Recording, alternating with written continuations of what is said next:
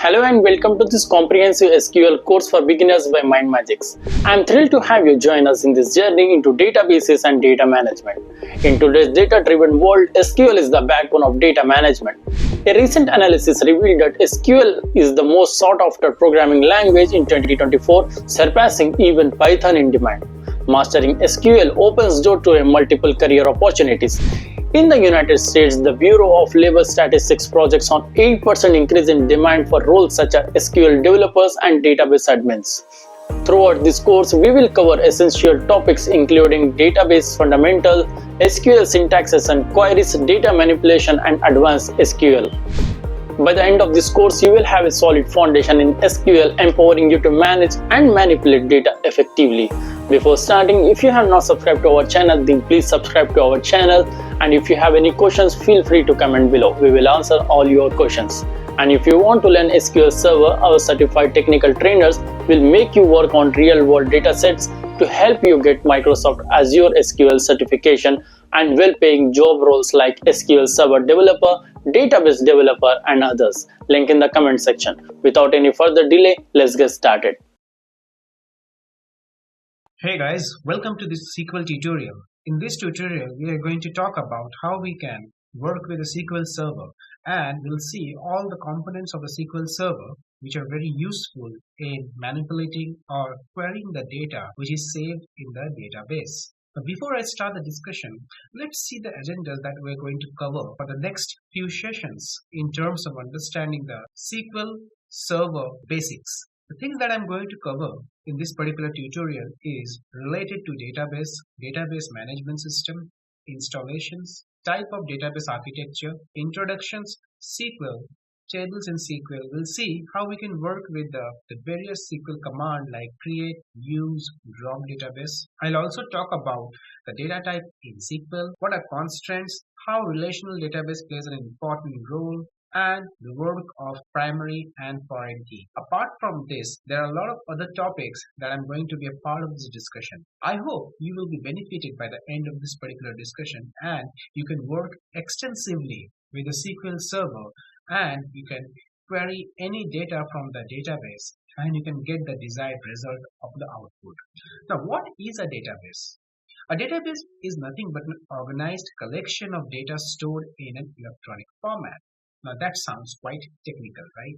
It's nothing but the data that is collected around us through various types of source, like various types of business, whether it's a digital business, whether it's a business related to any product, customer, or service. The data is captured in a various format. Now when we organize this data in an electronic format, we call it a database. Now that electronic format follows various rules and regulations, various types of permissions and authentications to save the data in that particular format. To take care of those format and permissions and authentications, there is a software which takes care of creating and managing the data that is saved in electronic, and that particular software is called Database Management System. And SQL is one such software which helps to create and manage the data that is saved in the database in that electronic format. Now every database has an architecture.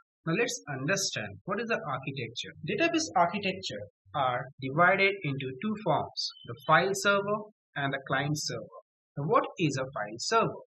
A file server can be best explained in a way. Suppose you have an Excel file and you have shared your Excel file to your friend. Now if you do any changes in the Excel file, the original Excel file, the change cannot be seen by your friend. In a file server architecture, the computer or the server act as a storage device where the storage device can be accessed by only one person at a time. So file server architecture is a process, or you can say an architecture, where the system or the computer or the server act as a storage device. Now what is a client server architecture?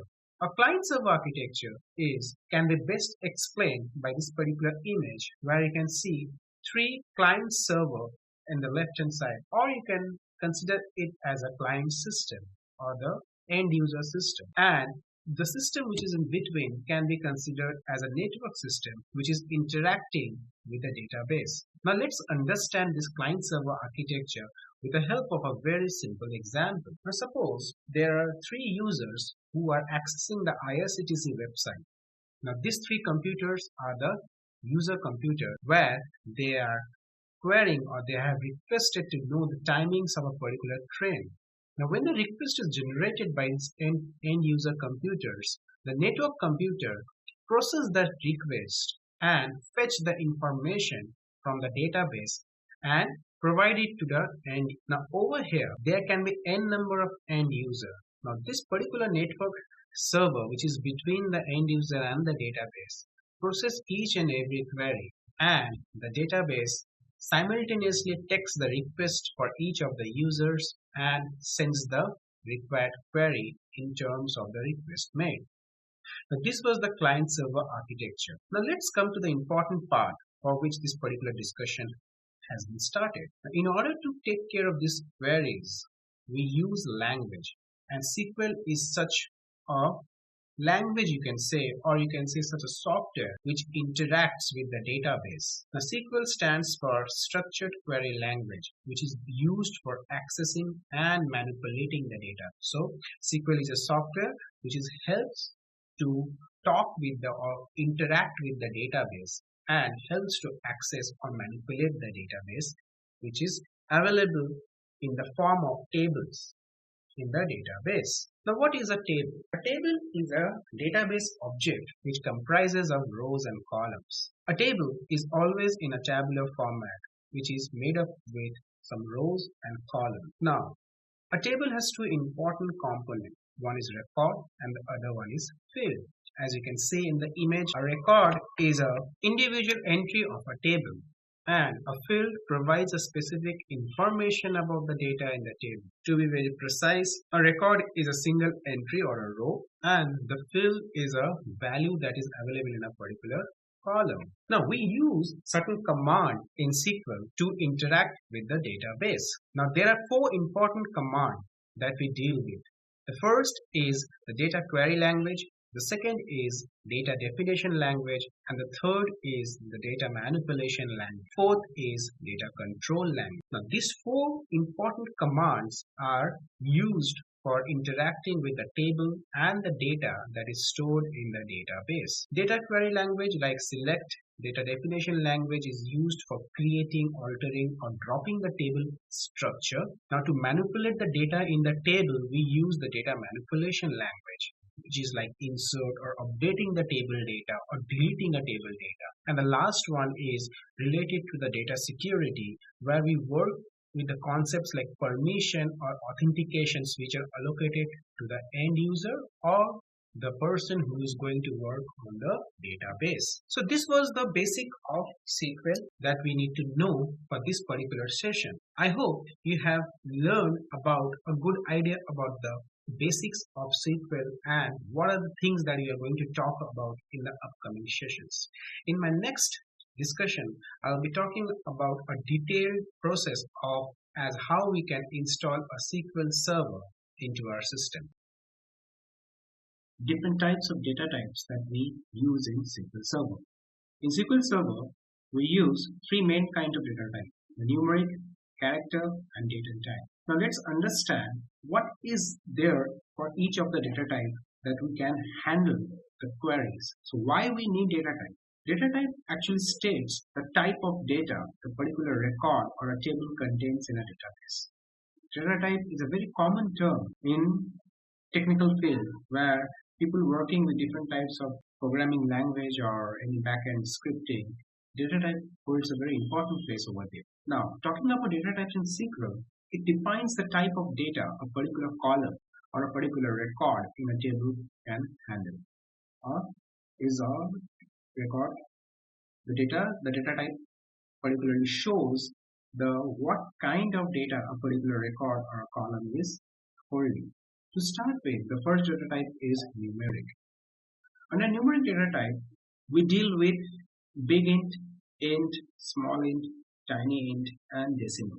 When you talk about numerical data type, we have a different section of capacities for each of the data type, a range that has been defined for each of the data type. Now, if you can focus on this particular type of the screen, you can see for big int, the range starts from somewhere around -2, -92.2 plus 92337 and go on. So this is the maximum number of range, the maximum value that this particular data type can hold. Similarly, we have int, we have small int, tiny int, and decimal, which holds different types of data type in terms of value of the record that contains or the column type by which the data type has been defined. The next data type is character data type. Now, any data type which takes care of the text value or the string value in your table are called character data type. Now, under character data type, we have three important kinds of data type. First, char, varchar, and text. Now, if we talk about the char and the varchar is the most common type of data type that we use in our table operations. Now, it's very important to understand the difference between char and varchar kind of data type. Now, in char, you can see the range is 255 characters, and the same range we can see for varchar also. Now, the question is, what is the difference between char and varchar? Now, let me explain you the difference with the help of an example. Now, char data type is somewhat works with a static memory allocation.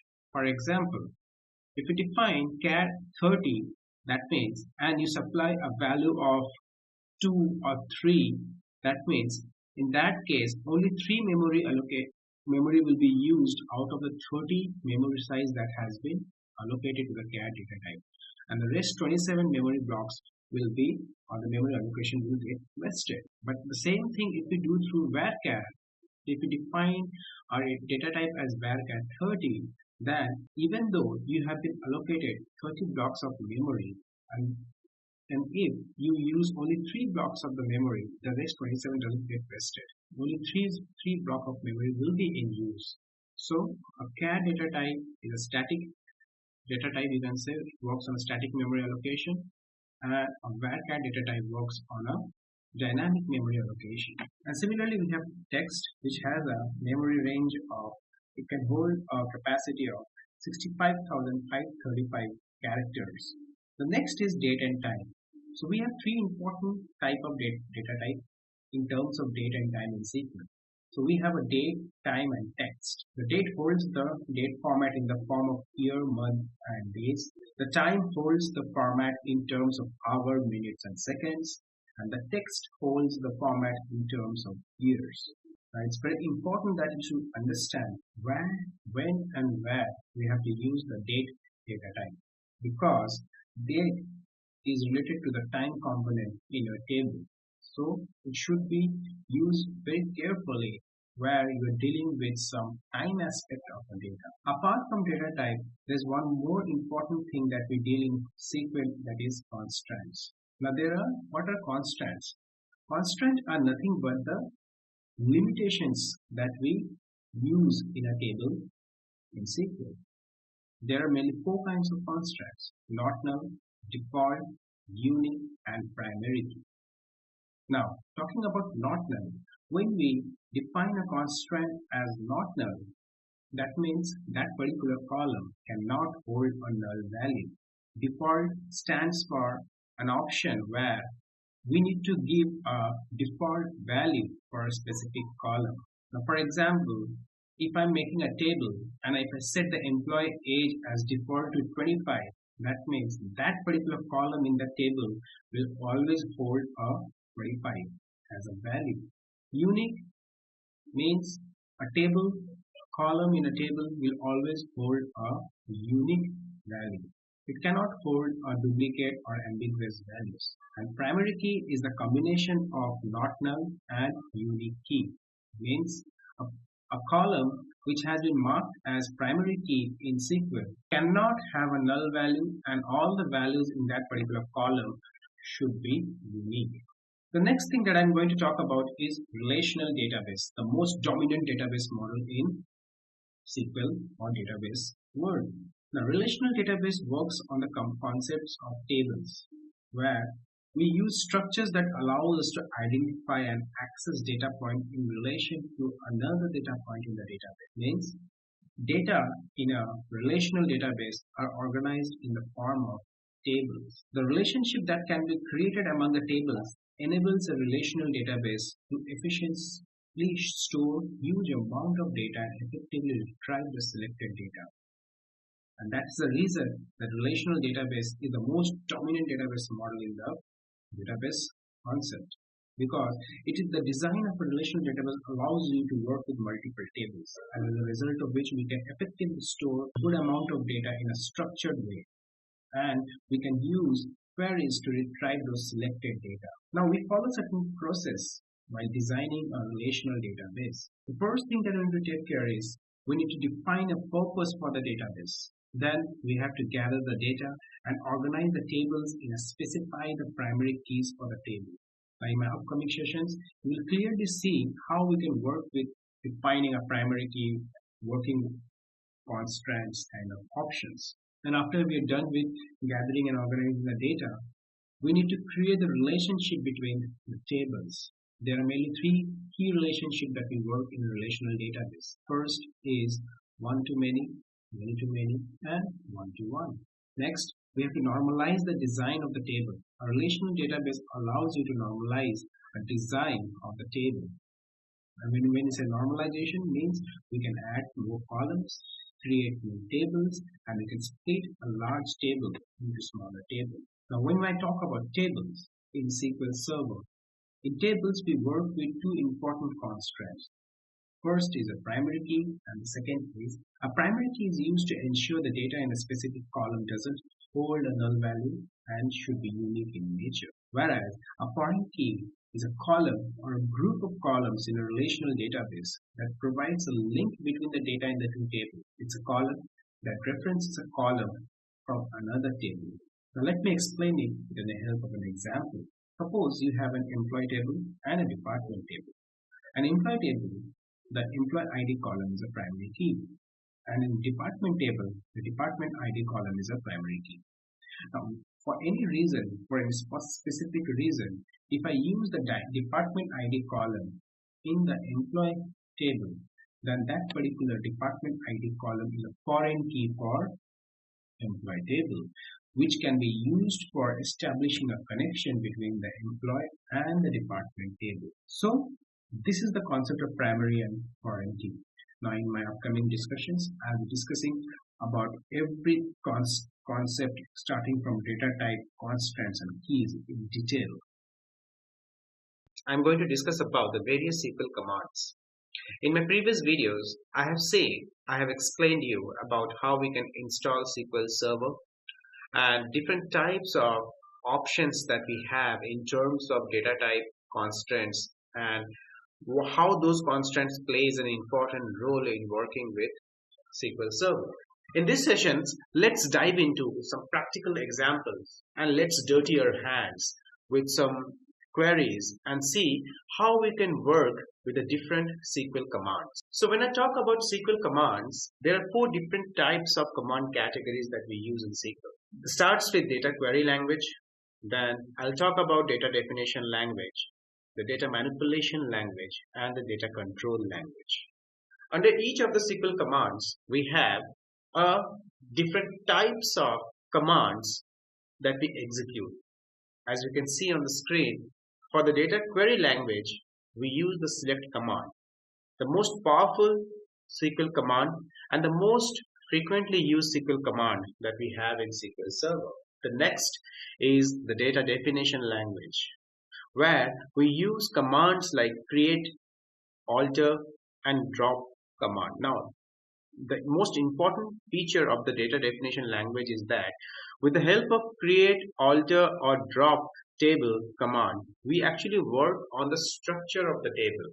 And then we use the data manipulation language to work on the content of the table, like inserting a new value, updating a new value, or deleting an existing value.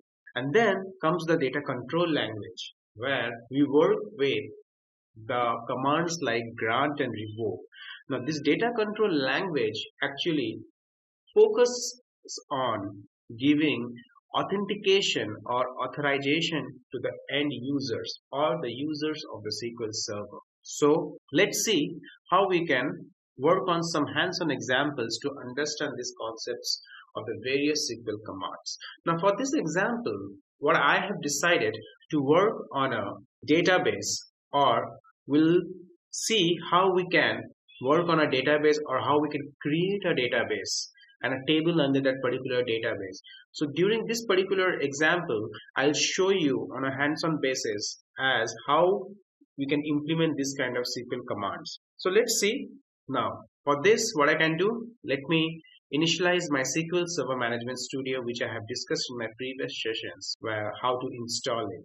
Now over here, what I will show you how we can work on an existing database and also how we can create a new database. So these are the first things that we're going to talk about in today's agenda. I'll talk about how we can create a database, a table under that particular database. We'll also see how we can use the commands like insert, update, alter table, alter column, how we can duplicate a database, how we can drop a database, taking a backup of a database, restoring a database, and also renaming a database. Now while doing all these kinds of topic or discussing about all these kinds of topic, I'll show you some hands-on example for each of the topics that is stated over here. For this, let's go and let's initialize our SQL Server Management Studio and let's see how we can implement these agendas for today's session. So I have fired up my SQL Server Management Studio and this is the login screen which I have initiated. And I'll click on connect over here and my server has started, has initialized. The first thing that I want to do over here is to restore a database. Now the database that I'm going to restore will be the database which I will be following throughout the discussion. I'll be working on two important databases. The first is AdventureWorks 2019 and the second one is an HR database. Now let me first restore the database and let me show you how we can restore a database once we install a SQL Server Management Studio. Now to restore a database, what we need a database copy.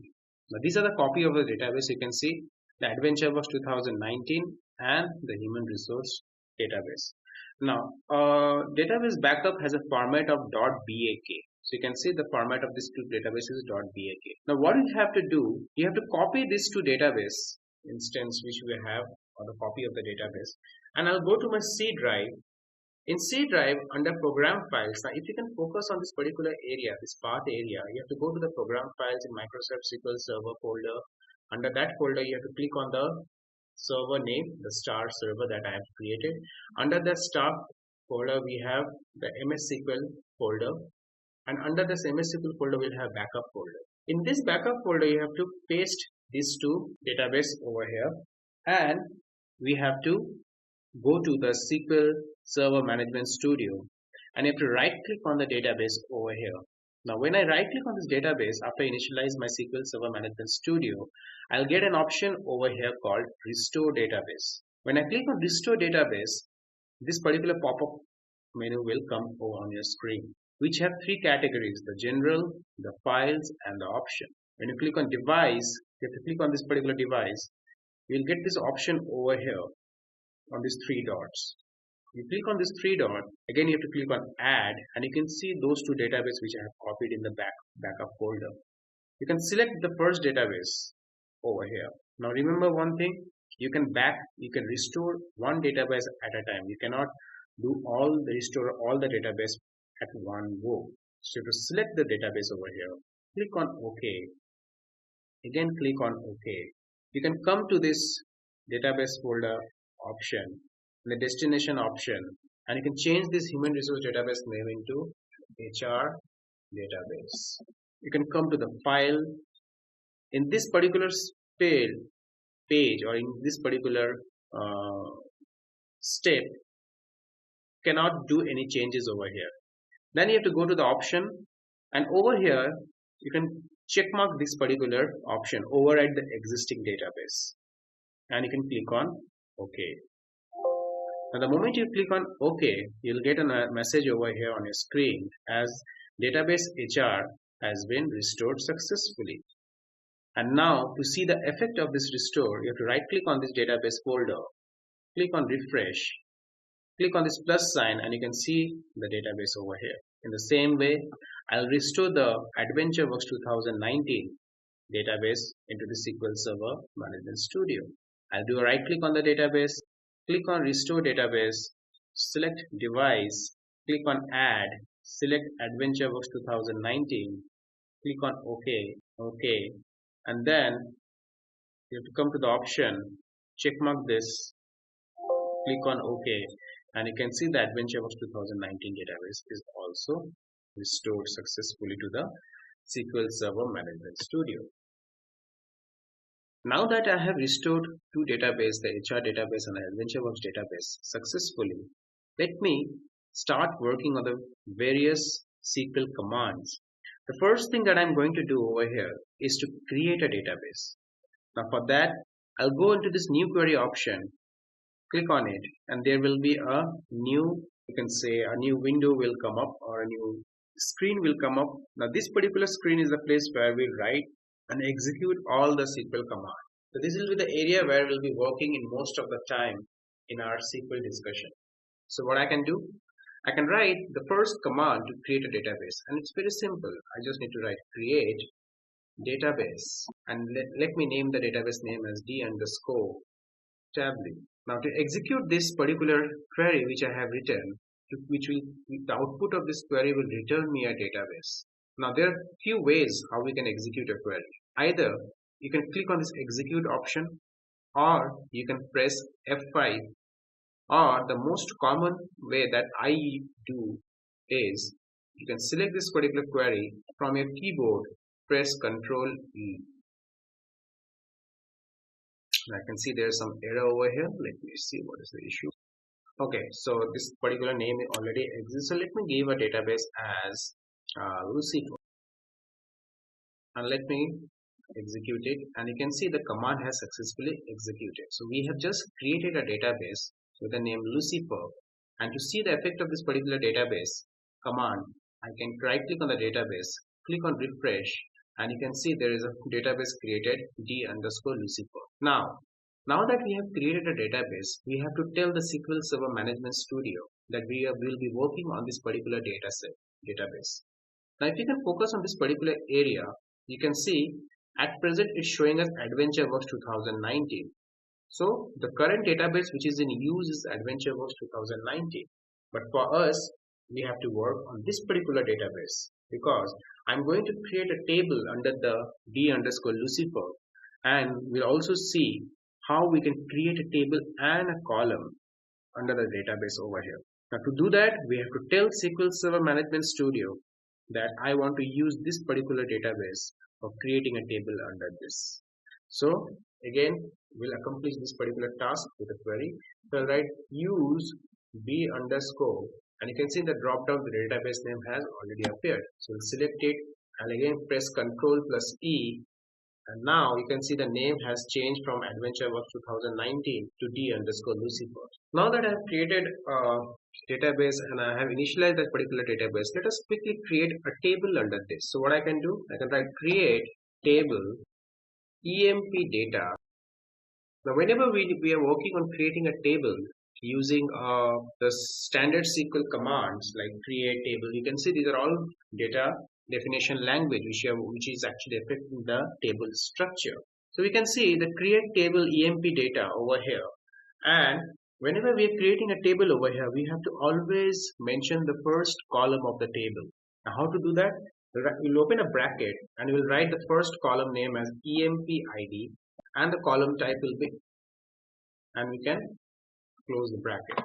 And now if I execute this particular query, a table has been created under the database d_Lucifer, which has an empty column as emp id.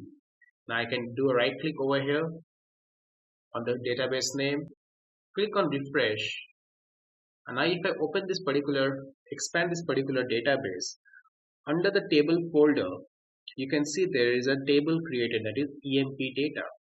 And under this EMP data, if I expand the column folder, you can see the EMP ID column has been created. I can also see the table structure by using the right click option and selecting the design option from the drop down.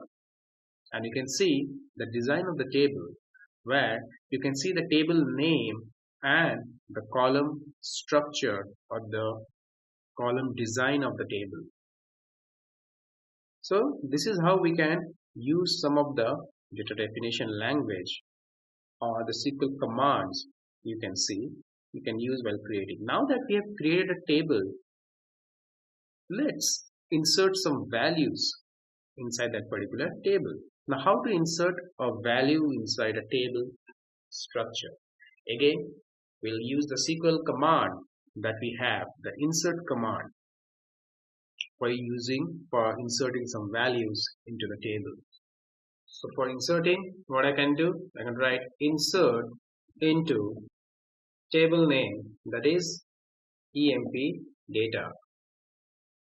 So I've specified the table name where I am to insert the data, and now I'll specify the column names in which I want to insert the values. So the column names can be inserted as EMP ID, comma, and also I can mention another column name over here within the bracket, EMP name, and I can close the bracket. I can also drag the column name. So instead of writing the column name, what I can do, I can drag the EMP ID over here and I can release my mouse. And now I'll insert the values over here. For inserting the values, I'll write values within the bracket. For employee ID, I can give 112, and for the employee name, whenever you're using an employee name, means we are going to use a text value. So and that should be within the single quotes, and we can write as Williams within the single quote, and you can close the bracket. Okay, so I have not defined the column name, employee name over here. So let's remove this column name over here, and let us first execute this part of the value. And you can see that for employee ID, I have supplied a value using the insert command, which states over here is 112, and you can see as a result of this particular query, one row has been affected over here. Now to see the change in the table, how the data is showing in the table, we can write one more command as select star from the table name, that is employee data. And if I execute this query, we can see for employee ID, we can see the value 112, which we have just inserted using the insert command. So we can see that how we can use the SQL commands to manipulate the data, how we have used the SQL commands to create a database, create a table under that particular database using a column, and how we have used the insert statement to insert a value into the column.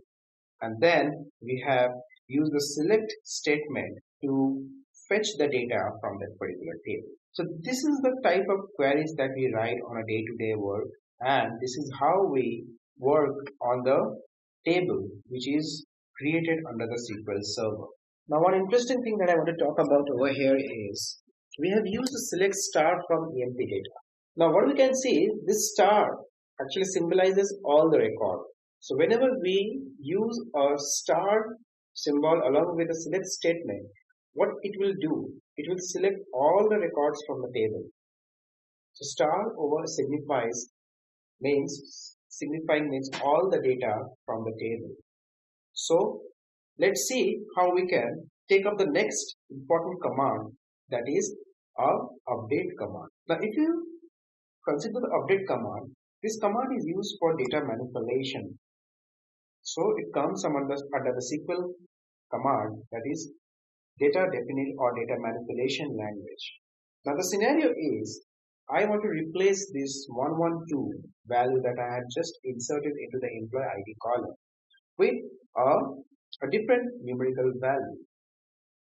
Now in this example, Through update command, I will talk about what is the best practices of writing a SQL query first, and second, how we use a data manipulation command to update any particular record in a table. So let's see how we can do that. So to update it, we can write update. I'll take the cursor to the next line. Let me increase the font size a bit. So you can write update table name, that is emp data, and again going to the next line, we use the set keyword. Set column name emp id equals to 100, and over here we'll use the where clause. So we'll just take some space where emp id is equals to 112. That's it, we are done. So what you can see, let us break this particular update statement or update query, and let's understand the things that we have used over here. The first is the data manipulation language, which is actually manipulating the table emp data, where we are using a set keyword. Now set, what it does, it actually updates an existing value with a new value. Over here we are setting the emp id column where the column value is 100, and we are using a where clause. So where actually defines the condition. So over here the condition is where the emp id is equals to 112. Now if I execute this query, you can see that one row has been affected. And now again, if I execute the select statement, now this time you can see in place of 112, we are able to see the 100, the new value that we have updated. So this is how we use the update command to update a value in the table. So we can see that we have used a update statement to update the value. Now till now I was working on a table which was consisting of a integer value. Let's create a table where we can see how to work with text values. So I'll take a new query for this, and I will quickly write a command like create table name as table, create table t underscore, let's give me the name of the table as field product, and I can write the product name as a column, and let me define the data type of the column as varchar, and let me set the value of the varchar or the range of the varchar as 30. So what I have done, I've created a table product with a column that is product name, which is a data type of varchar. Now if you remember, I have discussed the data type in my last video, where I have discussed the difference between varchar and char. Now what does varchar do? Varchar allocates a dynamic memory, whereas a char allocates a static memory. So now if I select this particular statement and if I execute it, you can see the command has been successfully executed over here. And now if I refresh the database Lucifer over here, and on the table section I can see one more table has been created. Now this time this table consists of a text value. Let us see how we can insert values in this particular table which are text in data type. For that, what I will write, insert into table name, that is t underscore product. I'll define the column over here, that is p underscore name, close the bracket, go to the next line, and you can write values. Now this time, in order to insert the text value, we'll be using a double or single quote. So I'll write pro underscore 1 or pro 1 over here, and I close the bracket.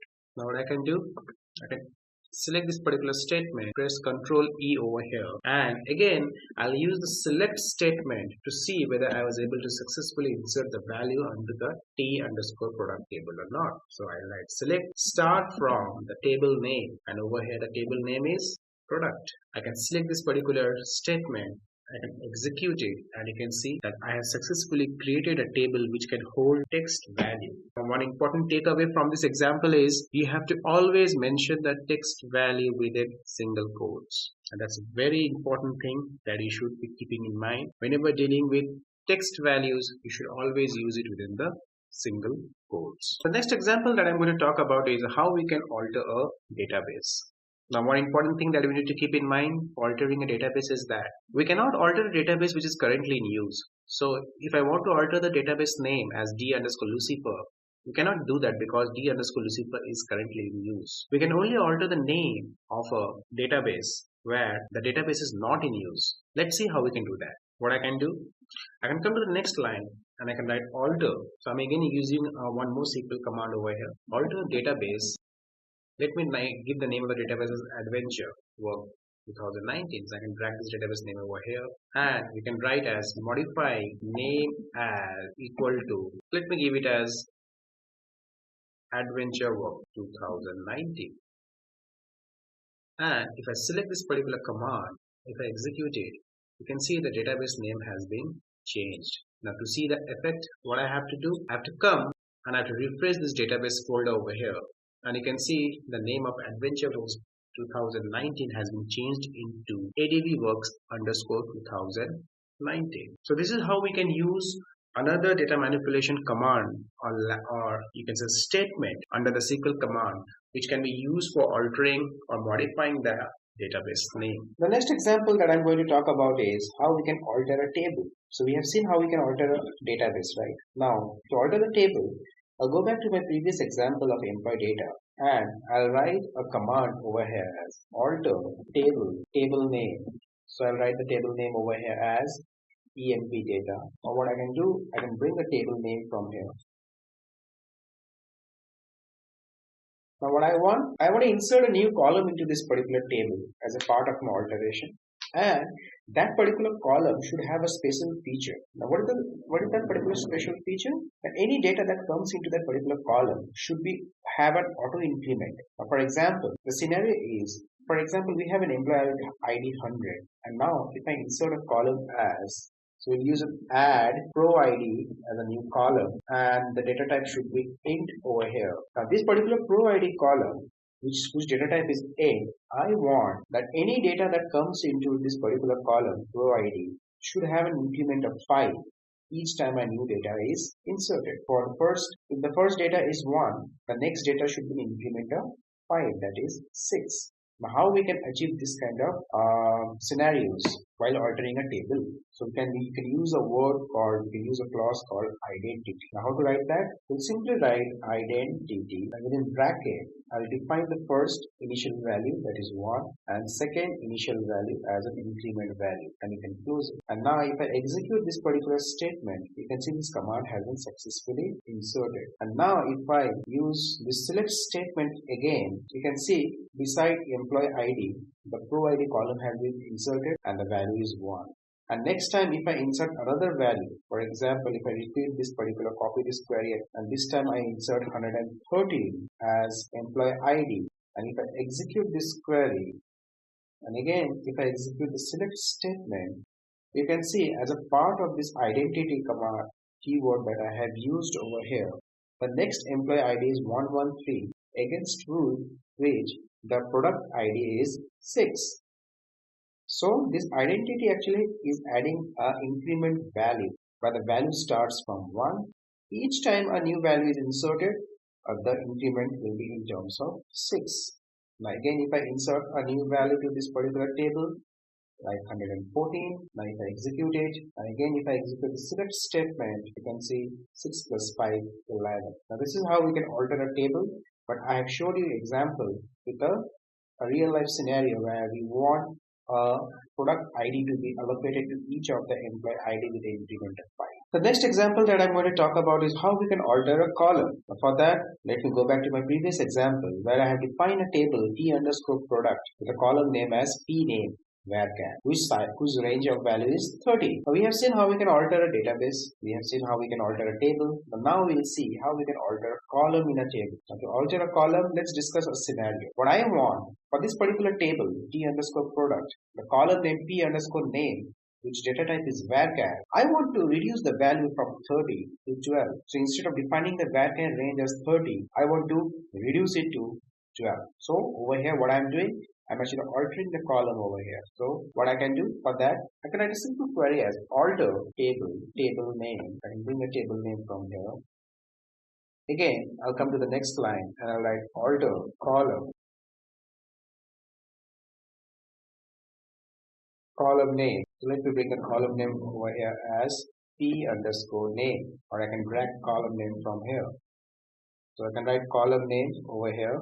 So I can write P underscore name, and this time the varchar, I'll define it as 12, and I can close it. But before I execute this particular statement, let us first see what is the actual value of varchar over here. We can see the P name underscore name. P underscore name is having a varchar value as 30.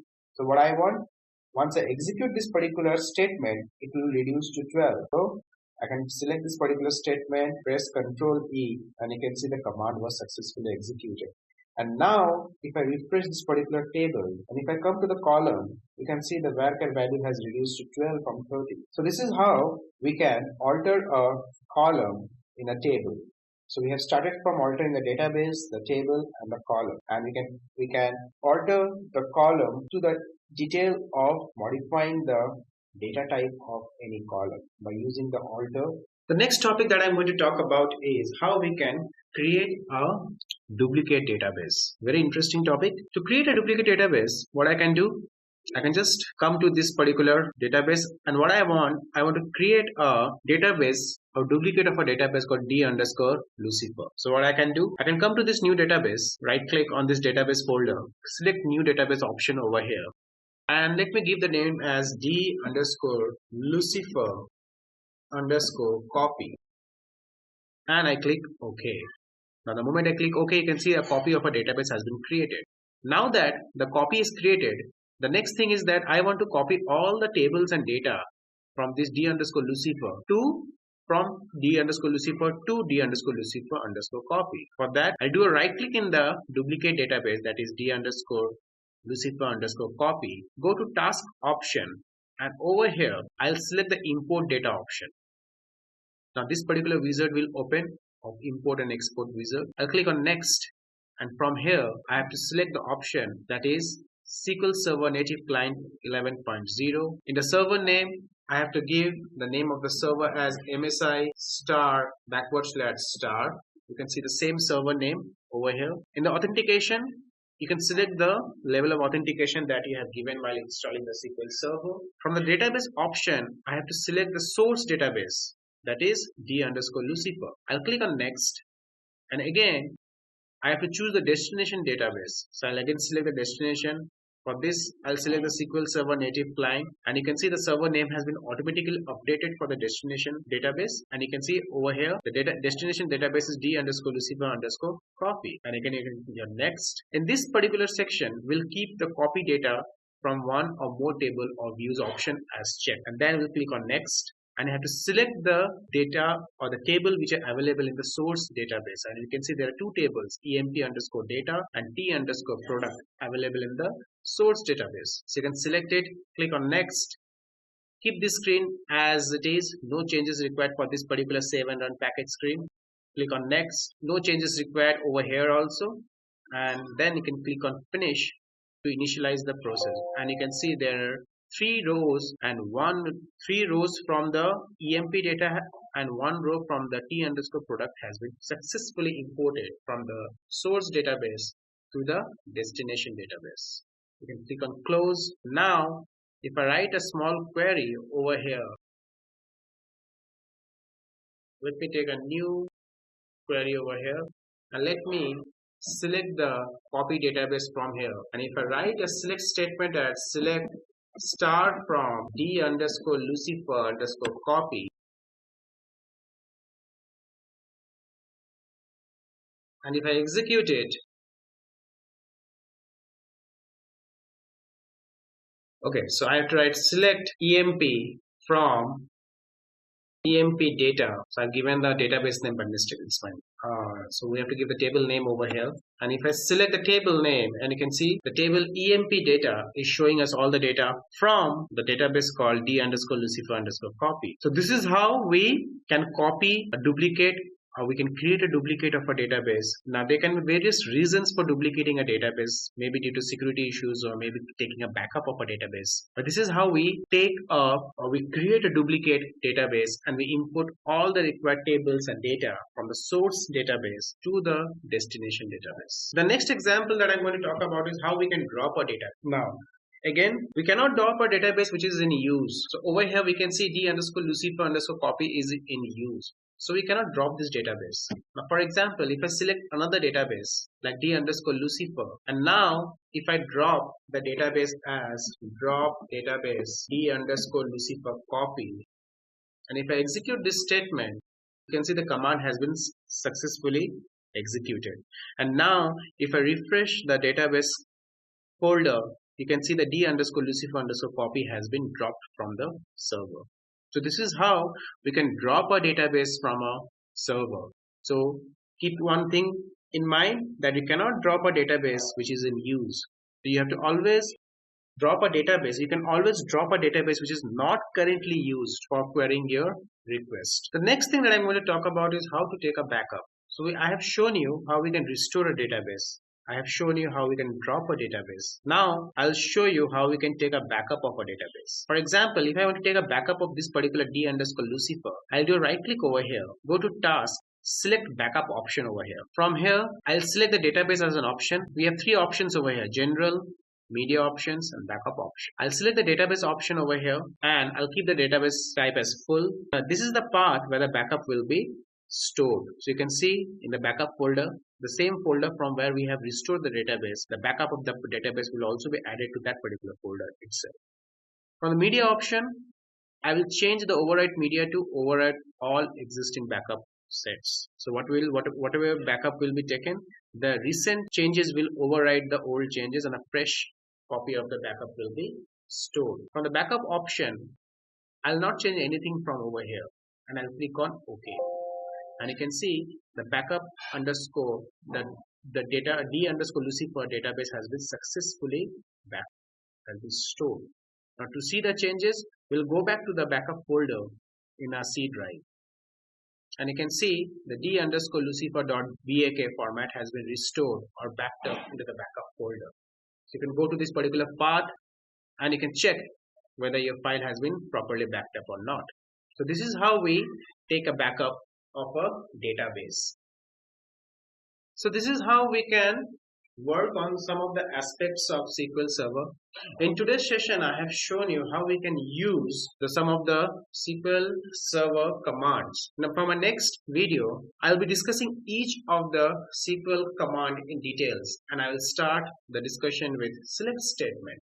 Now I'll show you a good amount of hands-on examples as the various uses of select statement in SQL Server.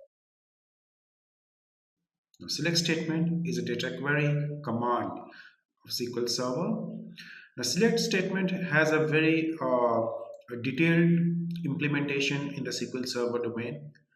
And in today's session, I'm going to talk about those implementation. Now, before I proceed with the hands-on examples and get into action, let us first see what are the topics that I'm going to talk about in terms of the select statement in SQL Server.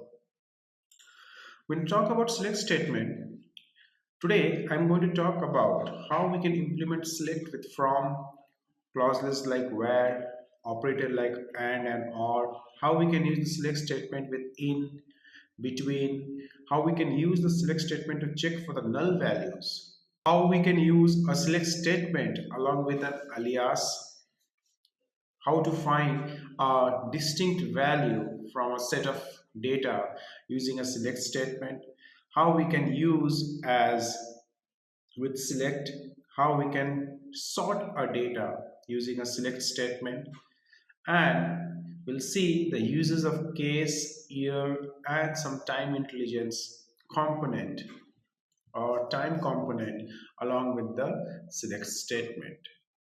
Now, as I said, select statement is a data query language or data query command you can sub-SQL. It's the most powerful command we use in SQL to extract the data from the table.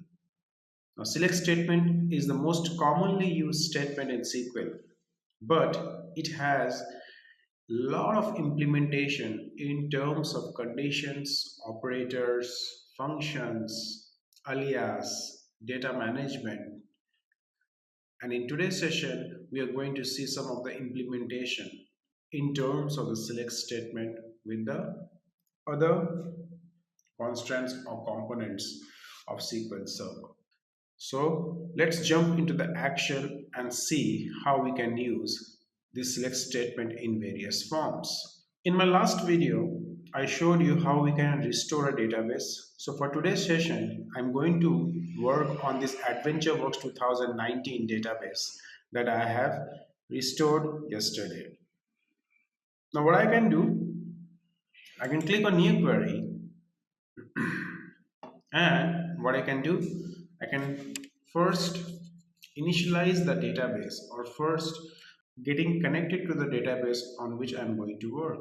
So I'll write use ADVWorks 2019, and now I'll execute this statement, and you can see the ADVWorks 2019 has been updated over here. Now let me write a very simple query using select, where I'll be working on a particular table in this AdventureWorks 2019 database. So I'll click on this plus sign, and in the table folder, if I expand this particular folder over here, I can see there are number of tables which are listed under this particular database. Among this table, I will be selecting the human resource dot employee database, or table, sorry. Now human resource dot employee, what I can do, I can write a simple statement over here is select star from human resource dot employee. Now you might be thinking, what is this human resource and how we are accessing the employee table using this human resource option. This human resource is nothing but a schema. Now I'll be discussing about how we can create schema in SQL in my upcoming discussions. But for now, you can say schema is just a structure of the table under which we define the other tables related to that particular structure. Or you can say schema is a segment of a database under which we define various type of tables. So under the schema human resource, I am working with the table employee. And now let's see what happened when I execute this particular query. And as I said, there are three ways to execute a query. Either you can use this execute option, or you can press F5, or you can just use the Control plus E option. And we can see that this select statement along with the star icon or the star symbol, which symbolizes all the records from the table, has fetched all the records from the employee table, which is created under the human resource schema. And we can see over here that this particular employee table consists of columns like business entity ID, national ID number, login ID, job title, birth date, material status, and all the employer related information.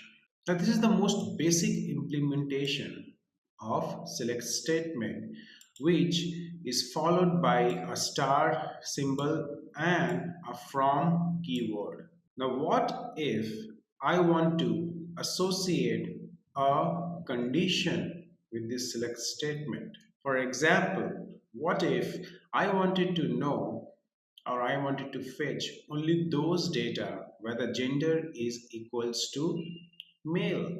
Over here we can see there is a gender column in the table.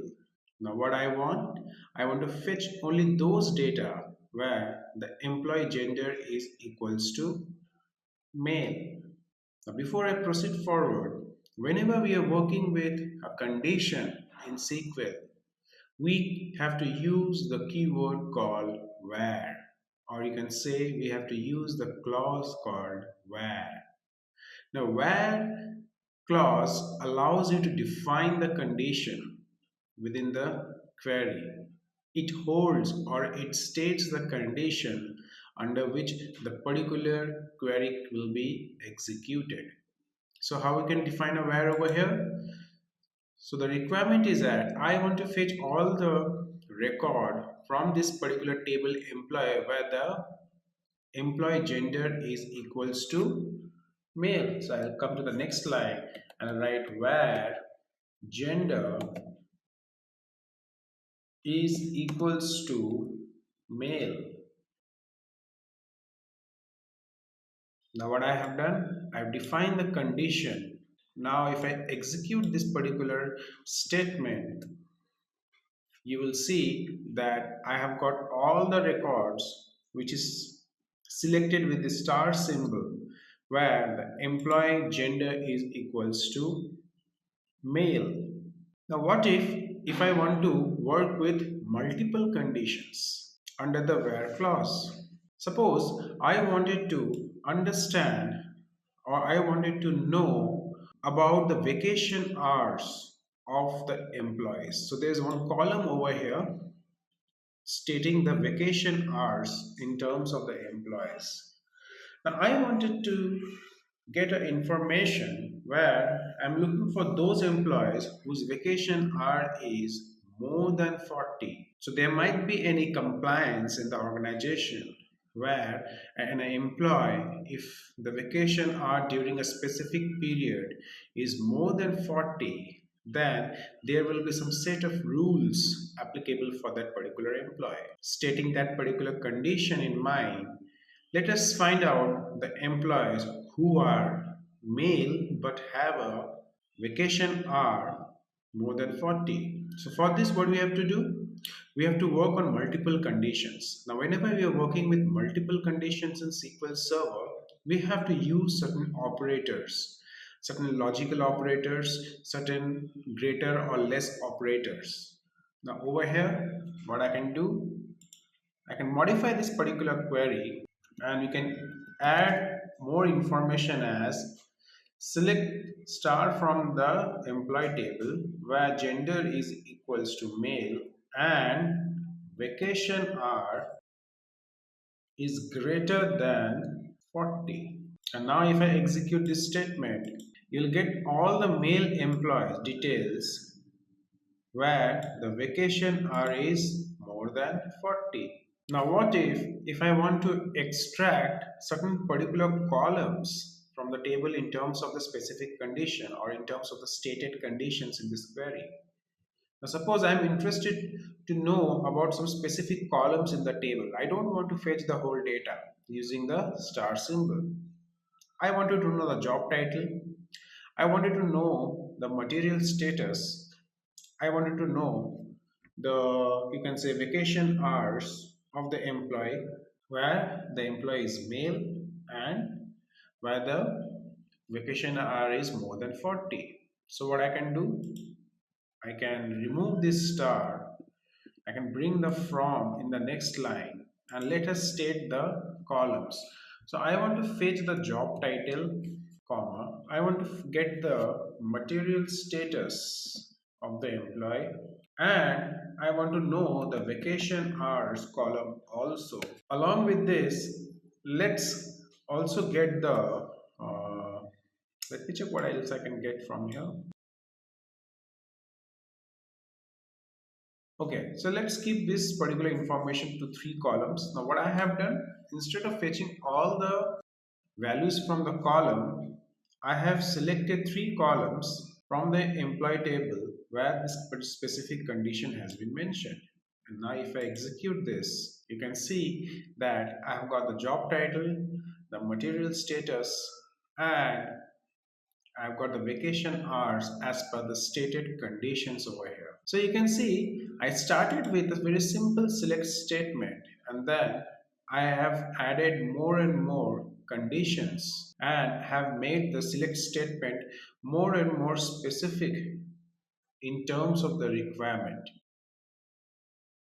The next thing that I wanted to work on is If you focus on this vacation art column, we can see that the data in the vacation art column is not sorted properly. What if I want to sort the order or sort the vacation hours in terms of the descending order? How we can achieve a sorted data in SQL? We can achieve it by the order by clause.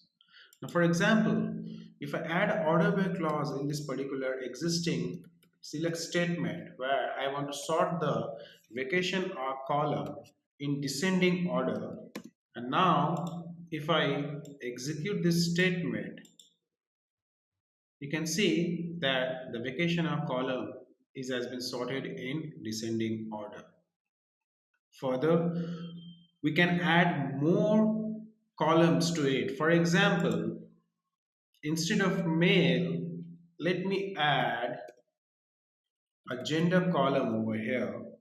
And now what I want, not only male but also the female details in terms of the vacation hours. Now how to get this kind of options where we are working with the same column but with multiple conditions. We can write it as or. So we have to replace the or with and again we have to write gender equals to female, and you can give a comma or you can just leave it like this, and we can see how this male and female works over here. We can also add an and over here, and now if I execute it, this statement, you can see that I've got a gender, male and female, the material status, the vacation hours, and you can see all the vacation hours over here.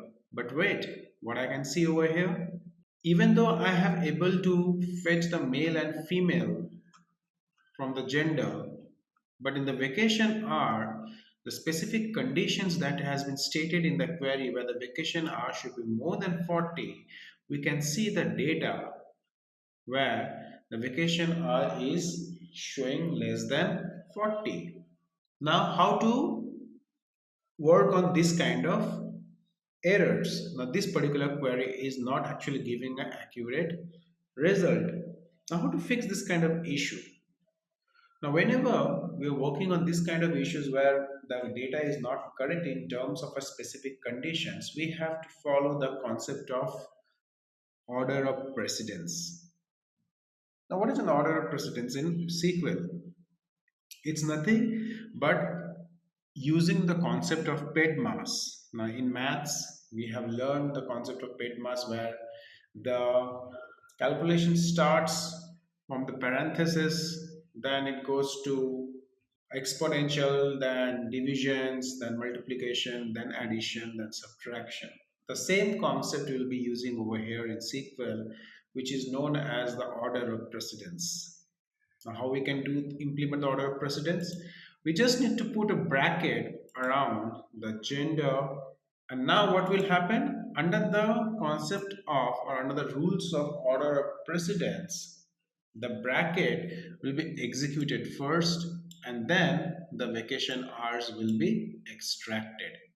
So you can just select this particular statement and you can execute it, and now if you can see the results over here, you can see that I have got an accurate result in terms of the vacation hours, and also I was successfully able to fetch the male and the female data over here. Now this is a very interesting concept of order of precedence. It is implemented in your day-to-day work where you're working extensively with the select statement, extracting multiple values from a single column. Now, what if I want to make this particular query more and more, what you can say, specific, and how we can make this query more and more short where we have to write minimum lines of query so that it executes faster and the performance of the query is more enhanced. Now, what I can do, instead of using two gender in one query, what I can do, I can use a in keyword where I can define the male and female both over here. So let's see how we can do that.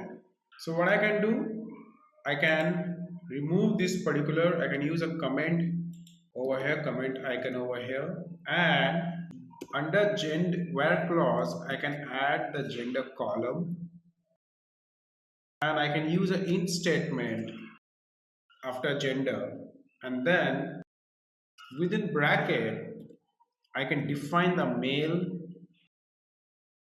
and the female over here. And I can bring the AND statement into the next line. And now if I execute this particular query, I'll get the same result. But the best way that I have used over here, instead of mentioning the gender twice, I have used the gender column once, and we have defined the gender male and female within the brackets over here. So this is how we can use a in keyword to make or to shorten our queries in order to increase the time performance or the performance of the query in SQL Server. Now what if I wanted to know the range values within a certain column? Now for example, I wanted to know the vacation hours in terms of starting from 40 and 50. How we can get this kind of conditions achieved through queries. So let me take a new query over here, and the requirement is that I wanted to know, I wanted to fetch the data of the employees where the vacation hour is for between 40 and 50. So whenever you are working with a range within a specific column in your table, we'll be using the between keyword. So let's write a query for this. So what I can do, I can write select gender,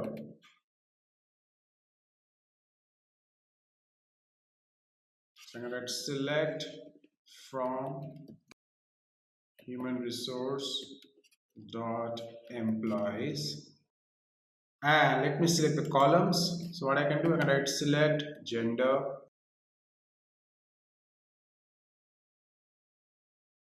I can write job title, vacation hour, from the human resource table where the vacation hour is between 40 and 50. And also let me sort the vacation hour column in descending order. So what I have done, I have actually defined the range in the vacation hour column, which should be starting from, which should be between 40 and 50. Now if I execute this particular query, I'll get the gender, the job title, and the vacation hours between 50 and 40 sorted in descending order. Now the takeaway from this particular piece of uh, query is that whenever we are working with a range along with the select statement, we have to always go for this between keyword, and then we can define the range followed by the sorting command. Now this is the best way to work with a select statement where we are working with a range value in a column. Now what if I want to use the select statement to verify whether a particular column in a table contains null value or not? Now the requirement is that I want to use the select statement to check whether a particular column in a table has a null value or not. So I'll take a new query for this. I'll write select from table name, that is human resource dot employee. I'll select a column called business entity, and one more column let me select where I can write the organizational node column, and I'll check with the where clause where organizational node is equal to null or not. So how to write that? We'll write is null. So we'll use this particular expression over here. And now if I execute this particular query, you can see that there is one null value in the organizational node. Now to check that particular null value, I'll write select star from human resource dot employee. And now if I execute this particular query, you can see the organizational node contains a null value at the very first row of the column. So this is how we can use the select statement to check for the null value in your table data. Now there might be some situations in our day-to-day work with the SQL Server where we need to find a particular uh, value from the table where we are not sure about the whole structure of the value. Now let me give an example. Now suppose you are working with a employee table and you are searching for a particular employee. Now it's a normal human psychology that we tend to forget about the names of the person or name of the road or place. Now over here what happens, you are not able to recall the whole name of an employee, but somehow you are able to figure out or you are able to recall a part of the name of the employee. Now in that case, how we can use a select statement where we don't know the full name of the employee, but we can remember few words or for a part of the name. So this kind of scenario we also resolve, or this kind of scenario can also be capitalized by the use of select statement. Now let's see how we can do that. Now for this example, I'll take a new query and I'll use the person table which is available under the AdventureWorks 2019 database.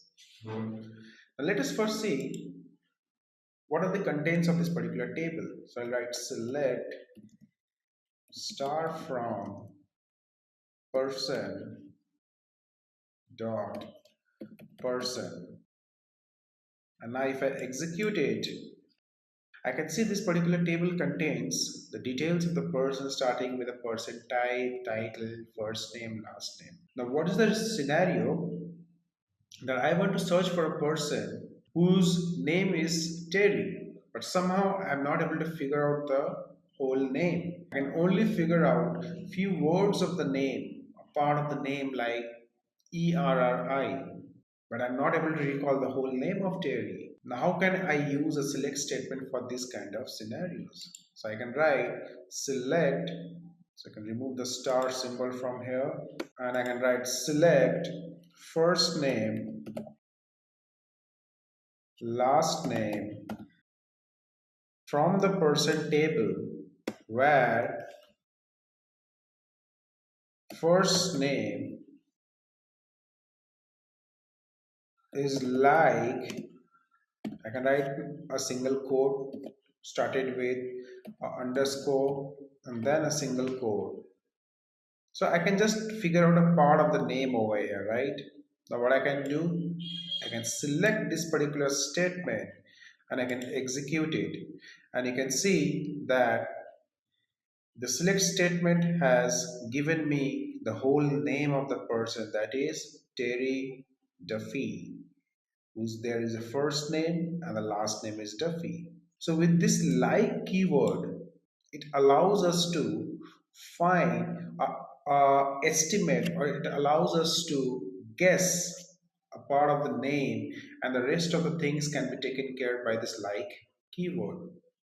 So it helps the user to extract the particular value from the table where the user is not sure or is not able to recall the whole structure of that particular value. The next thing that I'm going to talk about is how we can use a select statement to find a distinct value from a set of data. Now in every data there will be a repetition of values within a same column. There can be a customer name which can be repeated maximum times, or they can be repeated multiple times in terms of the transaction has done. Now the question is how we can understand who are the distinct customers in our data set using a select statement. So we can use a select statement to find the distinct values from a column. And for that, we will be using this person table where I want to find the distinct name of the persons in that particular table. So what I can do, I can write a simple statement. I select distinct keyword and I can write the first name. Or what I can do, let me select the first name. So I can write select from person dot person over here, and I can select the first name and I can write the distinct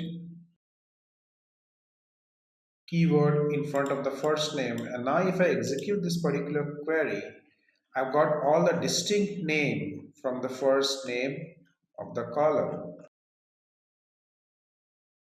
Now you can see there are 1018 distinct name available in this particular table. Now if I remove this distinct value from here and if I execute this particular query again, you can see there are 19,972 rows. If you can focus in the right hand side down corner of the screen, you can see there are 19,972 rows of values in this data, and out of which the distinct values can be calculated with this distinct keyword. So the distinct values among all these rows is 1018 rows.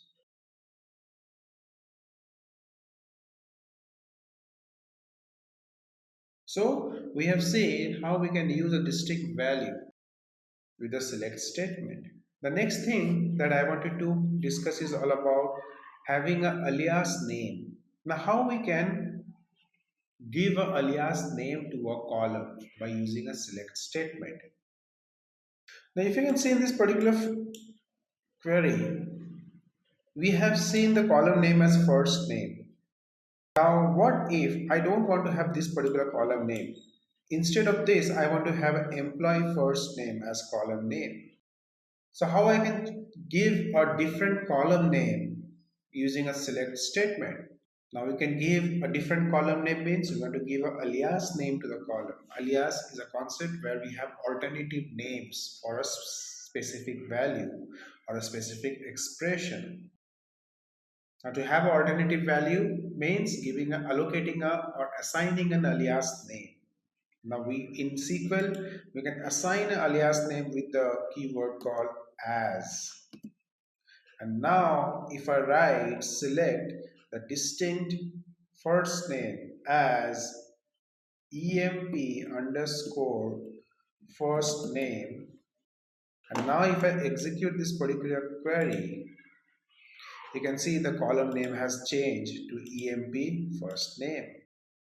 So as is a keyword which allows us to assign a alias name to the existing column name. So this is how we can define a employee name or a first name as employee underscore first name. Now the next thing that I'm going to talk about is how we can use a select statement to extract a specific set of data from a given data set. Now for example, I want to extract the top 50 values of a specific table. How we can use a select statement for that? Now let me take a new query for this, and now suppose I come to another table over here. Now let me get a table like I want to get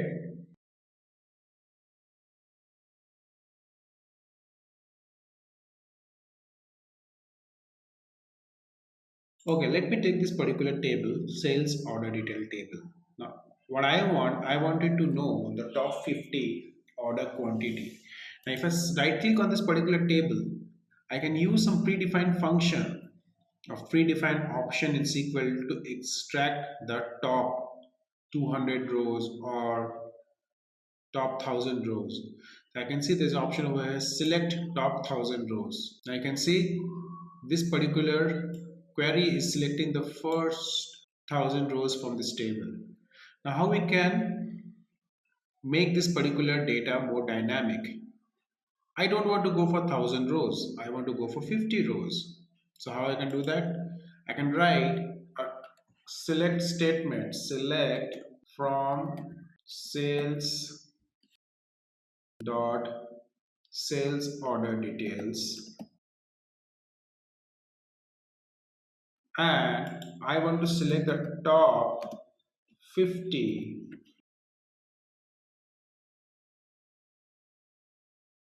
order quantity.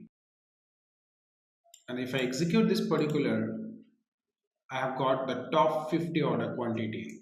So top is the keyword which allows us to select the top n rows from any table. And from that particular table, we can use the top keyword to for any particular column. So this is how we can use a top keyword to get the n number of rows from a specific table. Now what if I want to use the select statement to create segment within the table? Now for this, when I say segment means I want to create groups within that particular data in a table. Now the scenario is I have this employee table over here, right? Now if I come to a new query and I write a simple query over here as select star from human resource dot employee, and if I execute this particular query, I can see over here that the employee table has a columns, and one column is there that is vacation hour. Now what I want to segment this particular vacation hour in terms of good, better, and not specified. So the output of this particular requirement should be, there should be three columns where there should be you can say the job title, the gender, the vacation hour, and one new column which will hold a value as good, where the vacation hour is between 20 and 50. There should be a term called better, where the vacation hour is more than 50, and for the rest of the vacation hours it should show me not specified. So there should be a new column at the end of this particular query. Now the question is how we can achieve this kind of queries over here. For this we'll use a case statement. Now what is a case statement?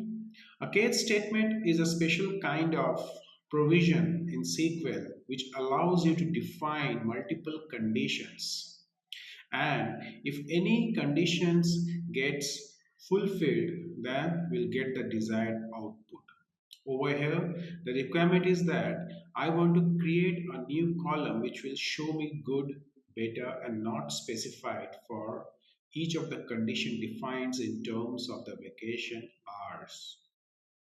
So what I can do, I can write select from human resource employee, and I want to select the column like gender, or I can start with job title, gender,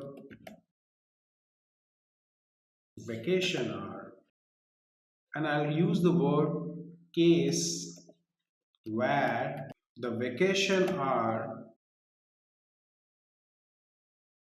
is, sorry, it should be, the case hands multiple condition as I said, right? So we'll write case when the vacation hours.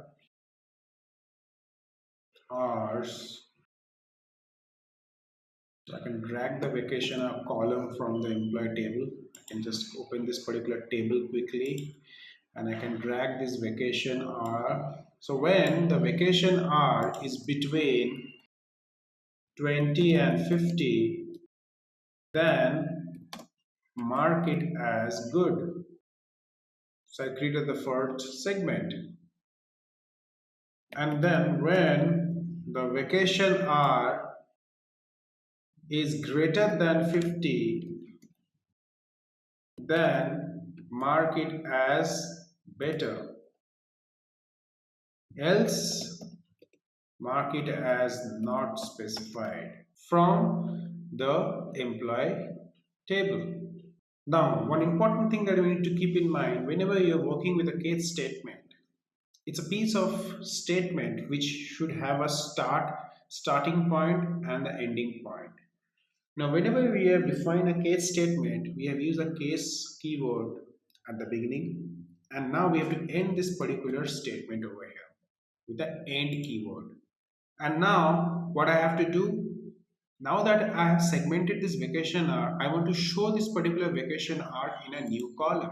So I can define that particular new column with a as keyword, and I can name that particular column as segment, and I can put it in between the square bracket. And now if I execute it, so I'm getting some errors over here. Let me check quickly. So there's a case else and as. Okay, so I have to put a comma over here. Now, if I execute this select statement, you will find that I have extracted the job title column, the gender column, and the vacation hour column, and a new column as segment which states better for anything where the vacation hour is more than 50, and good where the vacation hour is between 20 to 50, and the rest has been marked as not specified. Now this is how we can use a select statement to create a segment within the table. And this is how we can create a new column by segmenting or by grouping the data in a specific column. Now we can have a select statement to group the data and creating a new column. So what I have done, I've defined three conditions, and those three conditions has been specified under the case statement. And those case statement, that particular case statement has an endpoint, and with the help of the segment column, I was able to successfully show these three conditions. One important implementation of select statement is you can also use select statement along with the time function. We can use the time components of our data along with the select statement, and we can show it as a different type of we can say values as an output. Now, to better understand this particular scenario, let's work on a requirement. Now in this particular employee table, I have a column called hire date. Now what I want to select the top 10 hire date from this particular table, and I want to show those values in terms of year, month and days in three different columns. Now how to do that? Let's see. So I'll write a query as select from human resource dot employee, and I'll select the top 10 hire date, and the requirement is that I want to show this hire date in three different columns as year, within bracket I'll write that column name as hire date. So I can bring the hire date over here, I can bring the hire date over here, and I can bring the hire date over here. I can close this bracket as I can name the column as year. I can show the second date as month, within bracket I can define the hire date column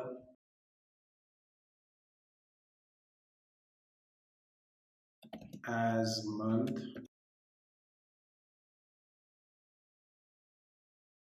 and the third I can do is as day, and I can define the column name over here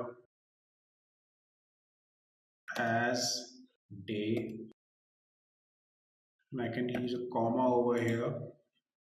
Now what I have done, I have used the top keyword to extract the top 10 values from the hire date column, and as per the requirement I have divided this particular hire date into three different columns as year, month, and day. Now, where with the year function, year is an inbuilt time function of SQL which extracts the year from the given column.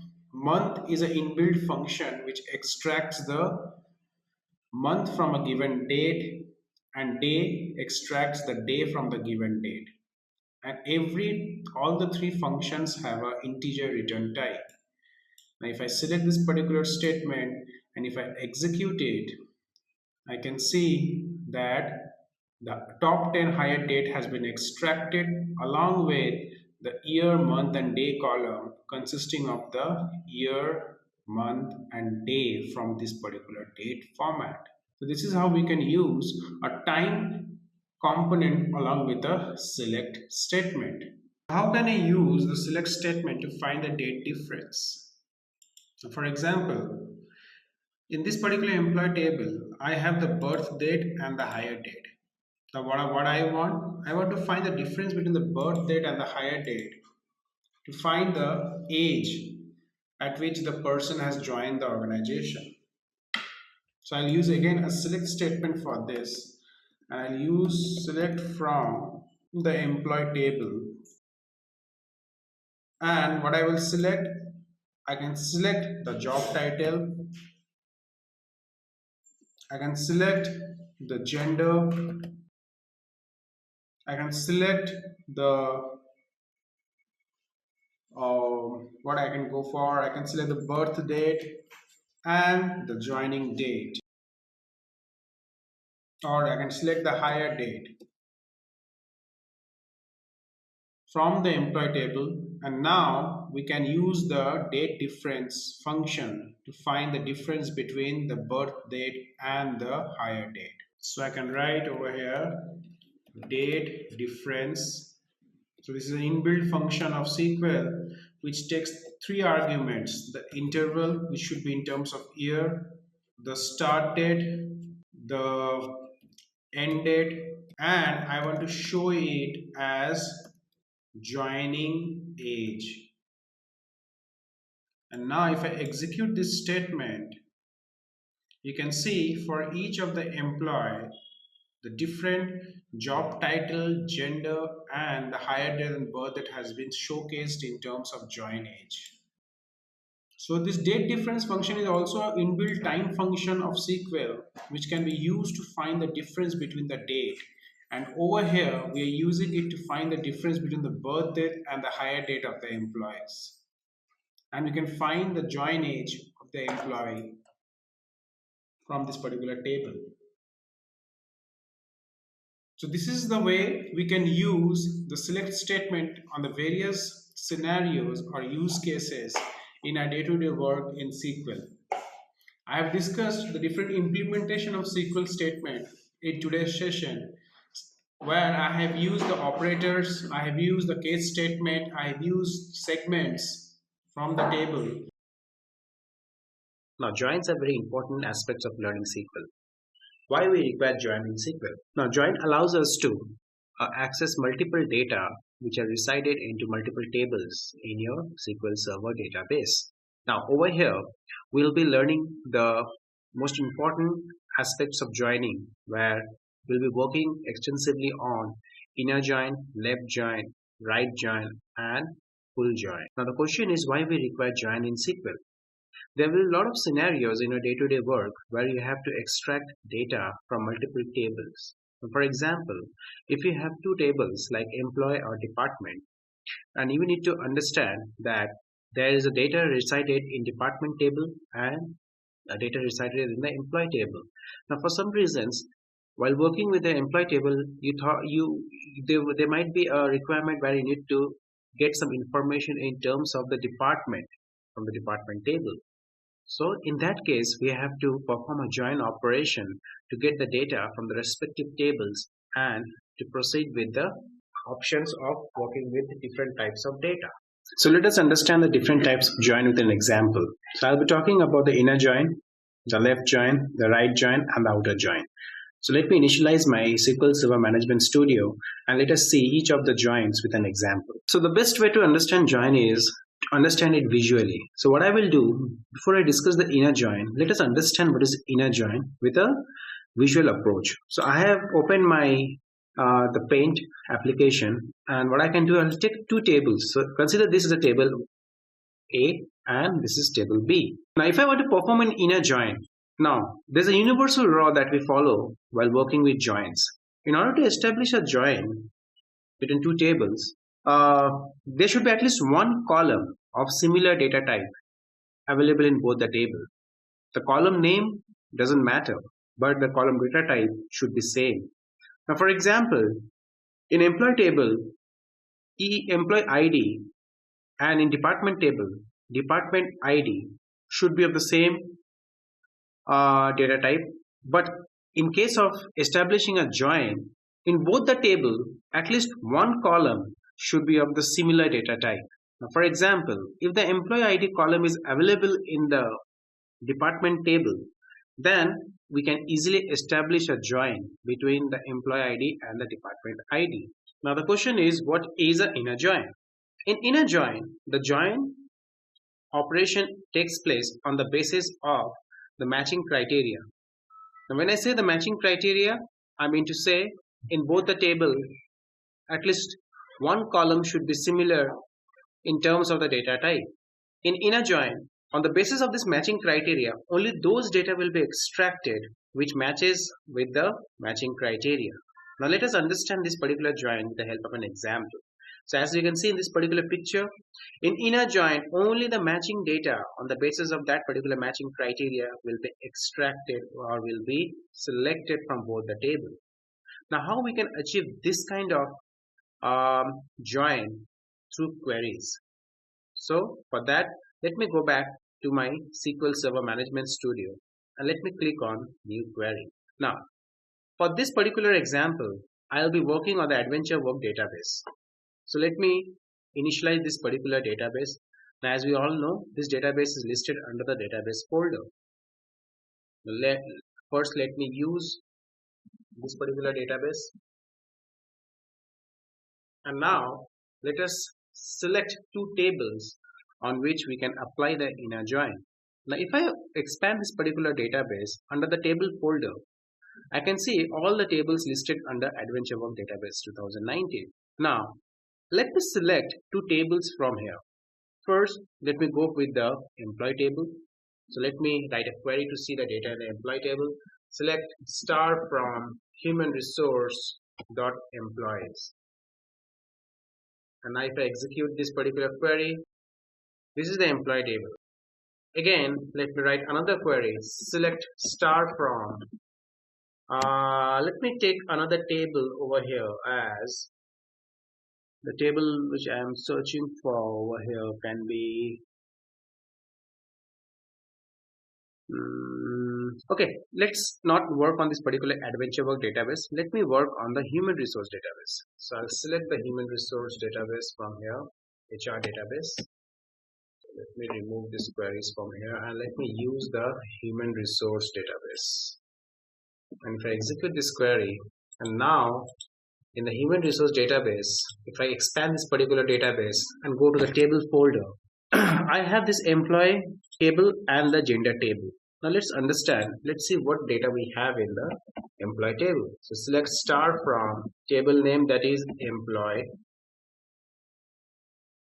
Now if I execute this, I'll get the employee data. Let me select another table, that is gender table. So in this table, you can see in the employee table, we have the SID employees, employee number, birth date, first name, last name, gender, SID date, and the hire date. Now if I go to this gender table, select star from gender, and I execute this particular query, I can see that in the employee table and in the gender table, we have one column of similar type, that is the gender column. Now on the basis of this column, if I execute both the query over here, you can see the query is getting executed over here. If you can follow my cursor, you can see in the gender table we have the gender column, and in the employee table we have the gender column, which are of similar data type.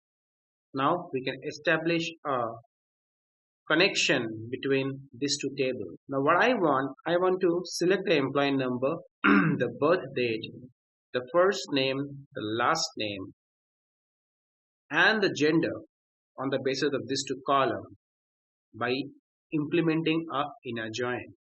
So let me write a query. I'll write select from, first let me perform the join from. Now what I will do, I'll mention the table over here. So I'll write the employee table and I'll create an alias of the table as emp. I'll perform an inner join by writing the inner join expression over here. And I'll mention the gender table over here and I'll take a alias for that particular table. And now on the basis of this alias, I'll be performing the inner join by referring the gender column. So I'll write gen or emp, or you can write gen dot gender equals to emp dot gender. And what I can do, I can write over here on. Now this on keyword allows initialize the joining operation. So what I have done, I have taken alias as emp for employees gen as for gender, and on the basis of the gender column, I have performed an inner join. And now let me select the columns from the respective table. So I'll take employee number, I'll take the first name, I'll take the gender name from the gender table and the gender. Now you can see there is an error over here. What error? This is an ambiguous column name error. The SQL Server Management Studio is unable to identify from which table this gender column has been extracted or mentioned, because gender is available in both the table, right? So what I can do, I can write emp dot gender, and now you can see the error has been removed. So what I have done, I performed the inner join on the basis of the gender column, and now if I execute this particular statement, I'll be able to see the employee number, first name, gender name along with the gender column from both the tables. So gender name has been extracted from the gender table and the gender column has been extracted from the employee table along with the first name and the employee number. So this inner join I have just executed with the help of a query where I have taken the gender column as a base. Now let's understand the concept of left join. Now for that, again, I'll go back to the Paint application. I'll just click on it and I'll just take this particular table data which I am working on. So earlier we have seen that we have taken two tables and we have performed an inner join. Now for inner join, the matching data will only be published in terms of the matching criteria. But for left join, all the data from the left table along with the data which matches in terms of the matching criteria will be extracted. Now if you visualize the left join, it will look somehow like this, where all the data from the left table along with the data that matches with the right table on the basis of the matching criteria will be extracted. Now the question is how we can perform this in SQL with the help of queries. I'll go back over here in my SQL Server Management Studio. I'll take a new query for this left join, and the tables that I'm going to use for this particular example is an employee table and the managers table. Now if I select the data from the manager table and if I execute it, I can see in the manager table we have informations like position, from date, to date, SID employees, etc. And what I want to perform a left join on the employee table and the manager table. So what I can do, I can remove this star over here and I can select the table from here. So I can write the table name from employee table as EMP, performing the left join on the managers table as MGR on. Now the question is, what will be the matching criteria of the employee table and the manager table. Now, in the manager table, we have a SID employee column. Now, if I right click on the employee table over here and I click on design, I can see in the employee table, there will be one more column called SID employee. So on the basis of this particular column, I can perform the join. So what I can do, I can write emp dot SID employee equals to mgr dot SID employee.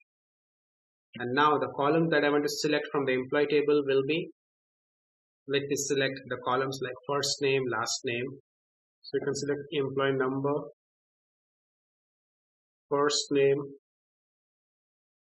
last name from the employee table, and from the manager table I can select position, and let's select the from date option, or so let's select the from date option.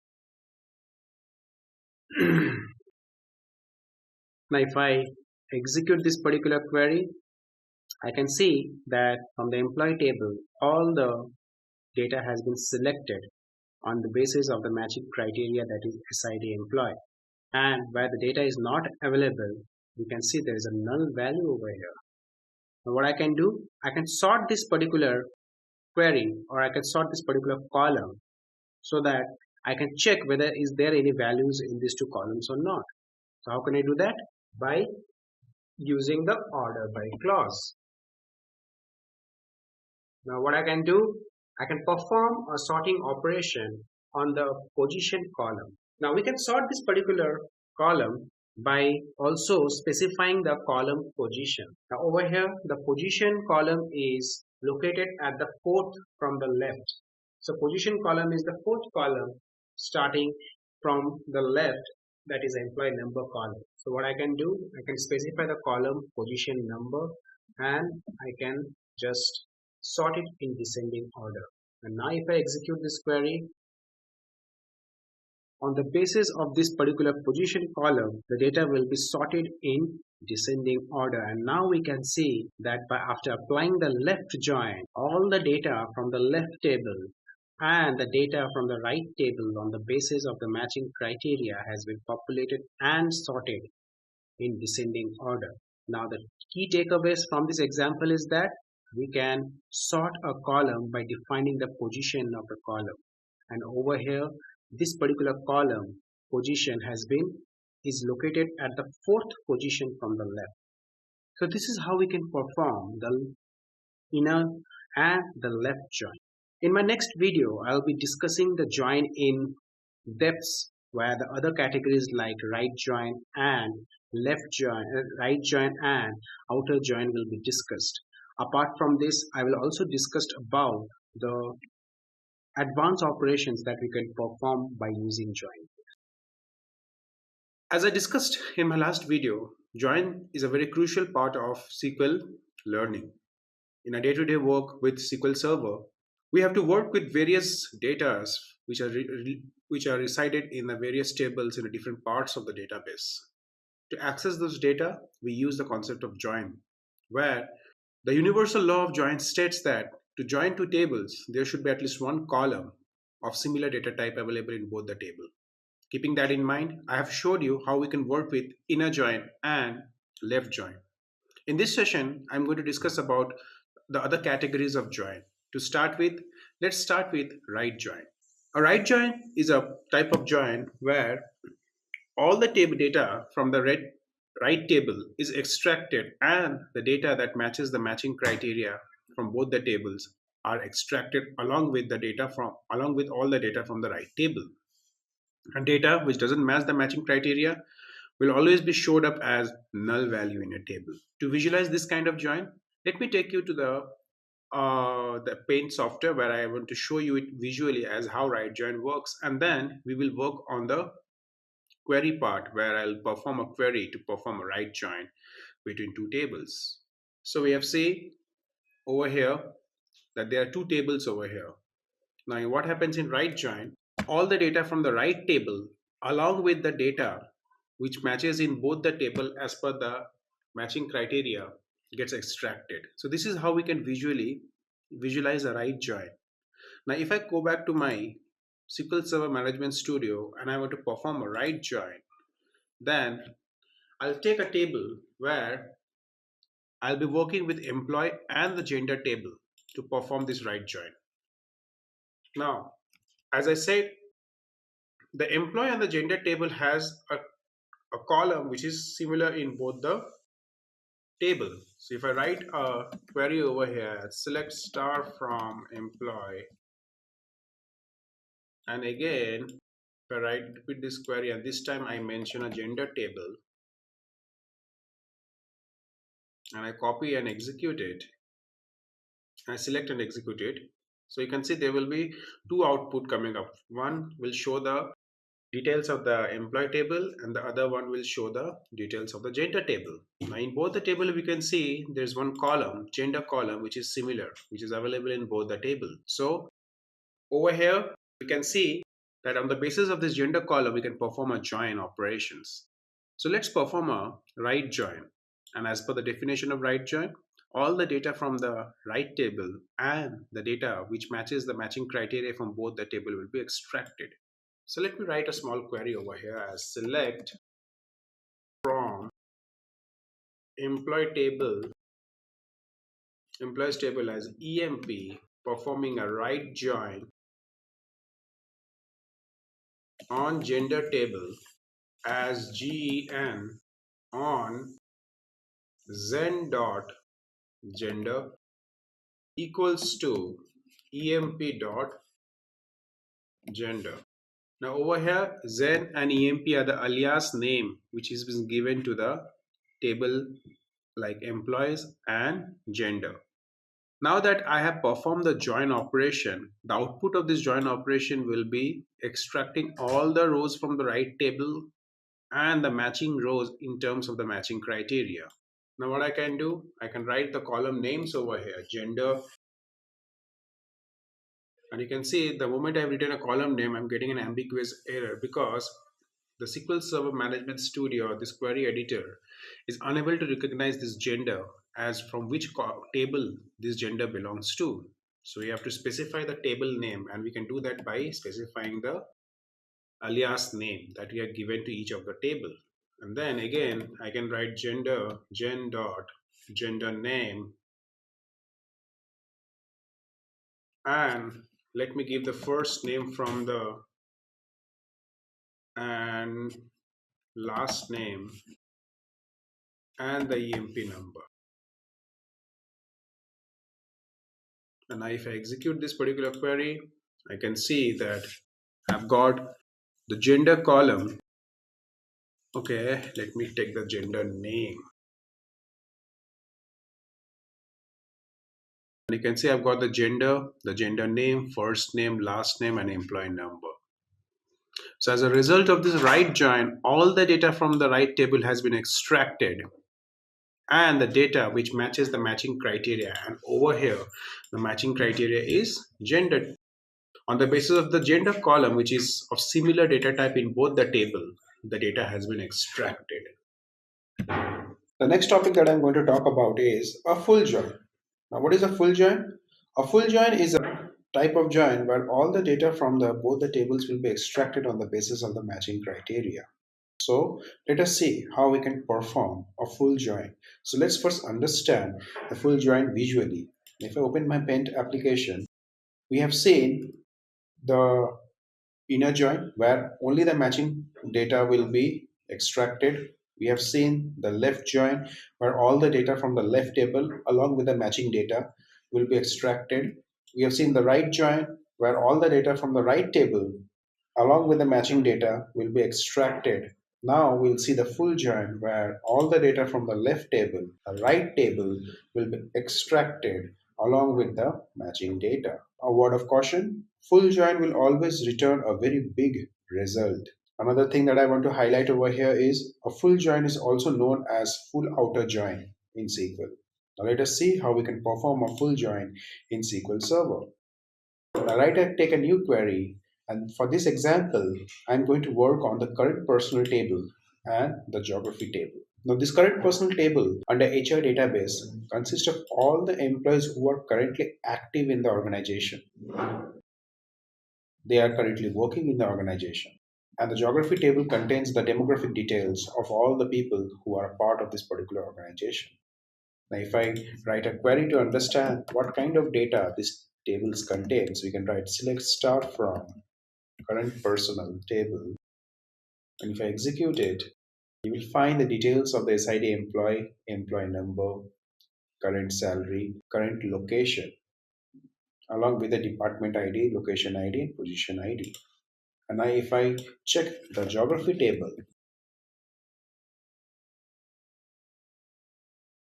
and if I select it, you can see this particular geography table contains the location ID, city, state, provinces, postal code, country, region, name. Now, what I want to perform a full outer join where I want to extract the data from the current personal table along with the geography table. And I want to perform it through full join. So I'll write select from, let me give the table name. So I'll write current personal table as CP, performing a full join on the geography table as geo on. Now let us understand the common column. So in both the table, we have an SID location column, which is of similar data type.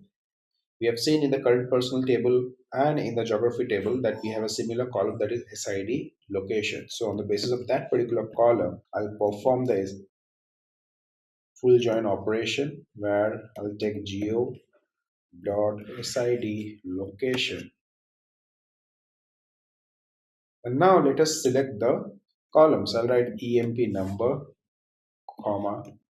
Let me take the, so what I can take over here from, let me take the city from the current personal table. And let me take the country region name from the geography table. And now if I execute this particular query, I can see that I have all the employee numbers and the city and the country from which that particular city is belong. Now what if I want to sort the employee number, and now if I execute this particular query, now the moment I have done a sorting, I can see some of the employee numbers are showing me a null value. That means the current personal table is having some employees who doesn't have an employee ID, and that is a matter of concern. Because if a person is currently working in an organization, the person should have an employee ID. So there's a problem with this particular data which needs to be updated to the HR, and they need to look in this particular matter, because a person who is working in an organization without an employee ID must be having some issue with the, either this particular table has not been updated or there is an issue that is going on this particular organization which needs to be highlighted. So this is how we can work with the concept of full join in SQL Server. Now let's work on another scenario where I want to talk about implementing some advanced join features.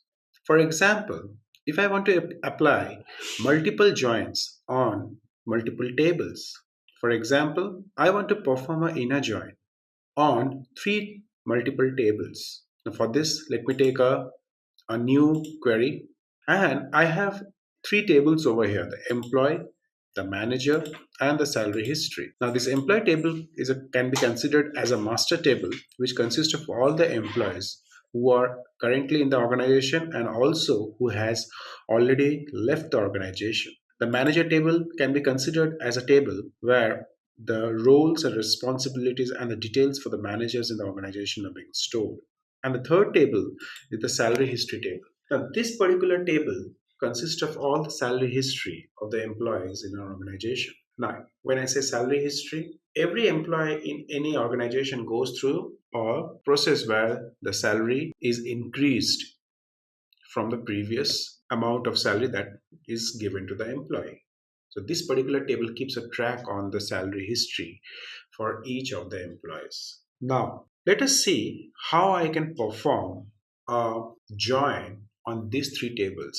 Now, till now I was working on a join operation which was being performed between two tables. Now let's see how we perform a join when there is more than two tables in the requirement. So for this, I'll write a very simple query where I'll write select from. Now let's perform the join operation first. I'll take the employee table and I'll give an alias as emp. I'll perform an inner join on the manager table with alias name mgr on emp dot. I'll take SID employee as a common column in all the three tables because SID employee is a column which is available in all the three tables and are of similar data type, equals to mgr dot SID employee from the manager table.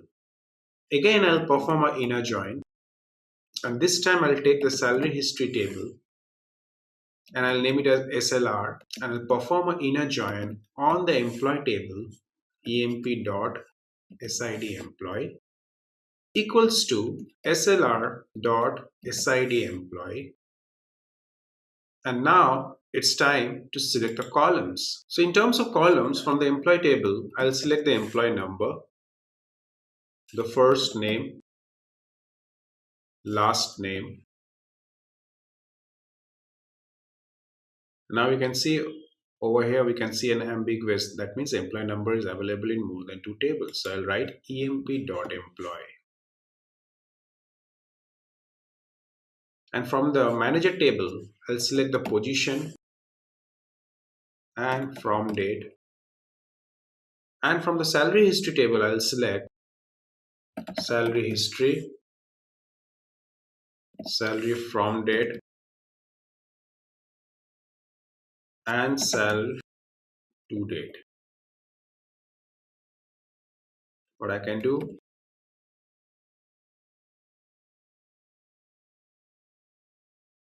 you can see the current salary option, and let me denote it with the salary SLR. Now we can see that I have used three tables over here and I have performed an inner join on more than two tables. Now I have also selected the respective columns from all the three tables. Now it's time to execute this particular query and see what output we can get. Now in terms of the rules of the inner join, I have seen that I have extracted the employee number, first name, last name from the employee table, position and from date from the manager table, and current salary, salary from date, salary to date from the salary history table.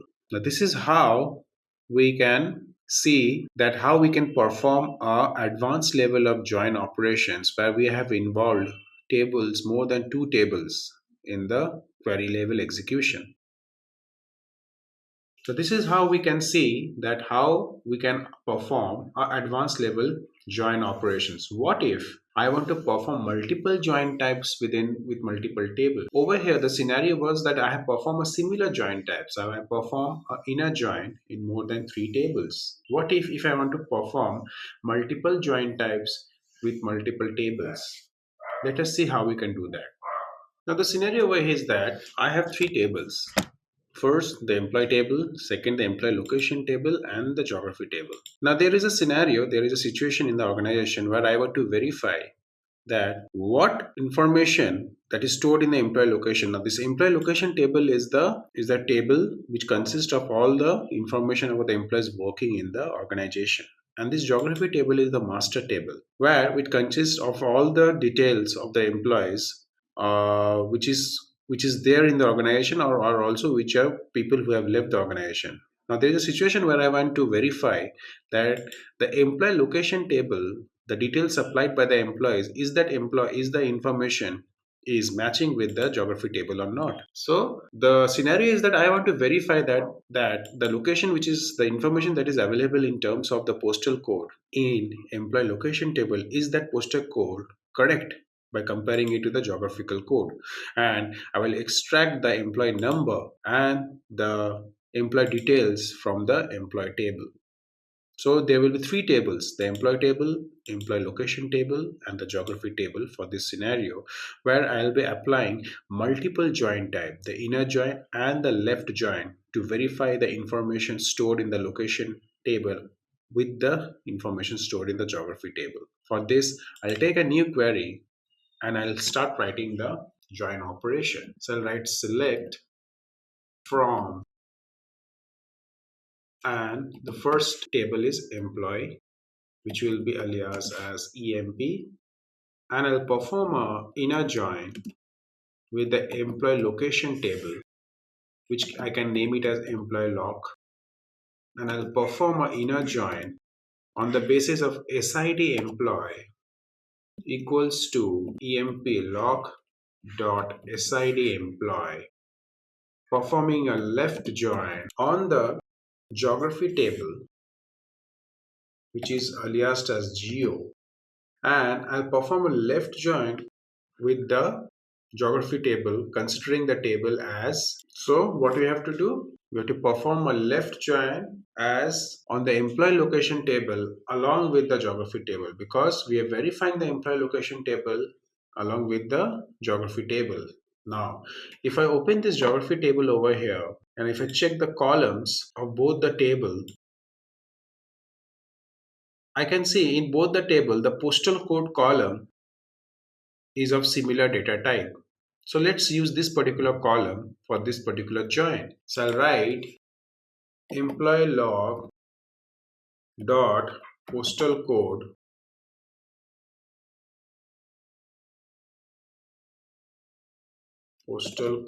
equals to, because I have to give a on operation or on keyword over here, equals to geo dot postal code. So what I have done, I have performed multiple join types by considering the employee location table, and the geography table. And in both the join type, I have taken a different criteria in terms of the column name. So we can see over here that the employee location and the geography table has been joined, and left join has been performed on the basis of the postal code. And now let's select the columns from the respective tables. Now the first column I will select is the employee number. I can select the first name, last name. I have to select the postal code and the postal code. Now the problem is that postal code column is available in both geography and the employee location table. So we have to use the alias name over here as employee log dot postal code and geo dot as postal code. And also I have to specify the emp name dot over here. Now what I want to show the postal code selected from the employee location table as local code, and the postal code selected from the geography table as global code. And now if I execute this particular query, you can see that I have got two columns over here where I can see that the information like employee number, first name, last name from the employee table, the local code from the employee location table, and the global code from the geography table. And now if I can see the local code and the global code are same in both the table, that means the information supplied by the employee is matching with the master table over here. Now you can see over here for this particular employee 2859, there is a null value in the global code column. That means the information supplied by the employee, that is the postal code 2444, is not matching with the master value. So there's a problem with this particular piece of employee, this particular employee who might have supplied either a wrong information or the master table was not been updated properly with the concerned postal code. So this is how we can use multiple join types with tables where we are working more than two tables. We have seen how we have applied the inner join and the left join within the same query, and we was able to work on a scenario where we were comparing the local code with the global code. The next scenario that I'm going to work is to perform a join within the same table. Yes, it sounds interesting, right? How we can perform a join within the same table. Now, performing a join within a same table, in SQL terms, we call it as a self-join. Let us work on a scenario to understand this particular type of join. I'll take a new query. And for this particular example, I'll be using the employee manager tree. So let us see what is this employee manager tree table contains. I'll select star from, let me name the schema over here, and let me take the table name. And if I execute this query, this particular table consists of interesting information. We can see there are three columns over here: the SID employee, the SID manager, and the full name. Now each employee has a manager, and each manager has an employee ID, because the manager is also a part of the organization. So for employee 1, the manager ID is 1000 and the manager name is Georgie. Now what I want to know the names of all the employees along with the ID, and also the manager name along with their ID. So the output of this particular self join will be 4 rows consisting of the employee ID, employee name, manager ID, manager name. Now, how we can extract this kind of information from a same table? We can do this with the help of a self join. Now if you can see in this particular table, each employee has a manager and each manager has an employee ID. Now if I come to this SID manager 1000, his name is CFO. If I want to know the manager of this particular ID, so I have to come down and I can see manager ID 1000, which is also an employee ID, doesn't have a SID manager ID, because this particular person, Axel, is the CEO of the head of the company. So he doesn't have an ID over here. So he doesn't reports to anyone, right? So let us understand how we can get the employee name and the manager name from this particular table data using a self join. So let us write a query for this. So I'll write select from management dot employee manager tree, and let me give as alias name as emp1. I'll perform an inner join. Again, I'll mention the table name management dot employee manager tree dot emp2 on. I'll perform emp1 dot sid employee, because in this table the matching criteria will be SID employee and SID manager, because these two column contains the similar data type, equals to emp2 dot SID manager. And now let's select the column names which I want to extract from this particular data or table. So what I can do, I can write emp1 dot SID employee, comma, emp1 dot full name,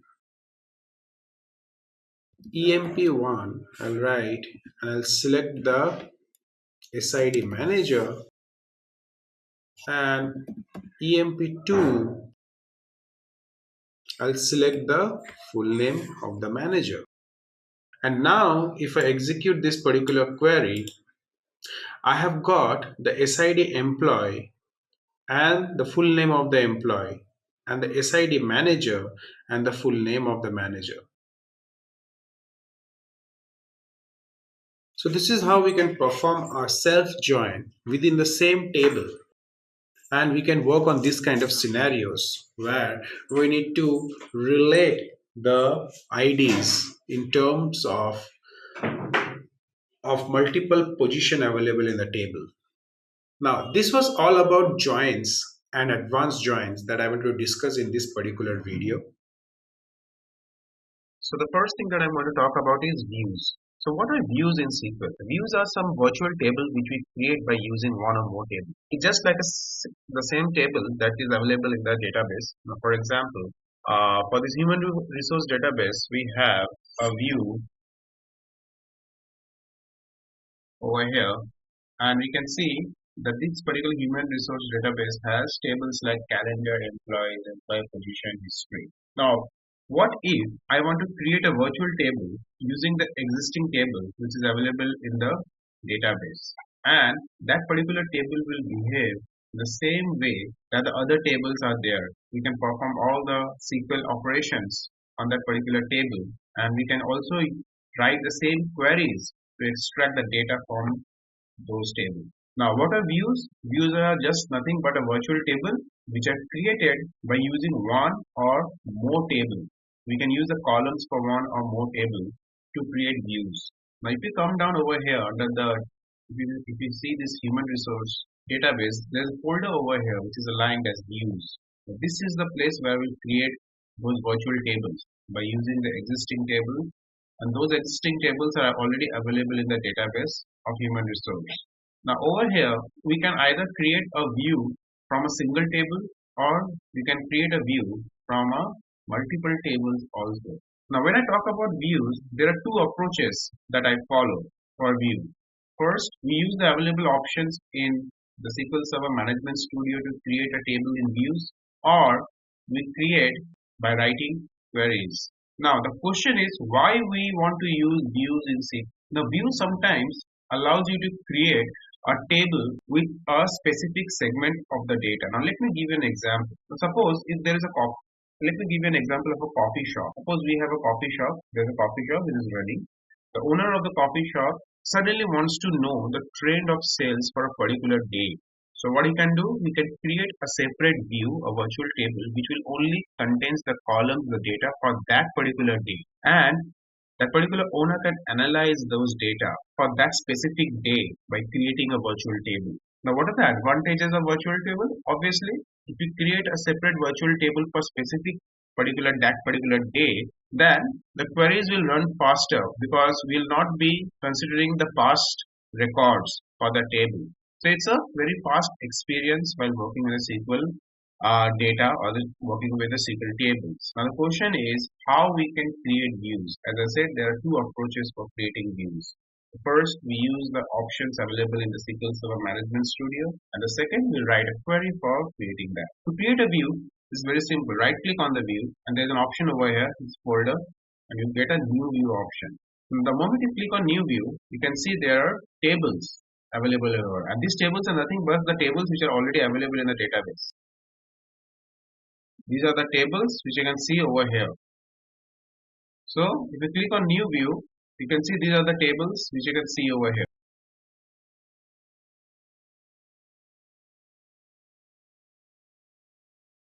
So I click on new view and I can see the tables over here.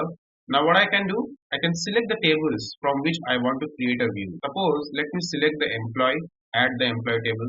Let me select the gender, and I can add the gender table. Now you can close this particular pop-up window. You can arrange the tables over here. Now this console is the console where you work with the view tables.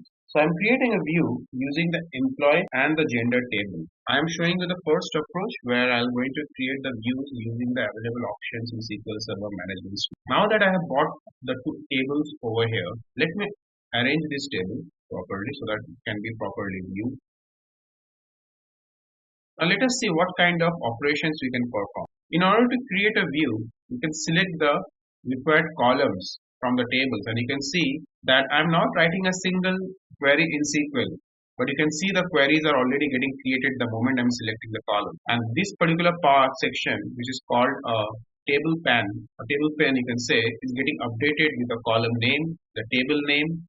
And now if I select another column, you can see the query is getting generated automatically in the background. So I can select the first name, I can select the gender. So I have selected 4 columns, and the select statement has automatically created the queries over here, where I can see the table name from which it has been selected, and by default there is a join that has been taken place between the gender and the employee, which we need to establish. We have not yet established the join.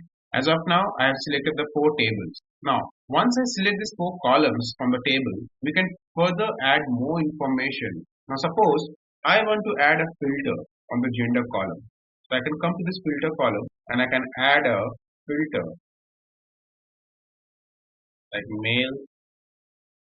You can see the where clause has been automatically updated, where the employee gender is equal to male, or also we can apply a logical filter also, where I can use a or condition to select the female gender also.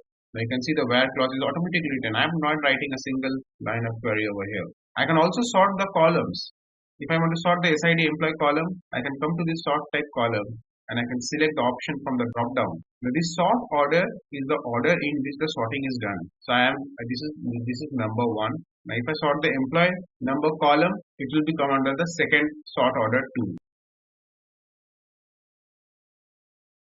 All the options that we can perform over here in terms of sorting is getting a number over here. So sort order is 1, sort order is 2. Now suppose, so you can see over here that for every step that I have performed in the table pane, query is getting automatically generated as and when I select the options. Now what if I want to perform a join between the gender and the employee table?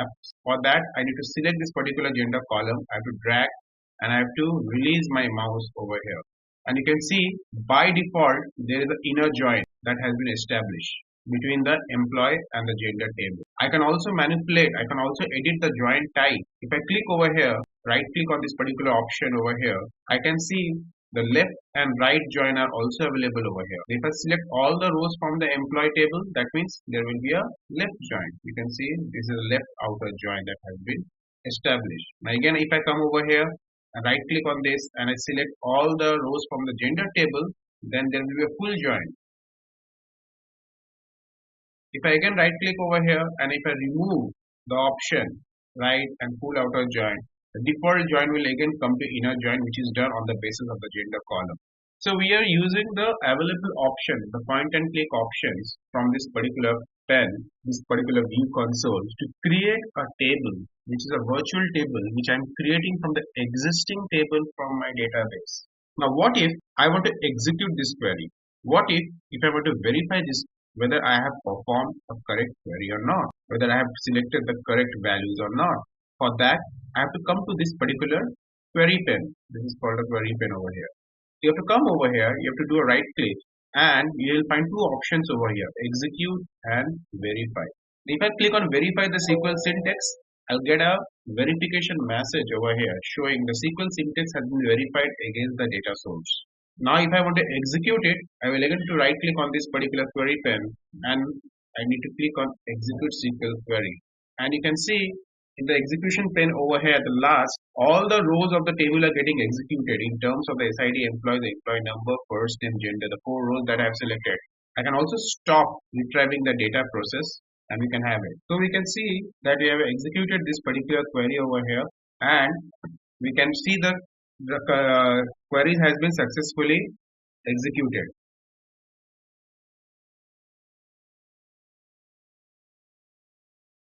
That we have executed this particular query over here, it's time to save this query. You can also have an option to save this query. Now for saving this query, what you have to do, this particular part of the query which is written over here is actually creating the structure of the table. But this particular part, this order by part, is not a part of this particular query as we are using this particular command just to sort the data. So you have to remove this extra operations that we have performed in terms of sorting a column in order to save this query. Now this is a rule that we need to follow while saving a query which we have used for creating a view or a virtual table. So as this order by is not a part of the standard command which we have only used for sorting the data of the table, we have to remove this particular sort option before we save this. Because if we try to save the query along with this order by option, then the system will throw an error. And what kind of error? Let me show you that. If I select this particular query and click on save all, I can name this particular view as view table or first view, you can give it as first. And if I click OK, the system will throw an error because order by clause is only used to determine the row. This is a sorting function that I'm using over here. So that is not part of creating the data table structure. In that case, we have to remove this particular order by option over here. You can select and you can remove it. And now if I want to try to save it and I give it a name as first view,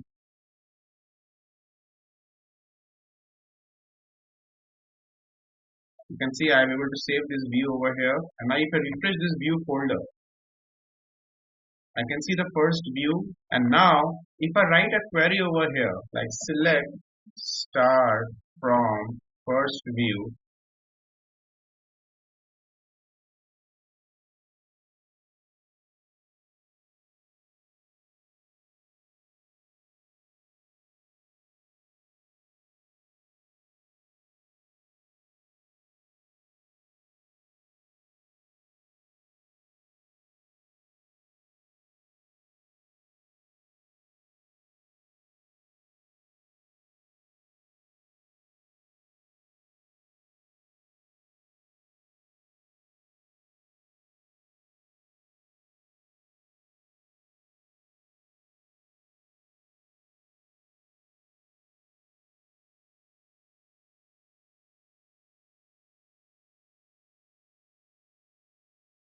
okay, so we have created this view over here, which we saved last time. Now what happened, we can use this particular view as a normal table. For that, what I can do, I can click on new query. We need to make sure that we're using the human resource database over here. Now what if I write a simple statement over here like select star from first view that we have created.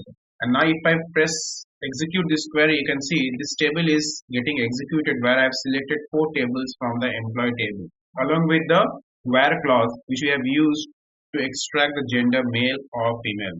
Now this is one approach of creating a view. Another approach is writing a query.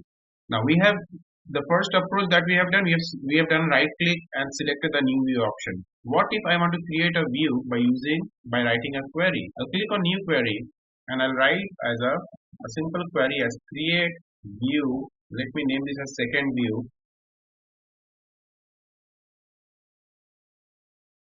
Now I have created the view name. Now for the content of this particular view, I can copy this particular piece of code. Now this particular piece of code is nothing new to you. Yesterday when I was discussing the self join, if you remember, I have written this particular query where I use the employee manager tree table with 2 different alias name, and I have extracted the manager name and the employee name along with the ID. So I'm using that particular same query for creating a new view which name is SView. Now this time I'm writing a query to create a view. And now if I select this particular query and I execute it, you can see the command has been successfully executed. And now if I refresh the view folder over here, you can see the new view that I've created using the query. And now I can again write a simple query, or let me write this particular query over here only. Select star, the view name will be, and now if I execute it, you can see I can get the same data which has been extracted as a result of this particular self join that I have created. So I have used that particular query as a, to define the structure of the new view that I created. And this time the new table that I have created under the view folder, the virtual table that is created is SView, where I have used the columns from a single table, that is employee manager tree. So these are the 2 approaches by which we can create views in SQL, which are a set of virtual tables which we create either from a single table or by using multiple tables. The next example is an interesting example where I'll be using the into clause to create a new table by selecting the existing columns from the available tables in the database. Now for example, let me describe a scenario for this. Now if I open this table folder, there are a lot of tables over here like departments, employee location, employee movement history, employee position history. Now what if I want to select some columns from the employee and the gender table, I perform certain join, I perform certain filter, done certain kind of sortings, and all these operations that I have performed using the employee and the gender table, with these operations I want to save the output of this particular query as a new table in my database. I repeat, the requirement is that I want to perform certain operations on the table of employee and gender, and I want to save the output of that particular operation as a new table in my database. And the database over here is human resource. So how can I do this kind of operations where I can save the output as a new table in my data? Let us see that. I'll take a new query for this. And what I can do, first let me perform the operation that I want to do. So I want to select the employee number, the birth date, the name of the employees, the hire date, and the gender name from the respective tables like employee and gender. I am more focused on getting the details of the male employees, or it can be a female employee specifically. And I also wanted to sort the birth date column, which will be a part of the data extraction process from these two tables using a inner join. So first let me write the query, and then I will create a table out of this particular query. So I write select from, I write the table name over here as employee, and I will also include one more table with the help of inner join, that is gender, which I will name as gen, and I will perform a inner join on the basis of the gender column which is available in both the columns. I will write emp.gender equal to gen dot, and I am specific about a clause where I want to only get the data where the gender is, or it can be female, and also I want to perform a sort operation on the birth date column of the employee table. Now that I have performed the join operation and I have defined the filter also with the where clause, I have defined the condition of by the where clause, and also I have performed the sort operation. It's time to define the columns which I want to select. So I want to go for the employee column, employee number column, the birth date. Also let me go for the name of the employee. Let me go select the hire date also, and the gender name from both the tables. So I have selected the column, I have defined the join operation on the basis of the matching criteria using the gender column in both the tables. I have also applied the filters in terms of a specific condition, and also I have sorted. Now if I execute this query, I will get the required columns from both the tables. I have got the female condition over here from the gender table, and I have also got all the employee numbers, and also I have sorted the birth date column over here. Now whatever this is a very simple join operation that I have performed, which I have already discussed earlier. The purpose of this example is to show you what if I want to create a new table that will contain this particular output.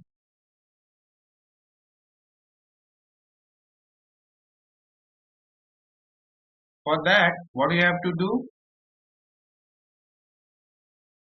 I want to use a keyword over here, or a function you can say, or a command you can say, which is into, which will create the new table. And let me name the new table as emp female in my database, or we can say emp female birthdays to be more precise. So what will this into command do? It will create a new table in your database which will contain this particular output. Now if I select this particular command, this query, and if I execute it, you can see 12,000 or 1,20,000 rows has been affected. Now if I go to this table folder, and if I do a right click and refresh it, you will be able to find a new table over here with the name of emp female birthdays, which we have just created by using this into command.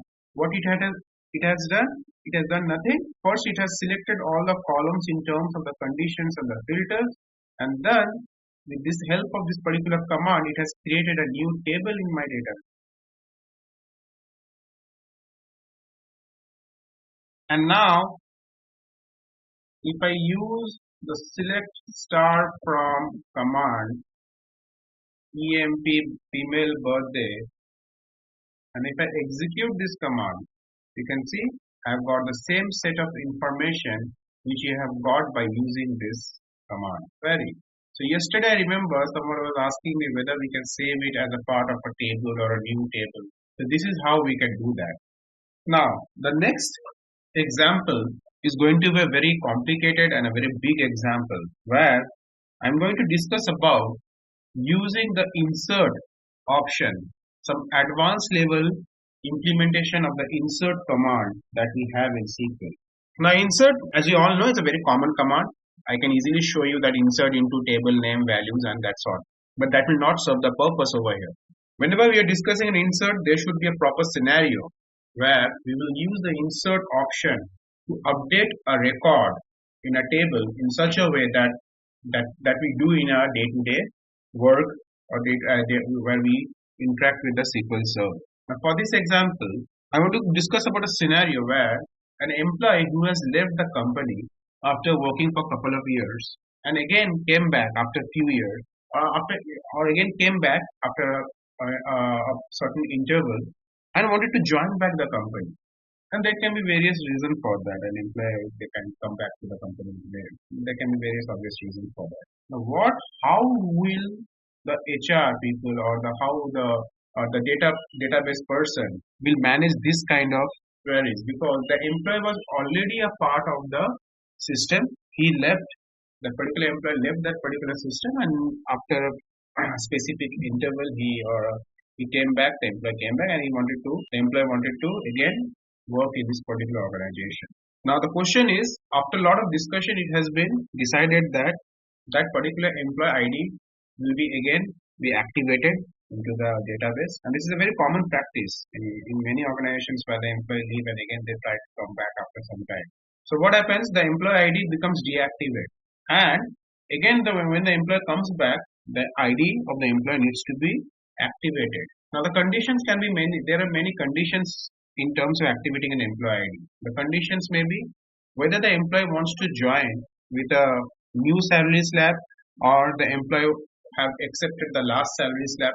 There are various conditions that can be applied. Now over here, this particular employee has left the organization and has come back and has decided to join the organization on the same employee ID and with the last withdrawal salary that the company has offered the employee. Now when the HR head decided to onboard this particular employee, there are few constraints, there are few challenges that came while onboarding this. The first is that we need to check whether this particular employee ID was there in our system or not.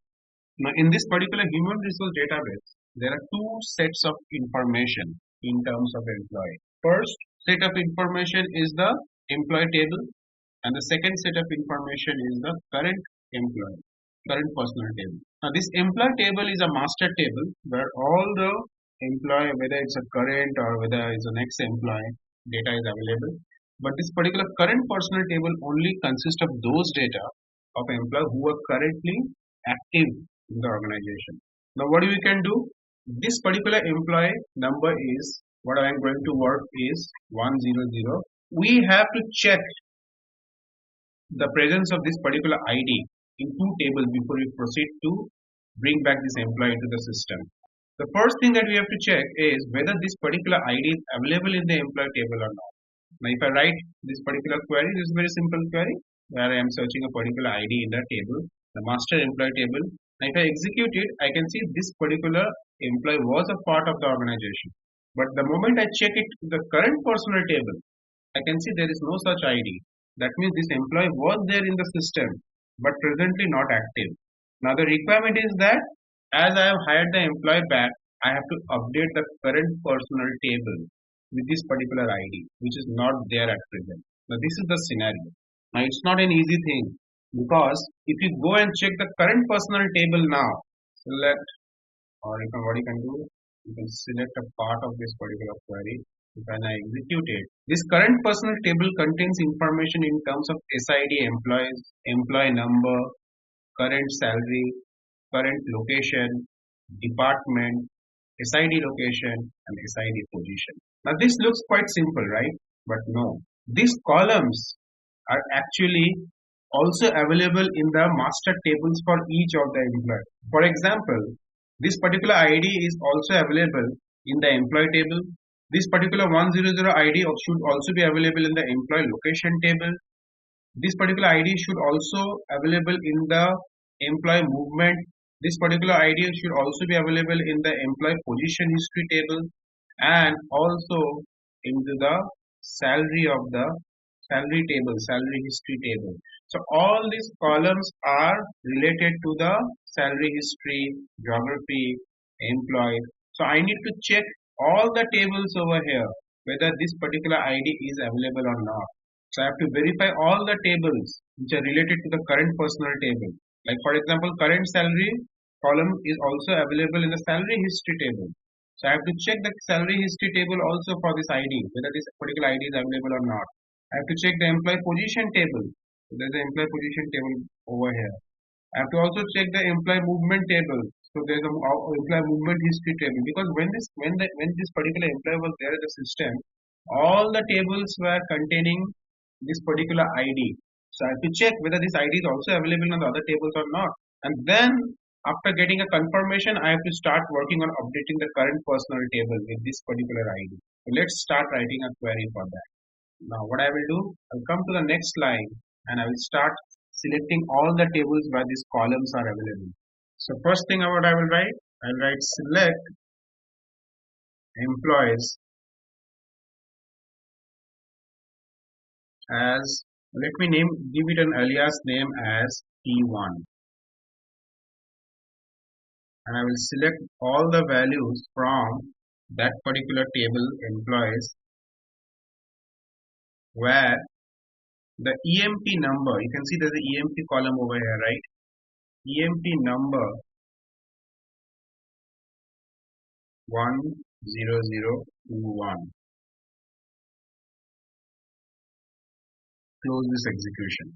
So I have searched for the employee number. Now second, I will search the employee number in the employee location table. So I'll copy this query and I'll write a second query. I'll write employee select EMP location and I'll name this alias as T2 from employee location table.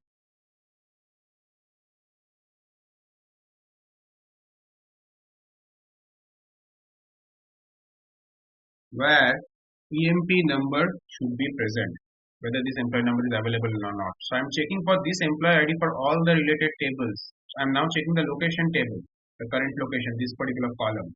The next table that I'm going to search is the employee movement table. I'll name it as EMP movement as T3 from the employee movement history table, where I need to check whether this employee number 10021 is available or not. I'll again copy this. And the next table that I'm going to search will be the employee position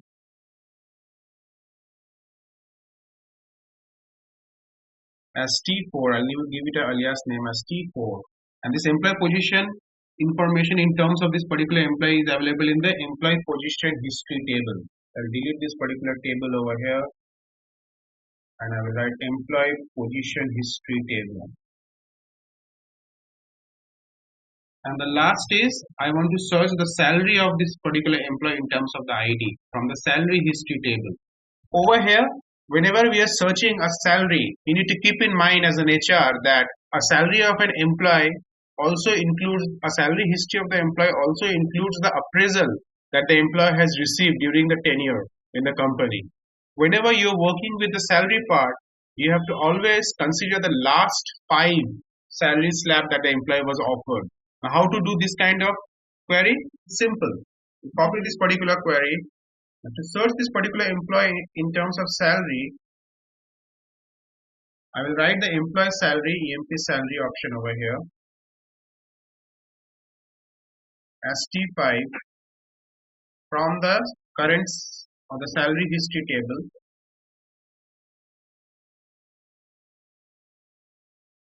where the employee number is 10021 and the salary should be sorted in descending order for the last 5 withdrawal. So we have used a sorting option where we will take the last 5 salary slab of the employee in descending order. Now if I execute this query, you can see all the tables where this particular employee ID is there has been extracted. So this employee ID is also available in the employee table T1. This employee ID is also available in the T2 table. So in T3 table means employee movement table is also the employee ID is available 10021. The employee ID is also available in the employee position history, and this is the last 5 withdrawal salary, where the last withdrawal salary was 84,169. Now on the basis of this salary, it was decided that we need to bring back the employee into the system. Now one confirmation what we got from this particular query, that this particular employee was an active employee, where the details of the employees are all available in the respected table, which captures each and every movement of the employee in terms of the location, the movement history, the position, the salary history, and in terms of salary history, we have also got the last 5 salaries of the table with the highest salary. The last withdrawal salary for the employee was 84,169. Now, on the basis of this particular salary amount, the next step is to update the current personal table where the employee ID is not there. Now, what do you have to do? The next step is that now that I have got all the columns over here, where I can see that these columns are all available with the required data, we'll select this particular column from the respective table. Now we all know whenever we are selecting columns from the respective tables where there are multiple tables involved, we perform a join. So all the columns like employee number, SID locations, all the columns that we have searched till now, we select those columns from the respective table where the employee ID will be 10021. So first we have find the column, second we will be selecting the column. For that I'll again take a new query and let's start writing one more query. Now these queries, you can see how big these queries are. These are multiple lines of queries where we're performing join. This is what we do in our day-to-day work in Office. And then we extract the data and we prepare the reports. So this is the requirement that I'm working where I have to update a table with the missing data. So I have to search all the tables in the database. So I've got the details of the employee. Okay, fine, this employee was there in all the tables. So I don't have to update this table separately. Now that I have got the details, let's select this particular column. Why am I selecting this particular column? Because these particular columns are all available in the current personal table. So you have to select all the columns for the respective tables where the employee ID is available. So I'll take a new query and I will start writing another query where we'll be selecting the columns over here. So I'll write select from, I'll first use the employee table. I'll perform an inner join. Now this all is inner join will be done with a common criteria. And what is that criteria? The criteria will be SID employee. For all the tables that I've selected, you can see SID employee is available in all the tables, right? So this will be the common column on the basis of which we are going to establish the connection or the join operation. So now let us write the query. Okay, let me write the query here. From employee as EMP, we perform an inner join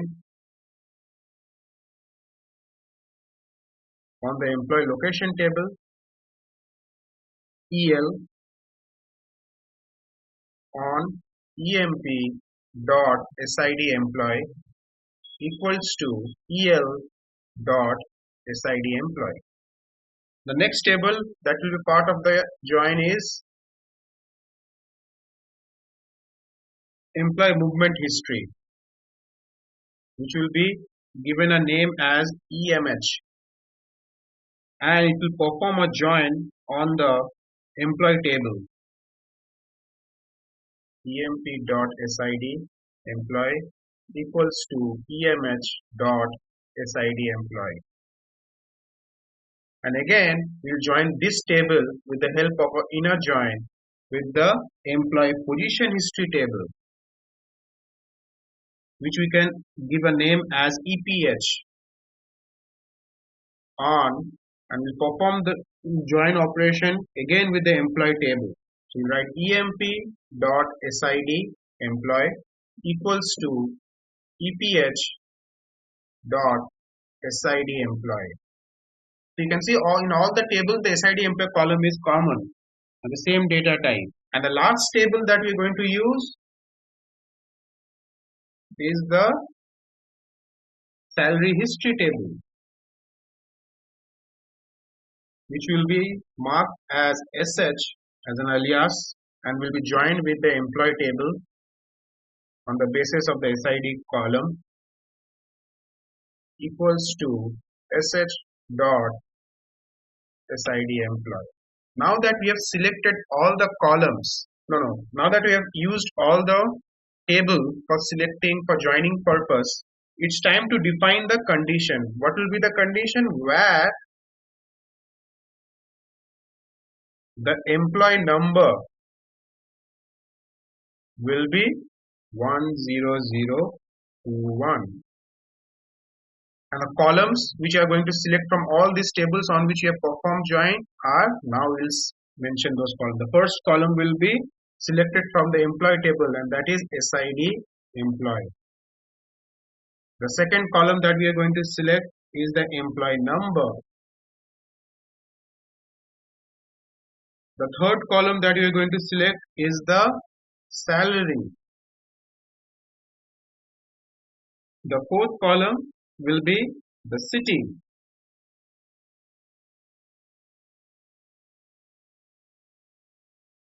The fifth column will be the department.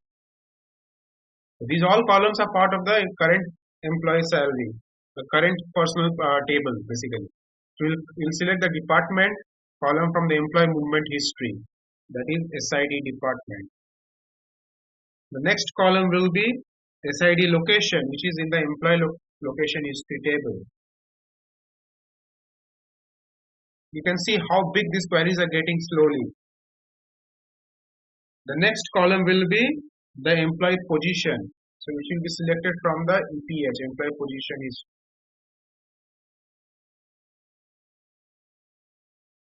And now I will execute this query, the moment of truth. Let's see how we can do, whether we will define the things properly or not. And if I execute this query, so I have got an output over here. Now this output has a mistake. Now what is the mistake over here? We were able to successfully pull out all the required columns for the current personal table, but this particular columns is showing us multiple salary over here. But our focus was, the condition was that the employee will be taken back on the basis of the last withdrawal salary, that is 84,169. But over here, when you're selecting the column, I'm getting all the 4 salaries over here. Now how to fix this kind of error? Now this is not an error, but this is the execution is giving us a wrong output, not a specific output, because our concern was to select all the columns from the respective tables on the basis of this particular salary, right? We cannot include all the other salaries over here. To fix this particular issue, we'll use the concept of subquery. Now, as we have performed a join operation over here with the current salary history table, it is actually fetching all the data related to those salary under this employee. But we have to only focus on this particular part of the employee. So we will write a subquery where we will select the maximum salary among all these 4 salary slab that we have got as an output. Now how to fix this? We'll write a subquery in this particular query that we have written. Now what is a subquery? Subquery, as the name specifies, that query within a query. Writing a query within a query. So we have already written a query, right? Now we'll write another query within this particular query. And that particular query will take care of this maximum salary. For that, what you have to do, in place of this particular column, this current salary, we'll write a simple query over here, which will be selecting the maximum salary from the current salary column,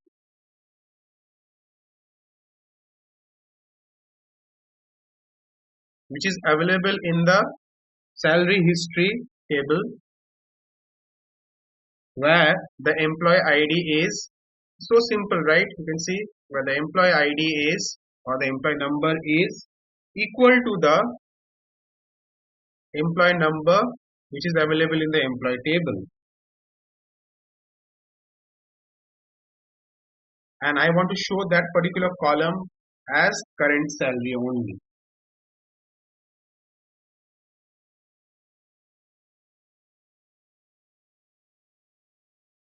That's it. What I have done, in order to select the maximum salary from this particular column, I have written a query within the query. And now that I have specified the maximum salary over here, what I can do, I can remove this particular join over from here. And now if I execute it,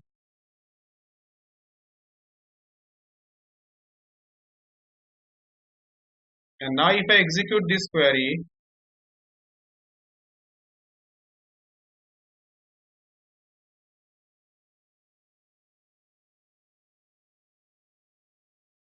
now I can see I have got the maximum salary from all the tables that I have selected, and for current salary I have written a simple subquery within the query which will select the maximum salary from the current salary column using the current salary history table, where the employee ID should be equal to the employee ID which is available in the employee table, and that particular column will be shown as current history column.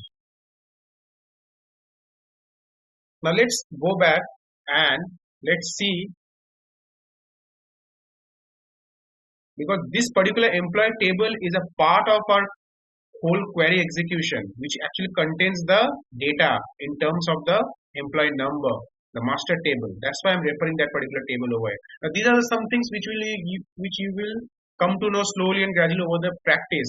The best ways to write a query, where instead of giving the direct numbers, we can refer the master table, because the master table, it is assumed that it contains all the correct data. So that's why I'm doing this. Is one of the practice that I follow. So I always keep the master table as a reference. And over here, the master table is the employee table, and the employee number is already available in that table, which we have already checked. That's why I'm referring that table over there. Now that we have selected all the columns over here, the next thing that we have to do is the most important part. Let me go back and let me show you the things we have done. First, the requirement was that this particular employee ID should be brought back to the system. Now what we did, first we checked this particular ID in the master table, it was available. Then we checked in the current personnel table where it was not available. So we checked all the corresponding table from where these columns were there. We can see the output, and we can see that yes, this ID was active in the corresponding tables also, which contains the other information of the employee in terms of the location, the movement, the salary and all. Now once we have confirmed about this particular ID of other tables, what we did, we selected all the columns from those respective table using the join operation.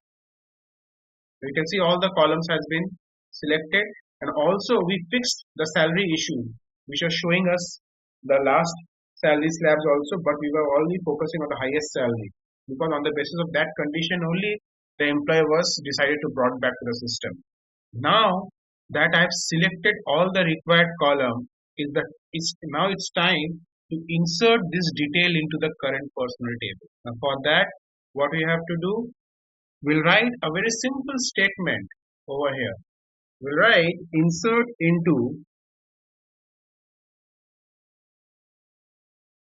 and what is the table name? Current personnel. And what will be the columns over here? I'll write SID employee. I'll write the employee number. I will write the current salary. I'll write the current location, department ID, the location ID, and the position, and I'll close it. So I have insert all the values in the respective columns of the current personnel table where this ID was not there. And now against this particular ID in the current personnel table, all these details will be inserted that has been extracted from the other tables using the join operation. Now if I execute this particular query, you can see one row has been inserted. Now to check the effect of this particular row, we'll write select, or else I can go back to this particular query. If I execute it, you can see current personnel table is now showing me that particular ID employee number. which has been brought back to the system, but still we can see that the SID location is showing us a null value, another error in the output, or you can say another gap in the output. But before I focus on solving this null issue, let's get back and see what we have done. So we have found out that one employee is coming back, that employee was there. We checked with the details of the employee. We selected all the information from the required table, and then we have inserted it into the current personal table. And what is the takeaway from this example?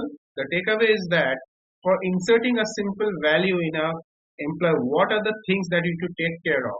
And this is a very common real scenario that we face in a day-to-day work.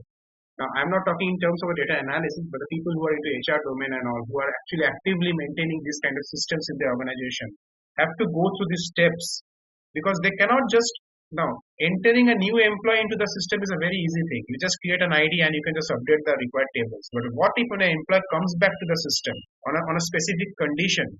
Over here, the condition is that, okay, fine, I will work on my last withdrawal salary and I want to keep my old ID only. Now, this depends on the HR compliance over here. We'll follow these steps. But still, when I run this particular step, I was able to insert this system. I was able to make that particular employee again active in my system, where the current personal table is showing that yes, now this ID is active, but still I don't have the location details of the table, the ID, location ID for that particular employee. So this is one more issue that we need to solve. Now, how to solve this kind of issue? Now, over here we can see that the SID location is showing us a null value. Now, how to get this particular ID for this location? How we can track this ID? Now, you can see for every location ID, I have the location name with me. You can see the location name over here, right, in the current location. So what I have to do, I have to find the ID against this particular location. And where this location is located is updated. This location is updated in the geography table. Now, if I search the geography table, select star from geography, table geography, where the city is equals to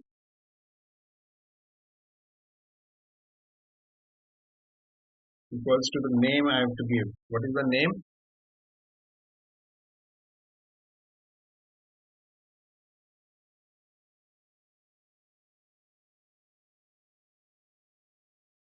And if I execute this query, okay, I've got the SID location over here. So for Dunker Q, the SID location is 116.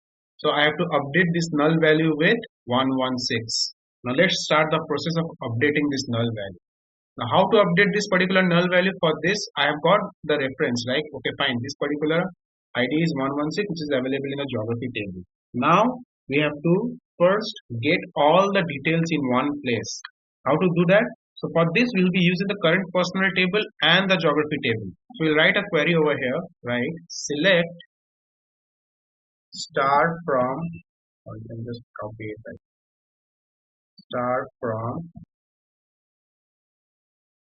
current personal table as CP, and you can perform a join operation with the geography table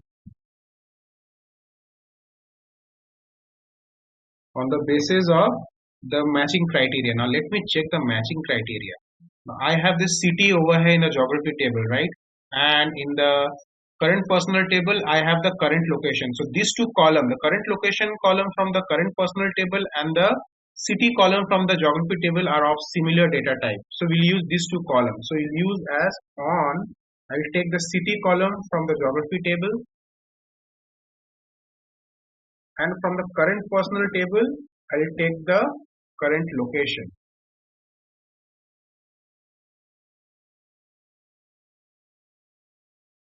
And let me add a condition over there, where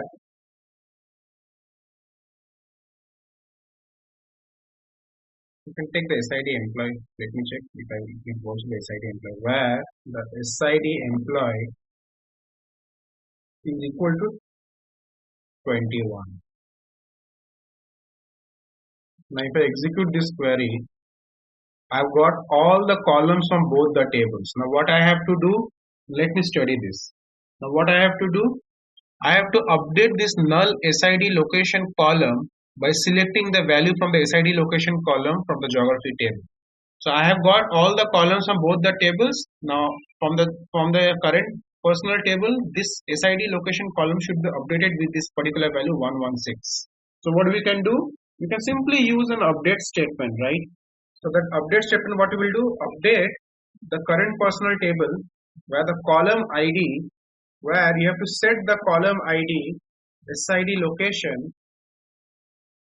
with the value of the column from the geography table, that is SID location.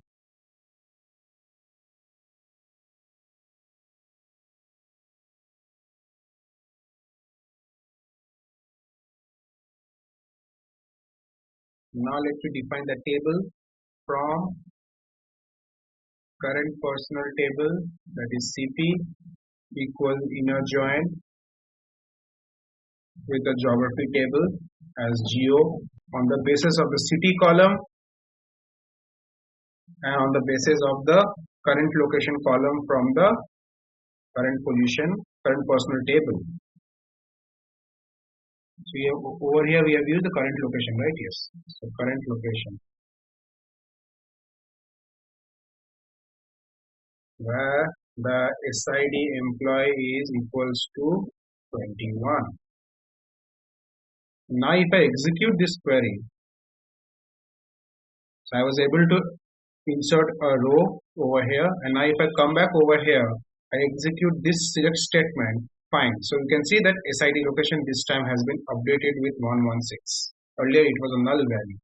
So what we did, we simply updated the current personal table where the SID location column should be equal to the SID location column from the geography table, where we have performed a join operation on the basis of the city and the current location, and we have defined a condition where we have taken the SID employee as 21. You can also take the employee number also, no problem. Now you can see how we have updated this particular table. Now I have a full-fledged information in terms of the employee who had come back to the organization with a specific condition. Now this is the whole process that we do in terms of using an insert command. This is the best example that we can have for working with an insert command. Now insert I could have showed you by simply creating a table and inserting a value, but that will not serve the purpose, right? We need to understand things in a way that is used in a day-to-day work. So this is one of the scenarios that is very common in the HR practices, where we maintain certain ERP or certain database in terms of the employee.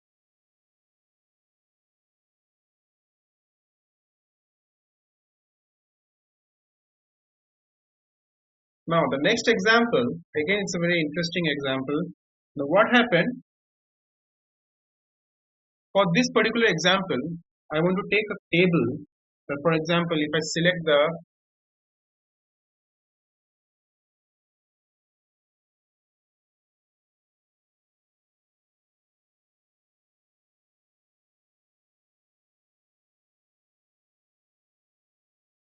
one more table for this. So select star from this time let me take the employee movement history.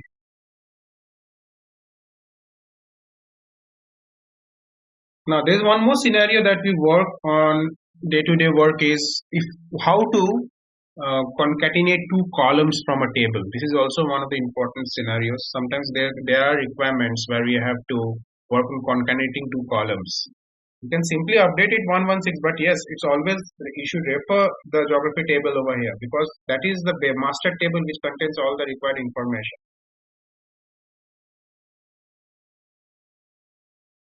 For this employee movement history table, what we have done, I need an output where I want to concatenate the SID employee and the SID department table. Now I want an output with a new column which contains the concatenation of SID employee and SID department. Basically, I'm showing an example how to concatenate two columns, to add two columns, to combine two columns. For this, what I have to do, I have to do a simple change in the table design. What I can do, I can click on this design, I go over here, and I can just change a design where I can add a column. Now this is one way by which you can add a column. I have also shown you how we can add a column in our previous discussion. So let me add a column as test, and let me set the data type as int over here. And what we can do, Just refresh it and we can just check whether we are able to add the column or not.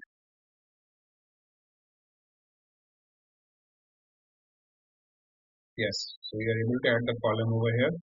Now that I have added a new column, what I want this particular new column to contain the concatenation of the employee ID and the department, which is at present showing null. So how to do this kind of operations? It's very simple. We'll use a command called cast. Now cast, what is done? It's a kind of a command which actually transforms the concatenation function in your table, which actually combines the concatenate operations in your table. Now how? Let us see with the help of a simple query. Now what I want, I'll again use an update statement for this. So I'll use the update the table name. The table name over here is employee movement table history, and I will set the test column over here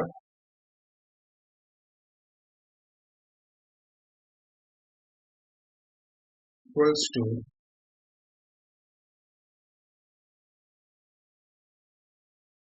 I'll use a command called cast,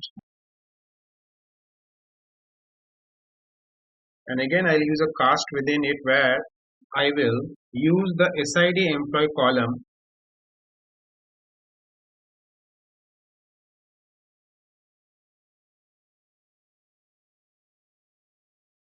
along with the varchar over here.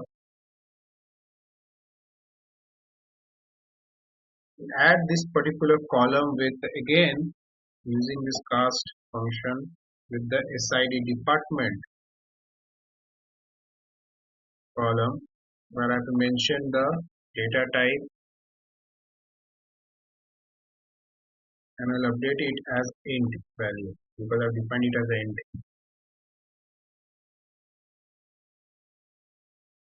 Now let me check if I'm able to capitalize this particular value or not.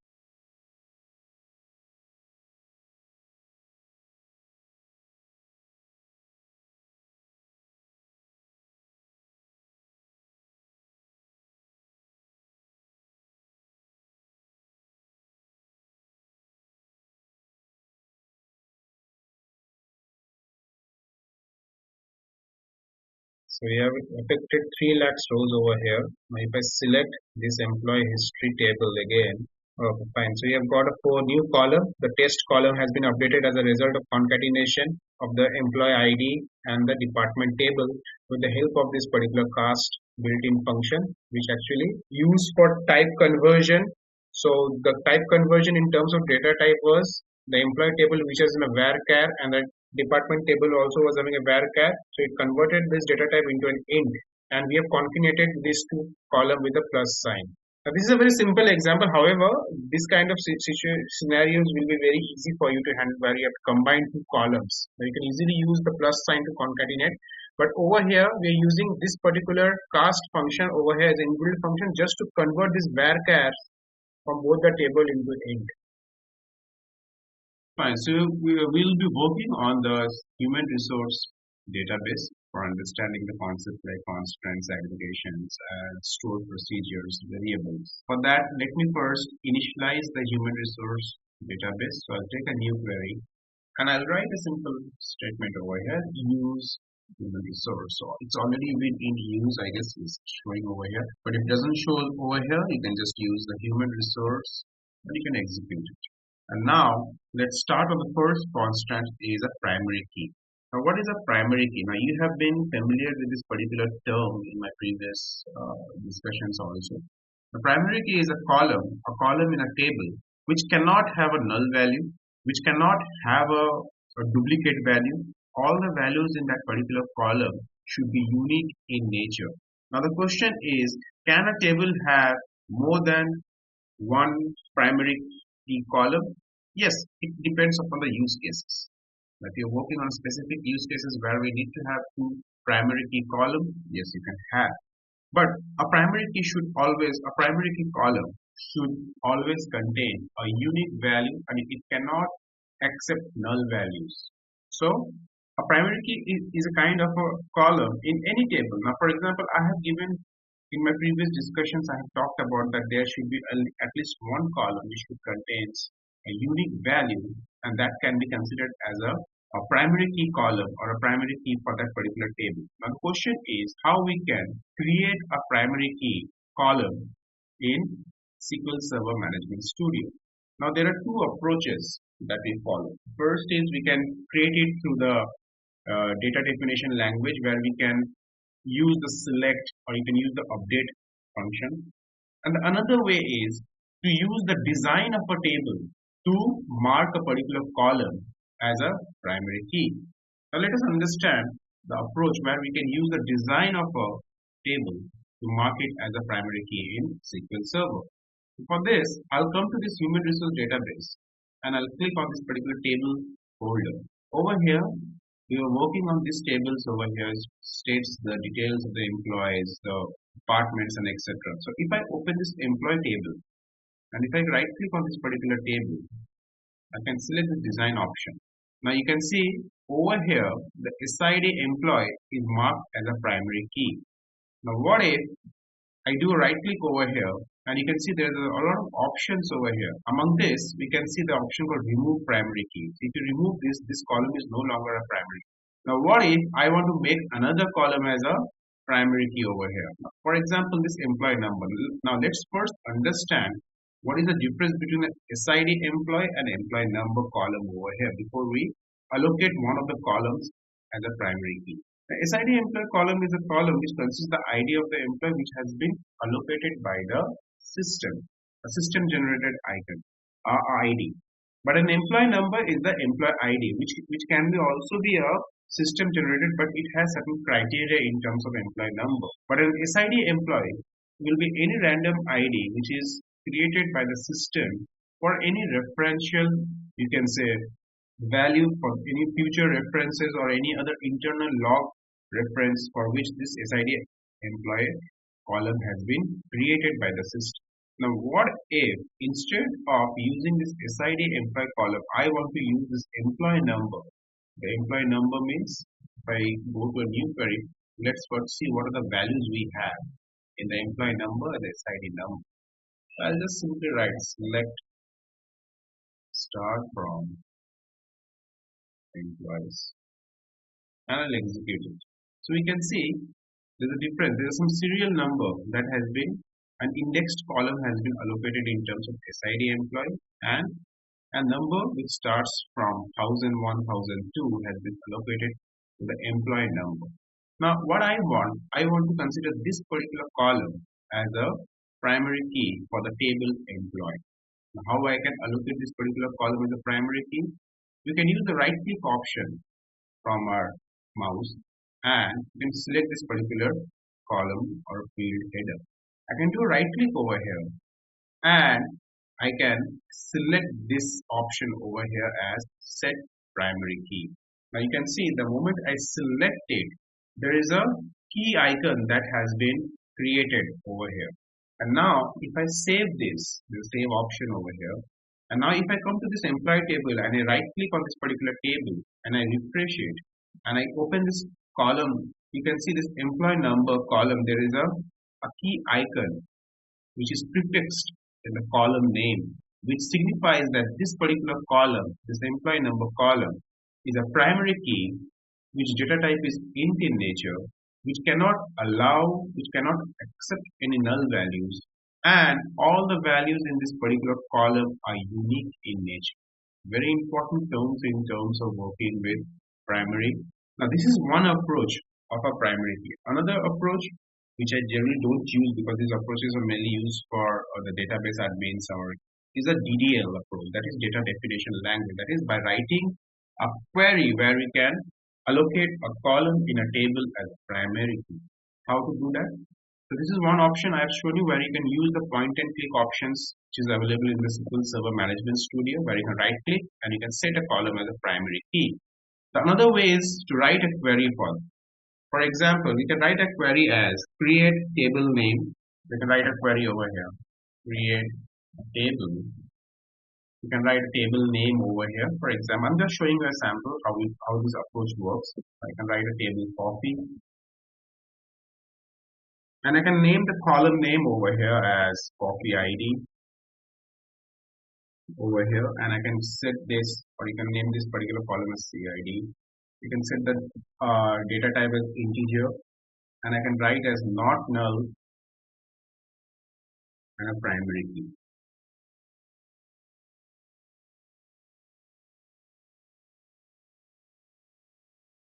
And I can close this. So you can write this kind of queries also when we create a table where we can define the table name, and we can just define the column name where we have to define that this column should not be null and this can be a primary key. So there are two approaches. One is through queries and another one is by using an existing point and click option where you can define a primary key. Now the question is, when we know it is a primary key, then another constant that comes into the picture, that is a foreign key. So what is a foreign key?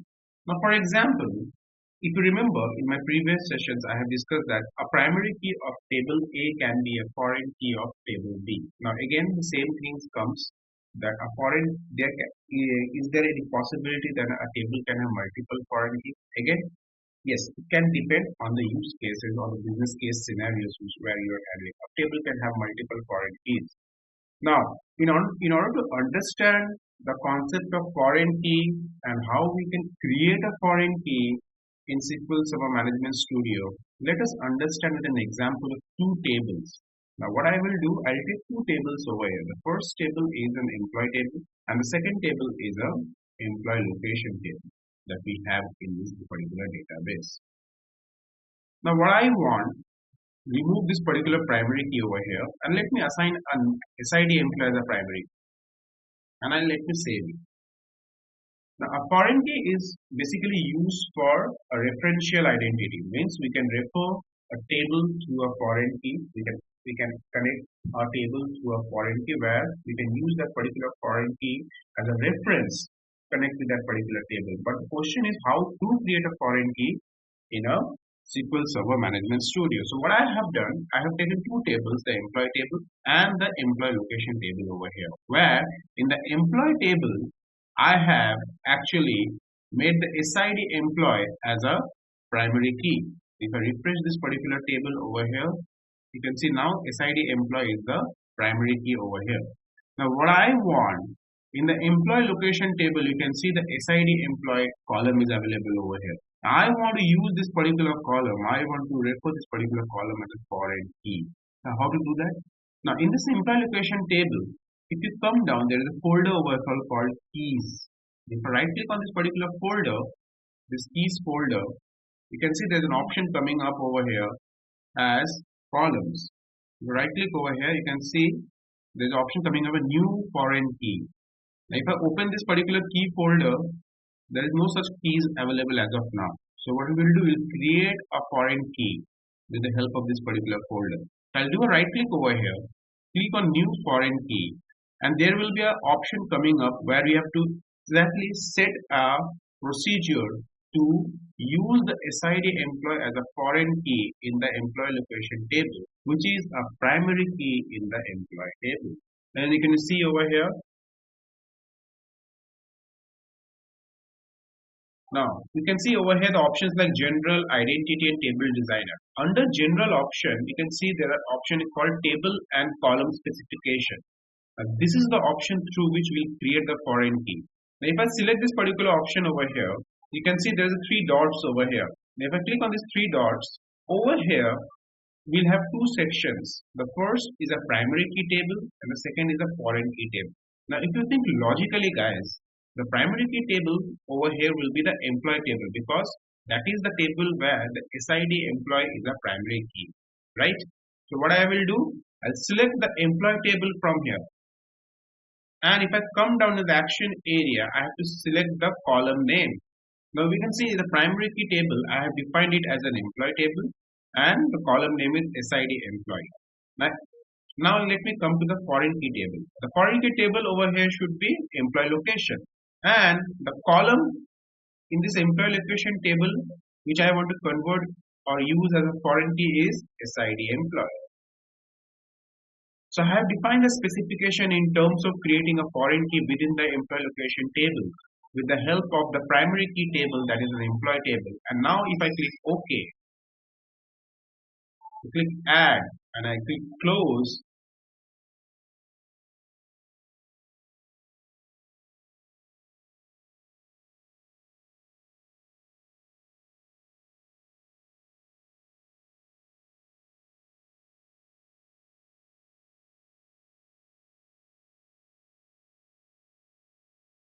employees, I guess I missed some steps. SID employee. And now if I refresh this key folder and if I open this,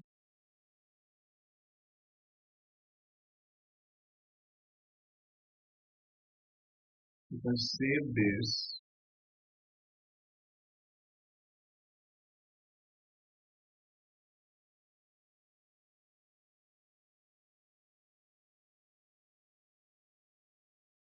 you can see this SID employee has a key icon which is quite different from the primary key which is available in the employee table. And these two foreign keys actually I've created twice the foreign key. I can delete one. So you can see this foreign key, the number of foreign key this particular table has been listed over here. So this table has one foreign key which has been created, and this is the icon of the foreign key. You can see the color of this icon is quite different than what we have in terms of the primary key. So you can identify that this SID employee in the employee table, in the employee location table, is a primary key, is a foreign key, which is a primary key in the employee table. So let me create one. So let me see, delete this foreign key. Let me create one for the so I deleted it, and if I refresh this table now, you can see the foreign key has been removed. So let me create the foreign key once more. I'll do a right click on the key folder, click on new foreign key. I can come over here, select it, this option, and I have to define the primary and the foreign key table. The primary table will be the employee table and the column will be employee ID or SID ID, SID employee. And for the employee location table, I'll use the SID employee column and I click OK and I click close. Now if I refresh the employee table,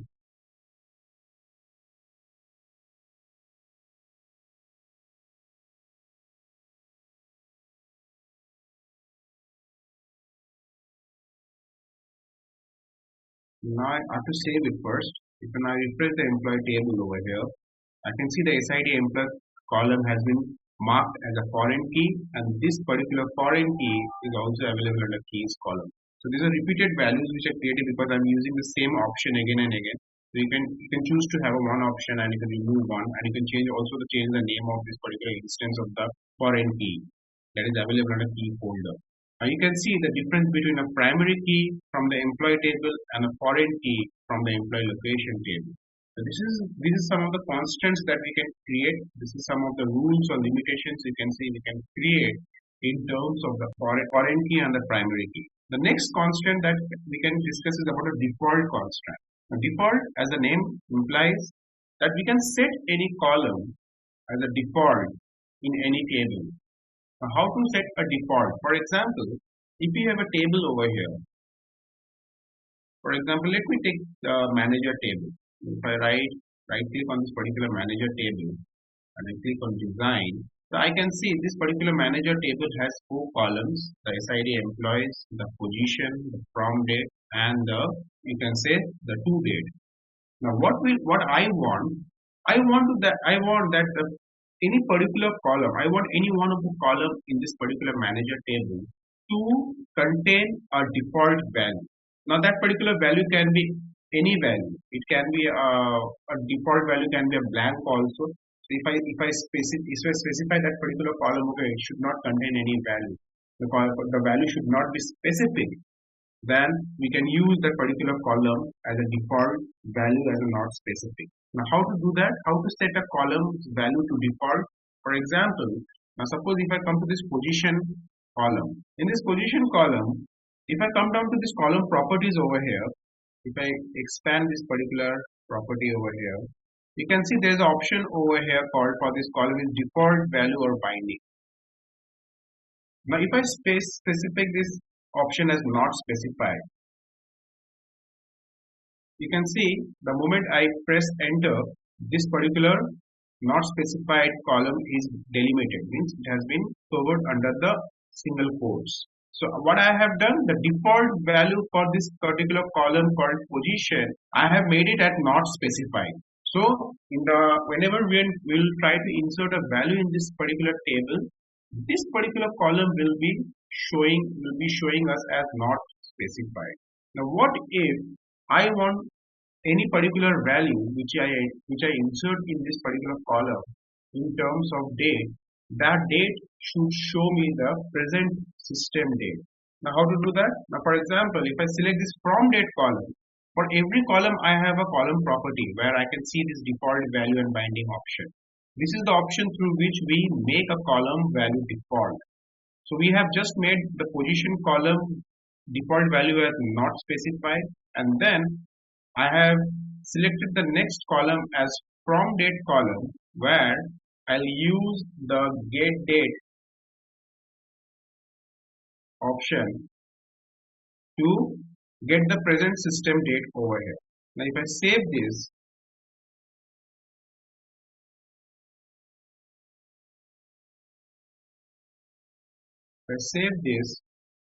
now if I refresh this particular table, and if I select a new query, and now for example, if I write a small query over here, now what kind of query I can write? Let me select first all the data from the manager table. Select star from manager. And if I execute it, I'll get all the values. Now for some reason, what I want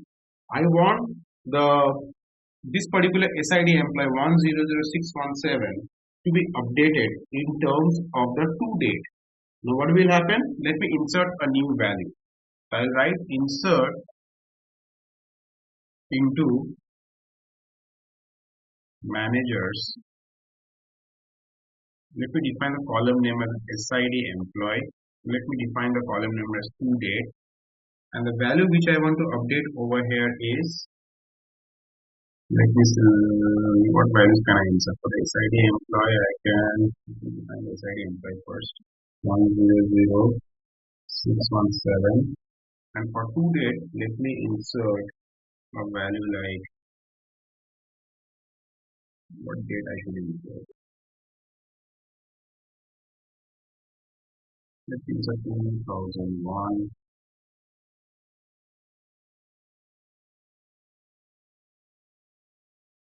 Let me close this, and now if I execute this particular value, I can see one row has been affected. And now if I select star from managers, and let me sort it by 1,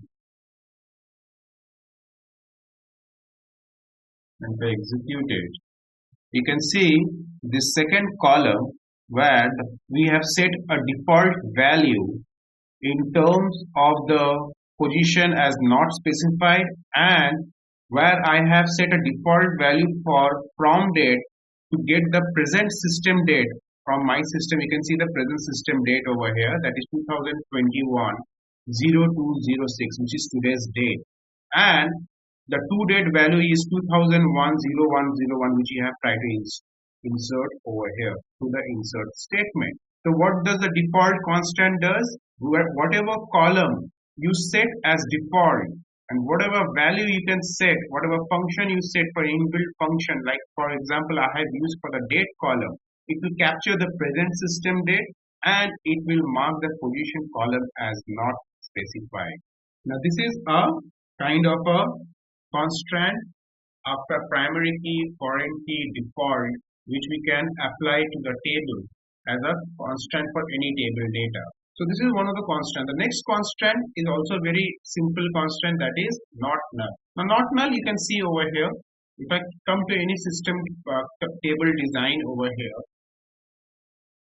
you can see this is also a type of constant where we can make a column null accepting a null value or not accepting a null value. So not null is also a type of constant which you can make it at the design level in the SQL Server Management Studio, which also sets a limit for any particular column whether it should accept a null value or whether it should not accept a null value. Now you know the use cases in terms of primary key or the foreign key where you can set a column and you can make that particular not to accept a null value in terms of primary key. Fine. So the next topic that I'm going to talk about is again a very interesting topic, and that is aggregations. Now what are aggregations? I have discussed aggregations in Tableau and in Power BI also, where we use multiple values to get a single value. Now we can use the function. We have used functions like count and count distinct kind of functions and aggregation average functions. The same way we'll use those aggregate functions in a SQL Server. So that is called SQL aggregations. The different types of functions that we have, aggregate functions that we're going to work today is count, count distinct, sum, average, mean, max, having clause. Having is also kind of an aggregation. A very interesting aggregate function that we have in SQL, and you can say having is a very interesting clause in terms of aggregations that we have in SQL. So let's start with the first aggregate function, that is called count. So again, I'll go for a hands-on example for all these examples. I'll take a new query. So we'll take the first aggregate functions as count. Now let us work on a use case for this. Now what I have a requirement where I'll be using the employee location table to count the employees in terms of the various cities with respect to a particular country. I repeat, I want to count the employees with respect to cities for the various cities with respect to a particular country. Now how to write this kind of aggregate functions? Now count is a very simple function. You know how what count does, but how we can implement a count in SQL, that is the area of focus. Over here we have a table called employee location. You can see this employee location table over here. Select start from employee location, Control E. So you can see this employee location has columns like employee number, city, state, region name, country, region name, and postal code. Now the requirement is that I want to count the number of employees in terms of SID employee for each of the cities with respect to any particular country over here. So how to write this kind of queries using a count function? So you can write select city, SID employee. Okay, just let me first define the table that it will be easy for me. Select from employee location. So I've used the employee location table. From this employee location table, I will use the city column, I'll use the SID employee.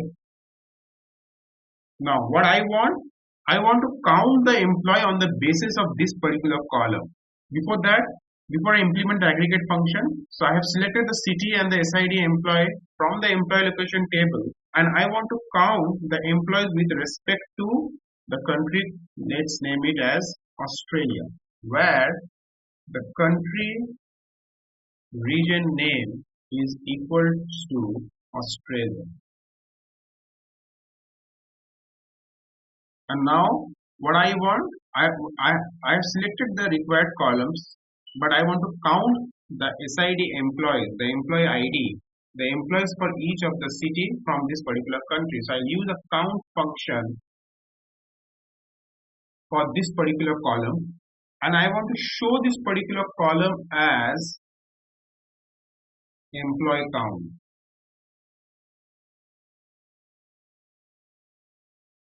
And I want to group the city column from this particular table. Now let's see what happens if I execute this query. So you can see the approach that I have followed. First, I have defined the columns as per the requirement. I have defined the table name, and also I have defined the condition. The condition should be, the country should be Australia. So now if I execute it, you can see the query is getting executed. Now I have got all the employee count for each of the cities for the country Australia. You can see Brisbane, you can see some of the familiar cities of Australia like Sydney, Hobart, Rhodes. So you can see the employee count for each of the city in terms of the country Australia. Now if I remove this group by clause from here, now if I execute this particular query without the group by, it will throw an error because we cannot use a column name with an aggregate functions without a group by clause. So you can see the city name, column name is used with an aggregate function. So whenever you're using an aggregate function and if you're using a column with that, so you need to use a group by clause to group that particular column. And now if I select this particular query and I execute it, you can see that I have got the options over here. So this is how we can use a count function, a count aggregate function with a specific condition and a multiple columns. Now what if I want to count the employee number from a specific column? Now let's take a new query for this. Now this is a very interesting example. You will see a very good difference. Now I want to show you the difference between count and count distinct in SQL. Till now we have count function which have also taken the null values into consideration, duplicate values, everything. It has been counted. Now what if I want to know the specific values in a column? For that, let me take a new table for this. What I will do, I will use let me select the salary history table. What I will do, select from salary history. Let me see what the salary table first contains. So I'll write a star over here and I'll execute it. So this salary table contains the SID employee, employee number, current salary, the salary from date and to date. Now what I want to count all the distinct employee from this particular column. First, if I use simple count function, if I simply use the count aggregate function, count employee number,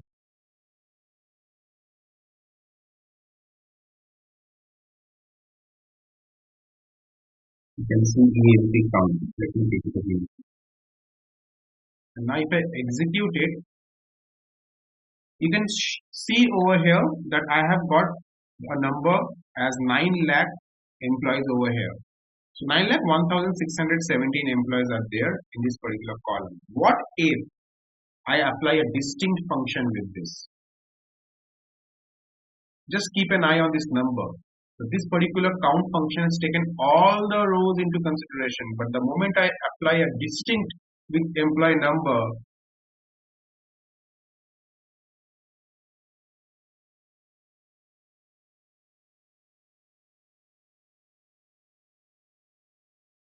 you can keep an eye over here. It's 9,01,617 numbers, right? So if I execute now this particular query with a distinct function, this number has reduced to 2,58,986. That means this particular column was containing multiple occurrence or duplicate values of employee number. Now, that can be an obvious reason because this is a salary history table. It will capture all the histories of the employee in terms of the salary hike or the number of salaries that have been paid to the employee. So you can find the difference between a count which has been applied with multiple columns with specific conditions and how this count and distinct count actually affects the result of a table. Similar function we can use a sum function. Now with this particular sum function you will try to understand a new example as arithmetic overflow. The problem of arithmetic overflow in SQL. A very common problem that we have in a that we face in a day-to-day work with SQL Server. Now what is an arithmetic overflow? For that Just let me show you something. Just allow me to take the control for a second and let me open something and show you what is an arithmetic overflow. Now, if you remember, in the first initial classes of SQL, I was discussing the concept of data type, right? Now, where I have defined the range for each of the data type. So, each data type that is big int has a particular capacity of values that it can hold. For example, int has a specific range of data that it can hold. In case of small int, tiny int, decimal, it has a specific range of data that particular data type supports. Now, what if this particular range exceeds for any of the data type? Then the SQL server will throw an error as arithmetic overflow, means that the value of data, the value this particular data type is containing is more than what it has been made for.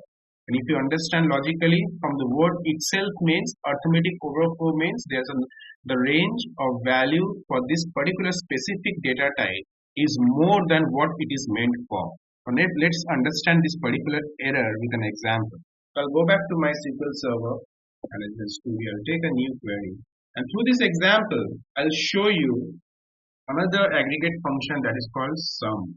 For this particular example, I'll use a table called, let me take a table called current personal. There's a table over here called current personal. What I will do, I'll write a simple query over select star from current personal. And if I execute this query, you can see the tables like SID, employee, employee number. These are the columns that we have. Now what I want to apply a sum aggregate on the current salary column from this particular table. So I'll write a simple query as select from current personal table where I want to apply a sum function on the current salary column. And now this current salary column may contain some decimal value also. So what I can do, I can use the decimal option over here. And let me define the range of this particular decimal.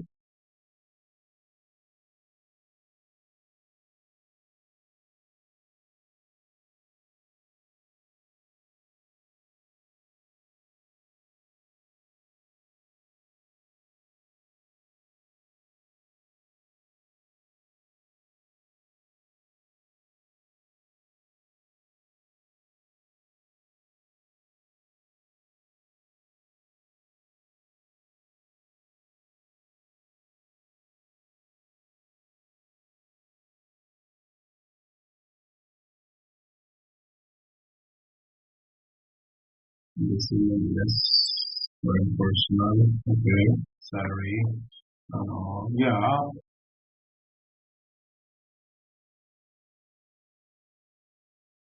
Let me understand this error first. Sum is not a recognize built-in function. That means it's an int function. Sum will always return in int, and if I use the decimal over here.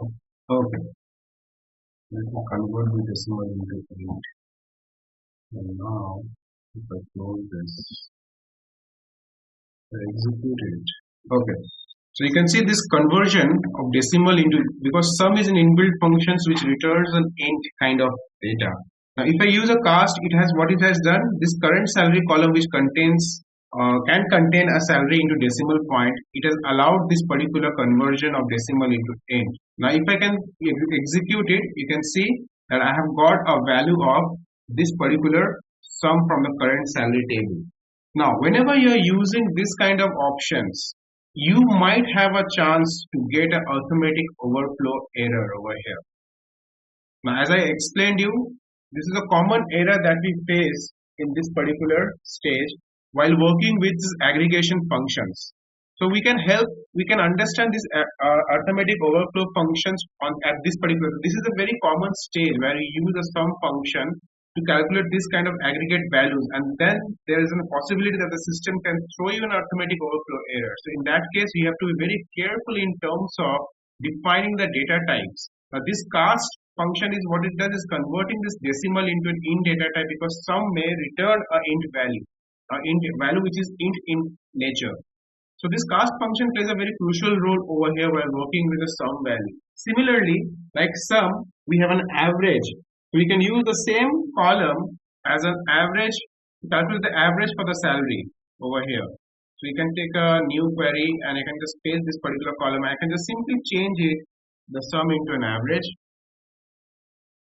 And what I can do, I can name a column name as average pay. So now if I execute this, you can see that this is an average pay that I have got from this current salary column.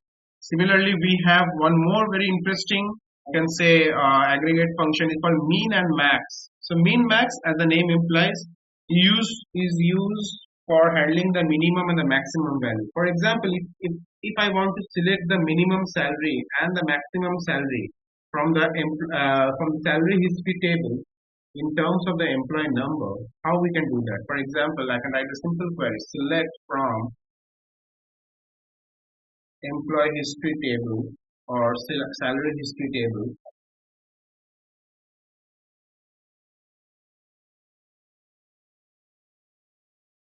So I've selected the salary history table, and now if I select the column like EMP number from there, and I want to know the minimum salary from the salary history table. So I'll write mean, I'll define the column name,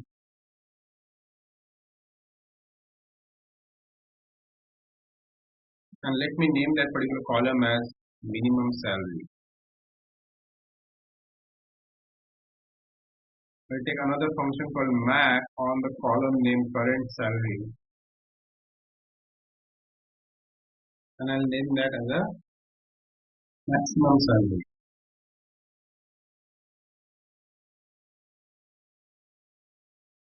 Now, if I want to use a sorting group by clause over here, which I want to apply in terms of the employee number, and now if I execute it, I have got the employee number column and the minimum salary for that particular employee number and the maximum salary for that particular employee. So I have got both the information from the salary history table by using the current salary column, where I have got for each employee I have got the minimum and the maximum salary. Now what if I want to find a movement in terms of the salary? Means how much is the difference between the minimum and the maximum salary. Now every employee goes through a cycle where his salary is increased or that particular salary is appraised. That can be a very shocking thing for an employee if the salary decreases. I'm sure that this kind of thing doesn't happen anywhere. But yes, the movement in terms of the salary is very important part of an analysis that we do. So how we can calculate the movement for each of the employees, how much increase has been done. Now what I can do, I'll write one more query. I will write minimum current salary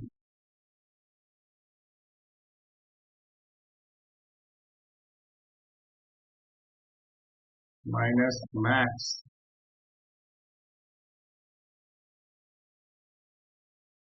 current salary, and let me name that particular column as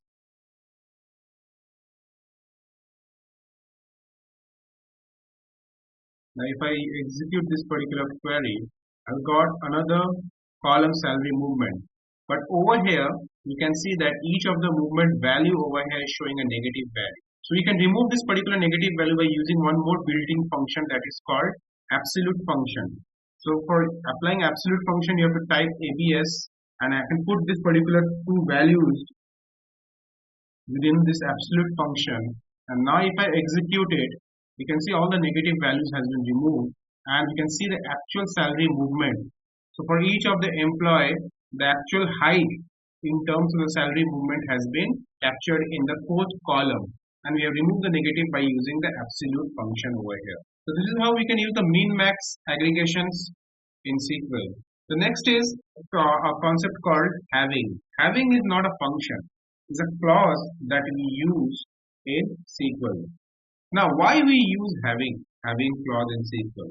Now, what happens We use a where clause where we define a aggregation, where we define a condition. Sorry. So you all aware of the where clause that we use in a SQL query, right? Which actually takes care of any conditions like where the country is equals to Australia, where the employee ID is equals to such an ID. Now what happens? Where clause has a limitation. What limitation? The limitation is that we cannot use an aggregate conditions over there. For example, let me show you a new query over here. So I'll take a new query. Now what if I want to select the employee number? So I want to select from the salary history table. From this table I want to select the employee number, and I want to use a where clause where the current salary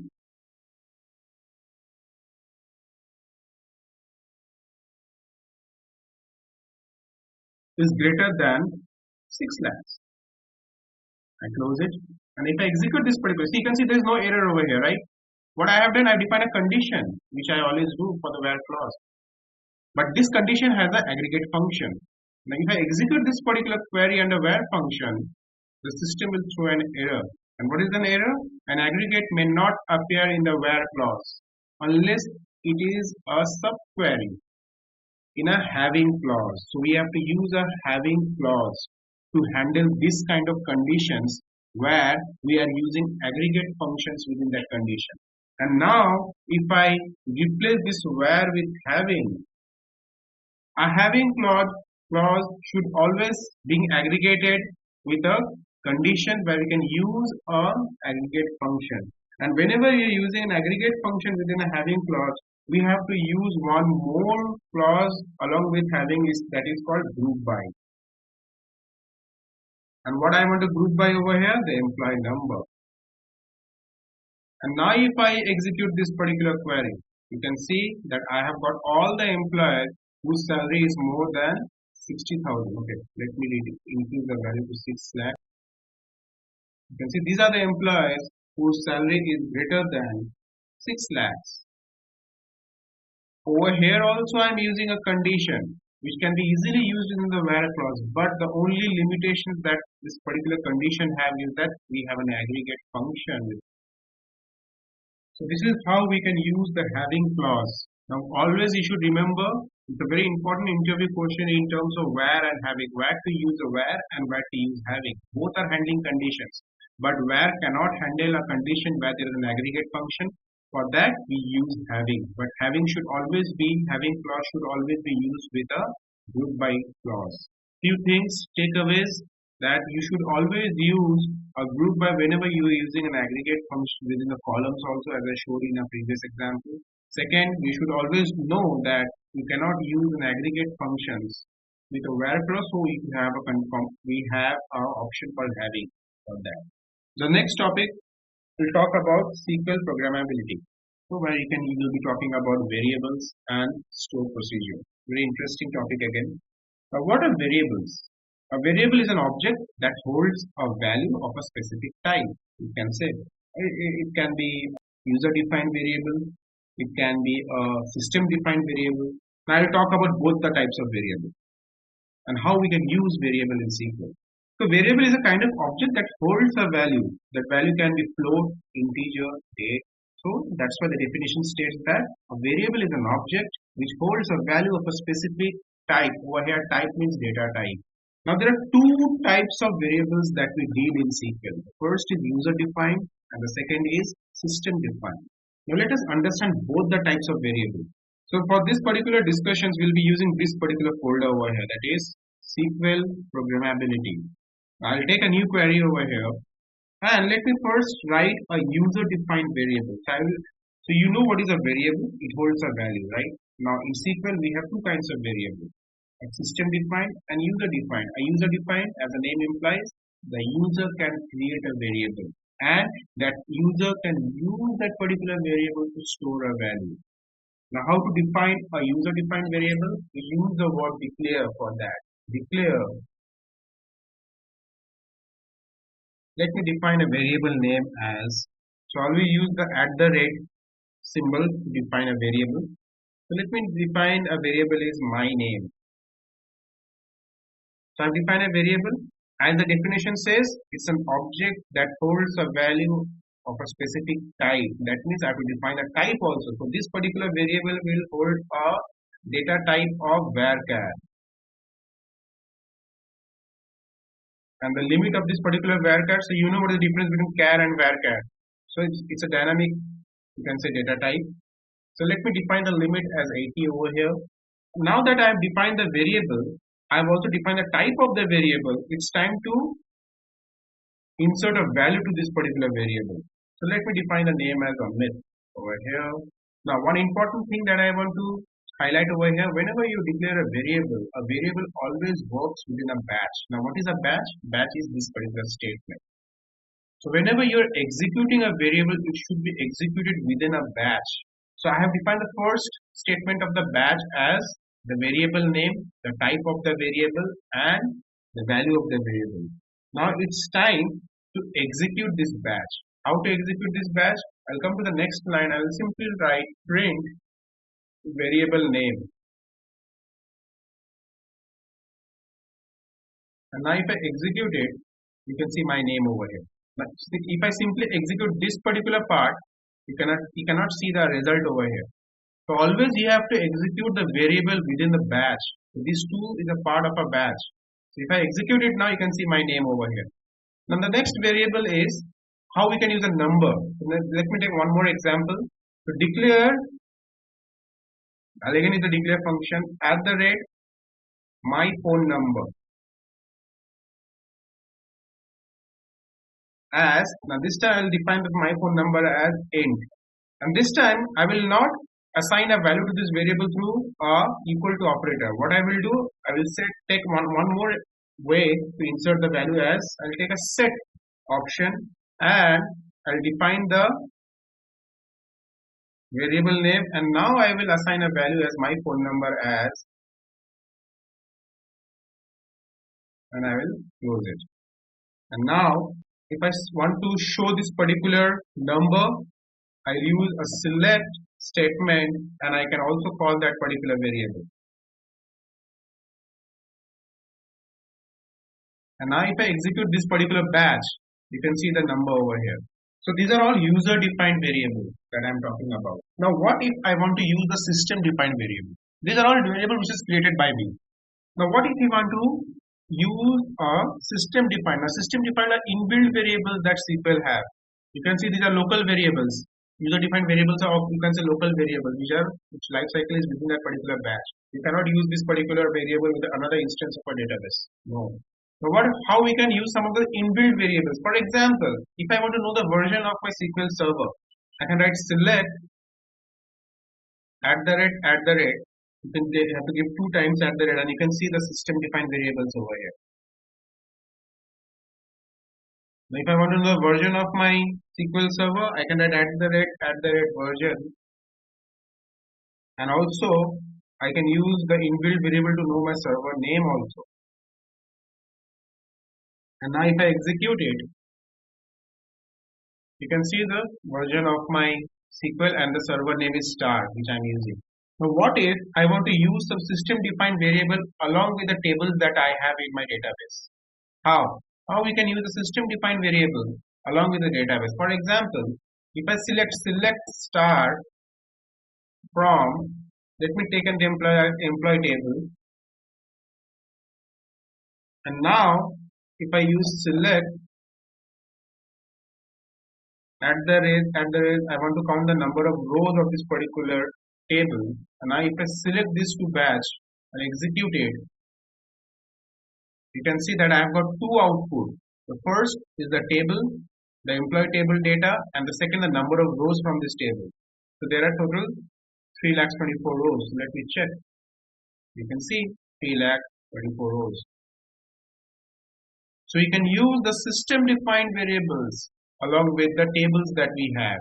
So this is how we can use the 2 types of variables that we have. The first is the user defined, which I have used for showing the name, we have used for showing the phone number, and the second is the system defined. Now Why I discussed about these variables? Because variable plays a very important role in store procedure. Now, what is a store procedure? A store procedure is a set of statement. Now, what is a statement? This is a statement. It's a set of statement that is grouped in logical unit and is stored inside your database. Try to understand the definition. It's a very simple English definition. A stored procedure is a group of statement. What is a statement? These are all statement.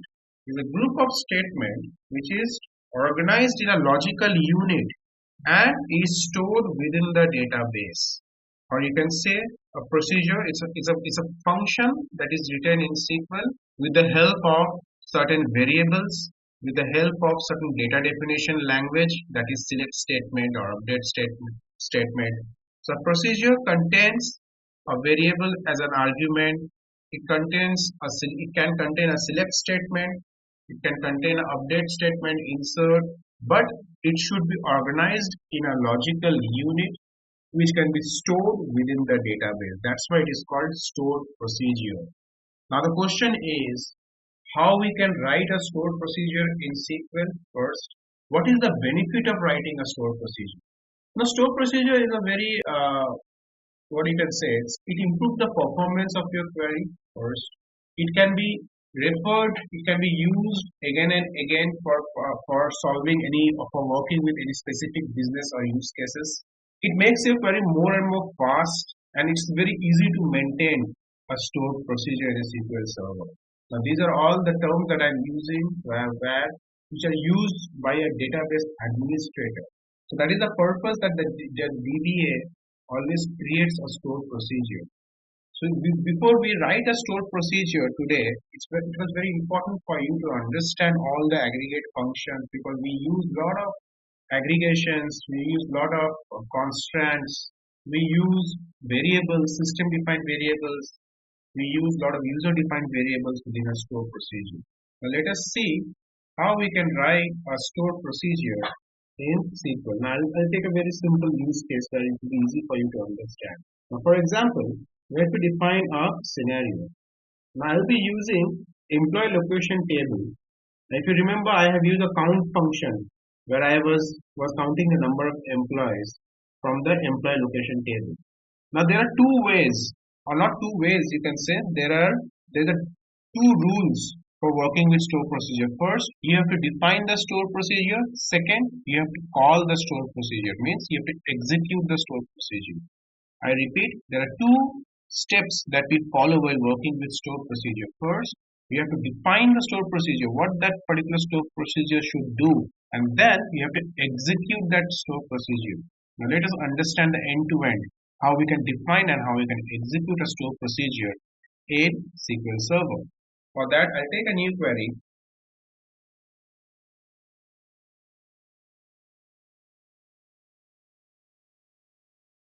And what I can do, let's first define the store procedure. To define a store procedure, what we will write? We write create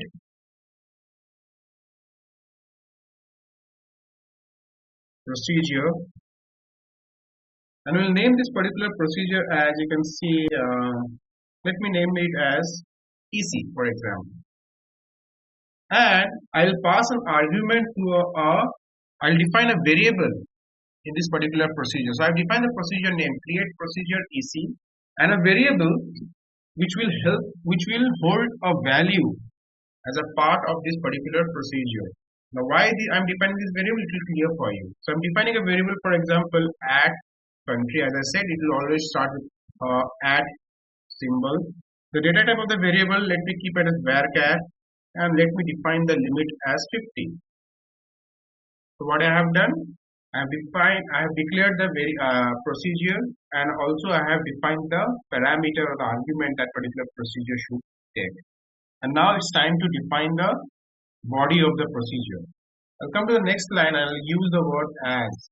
And now I'll write data definition language to define the function of this particular store procedure. So what is the function over here? I'll write a very simple function, select from the employee location table where where I want the country region name.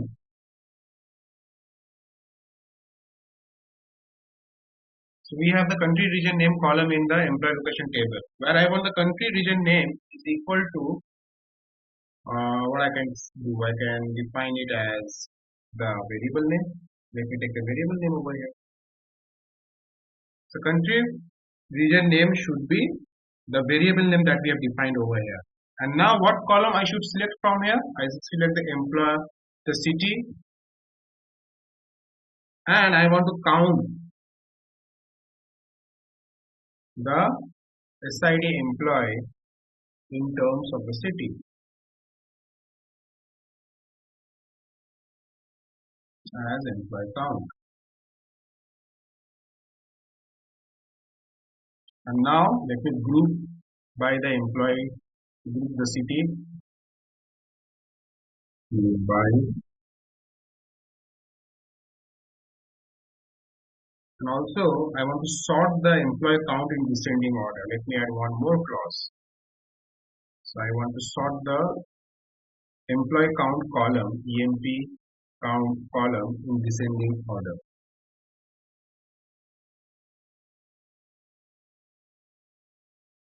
My store procedure is complete. So what I have done, I first defined the store procedure, then I have defined a variable as a parameter or argument for that particular store procedure, and also I have defined the function that particular store procedure has to be performed. So this particular store procedure, what it will do, it will count the employees the way that we have done in the count function earlier. So we have used that particular function only within this particular store procedure. So as per the rule, we have defined the store procedure. Now it's time to execute it. How to execute a store procedure? We'll come to the next line. I'll use the word exact, the procedure name, that is EC. And now I'll use that particular variable country over here. So exact EC @country, where I want to assign the country Australia per se over here. And now if I execute it,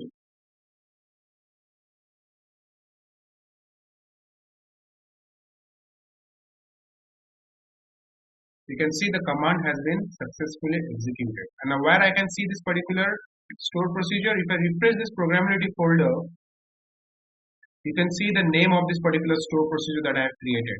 It has been stored under this programmability folder under the system stored procedure, where I have created this EC procedure over here.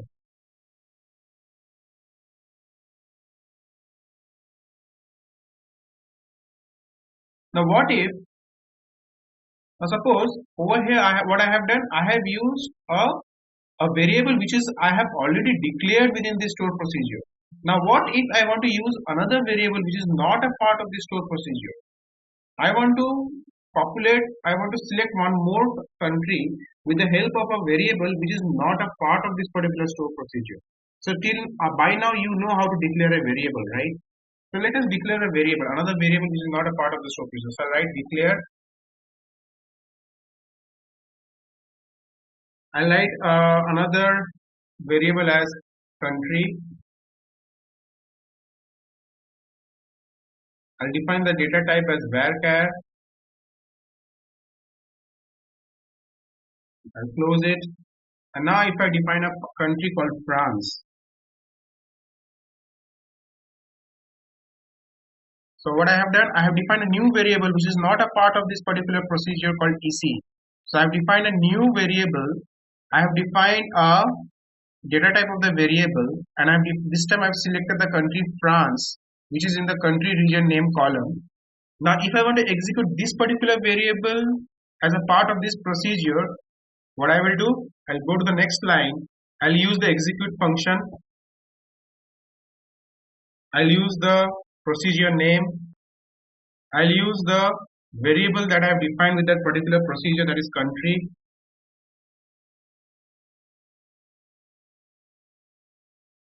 Equals to, I will use the new variable name @count underscore in. And now if I execute it, you can see the results over here. So all the countries from France and all the countries in terms of the employee count has been highlighted over here. So this is how we can use a variable outside the procedure to execute that particular procedure over here.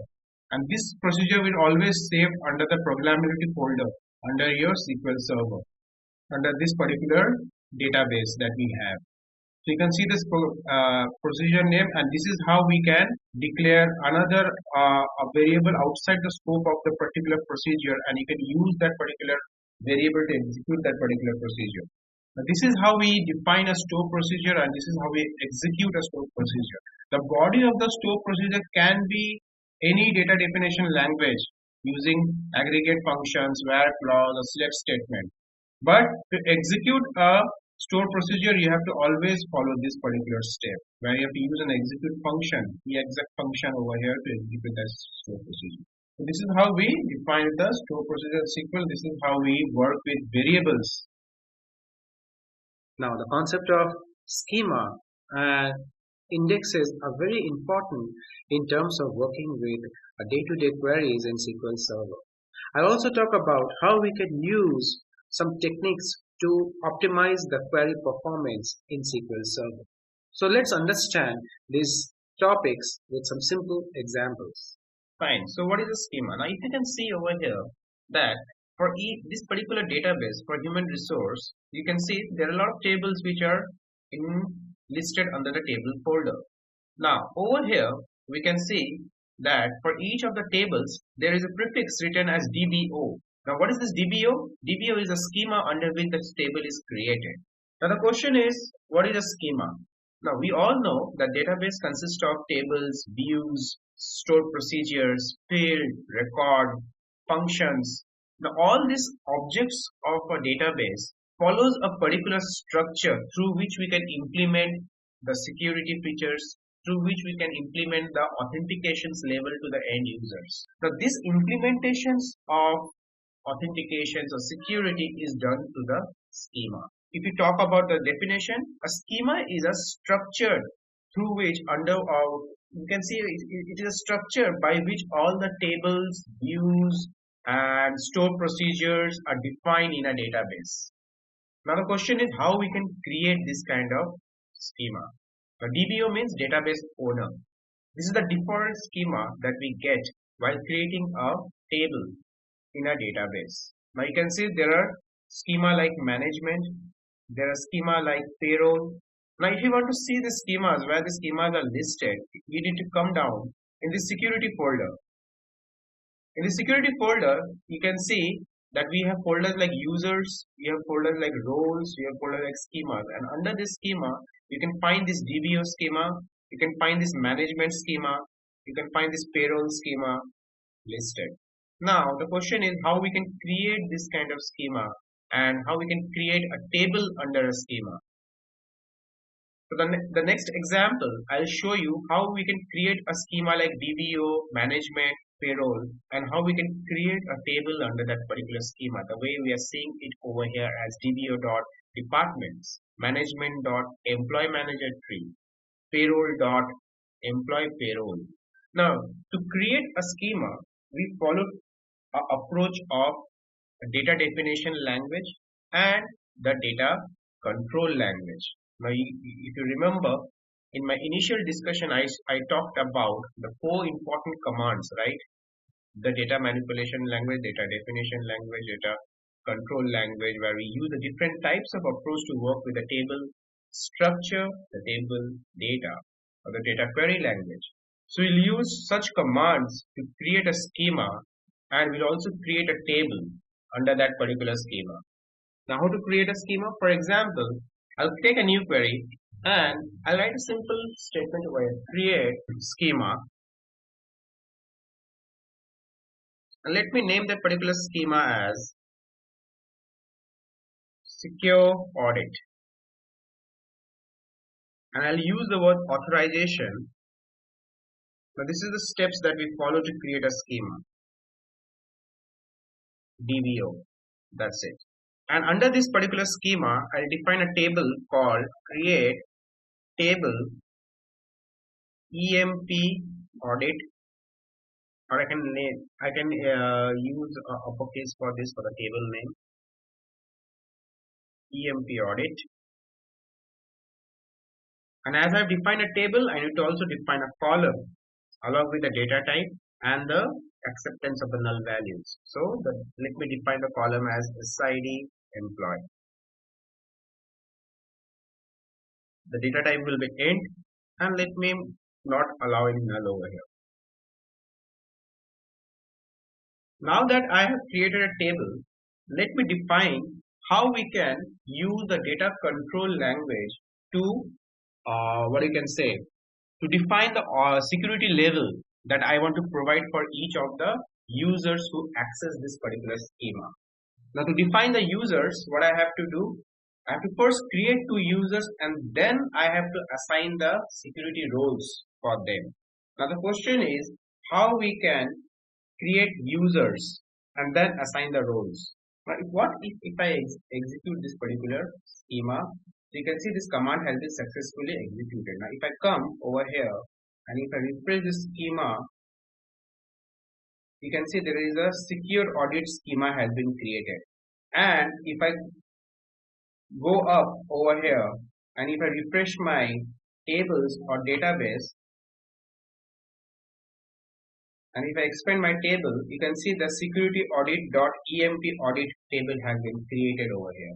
So under the schema secure audit, we are able to create a table, and in that table we have a column called SID employee with the integer type as int, and that will not accept any null value.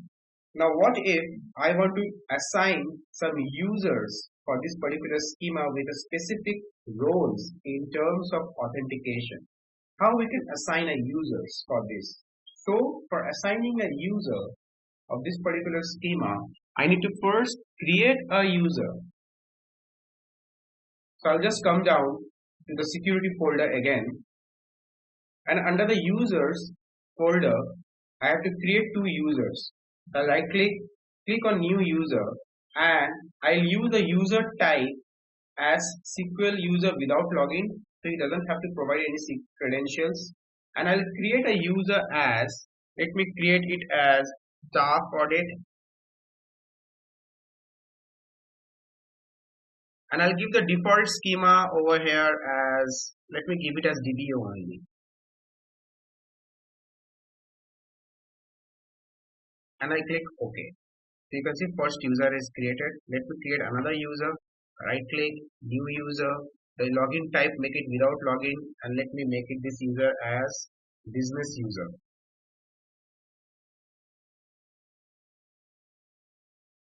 And I click OK. Now I created two users over here. Now what I want to grant few roles to them, some authorization to them. The first user that I create, I want to grant that user that particular user can select from that particular schema. So I can come over here to this particular new query option, and I can write grant select on schema,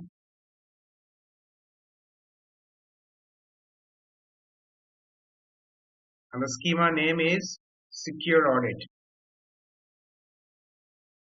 secure underscore audit, and the user will be let me take the first user, staff audit. The second authorization that I want to give is, I want to deny the select action. I want to deny the select action for the second user. So if the second user cannot perform the select option on this particular schema, so I will write deny select on the schema secure audit to the business user.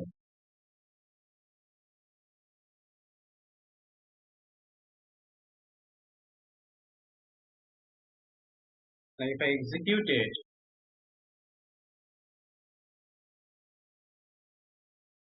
and now if I come down over here and if I refresh this particular database once more, Now if I come to the security folder, and if I come to the schema over here, and if I click on the secure audit schema and go to properties, and if I click on this permission option, you can see these two users has been added to the schema. And for each of the user, you can see the permission that has been granted. So over here you can see for this particular schema, the select permission has been denied. And for the staff audit user, the select permission has been granted. So we have added two users for this schema with a different permission level, where one can select the data from this particular schema and the second one cannot select the data. You cannot manipulate the data, or you cannot query the data from this particular schema. Now this was a fair idea about the schema, how it creates and what roles we can play about the schema. Now what we can do, we can understand some of the functions that we can write in SQL. So we will work on some functions.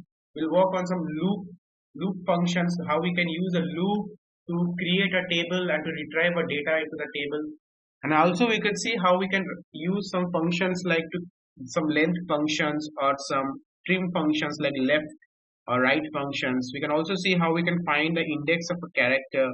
We'll also see how we can use a replace function in SQL. So the first function that I'm going to show you is how to find the length of a particular column. So let me take an example for that. I'll take a new query, and as I'm using the human resource database, select, I'll use a length. So what is the length function does? It calculates the length of a particular column that is supplied as a part of that particular, as an argument or as a parameter for that particular function. So I'll select from employees,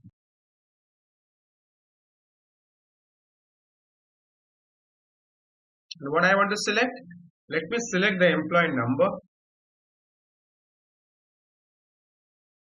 and let me select the last name. And what I want to do, I want to use a length function on the last name column, and I want to show that particular column as length of name. Now if I execute this particular option, you can see the length of each of the name in the last name column. Now if I want to select star from employees,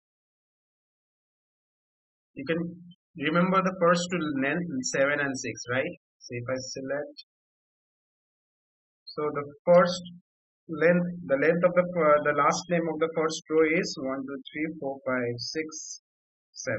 Okay, and the second one was 6. 1 2 3 4 5 6. So we are getting a correct value in terms of calculating the length of the last name column, where we have choose a different column name to show the length.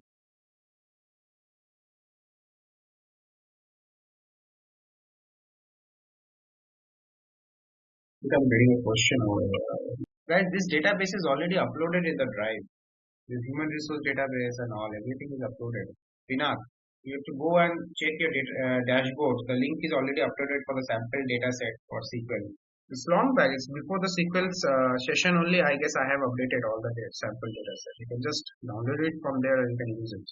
The next function that I'm going to use is a left function. Now you all know we have used left function in Tableau also. We have used a left function in Power BI also. Let's see how a left function works in a SQL. I'll take a new query and I'll write a simple query where I'll be using again the employee table. So I'll write select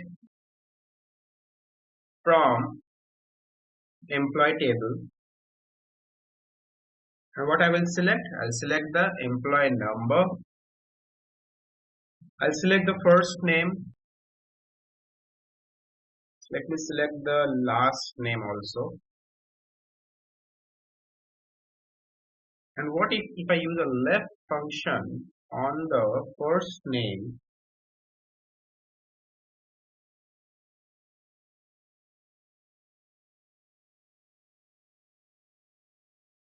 and I want to project it as an initial. Now let me execute this particular, I'm going to give a comma over here. Now what if I execute it? So you can see that I've got the first name. So what has left function done? It has extracted the first letter G, B for the second name, and it has created a new column with the first initials. Now what if I want to create a column using the initials for the first name and the last name?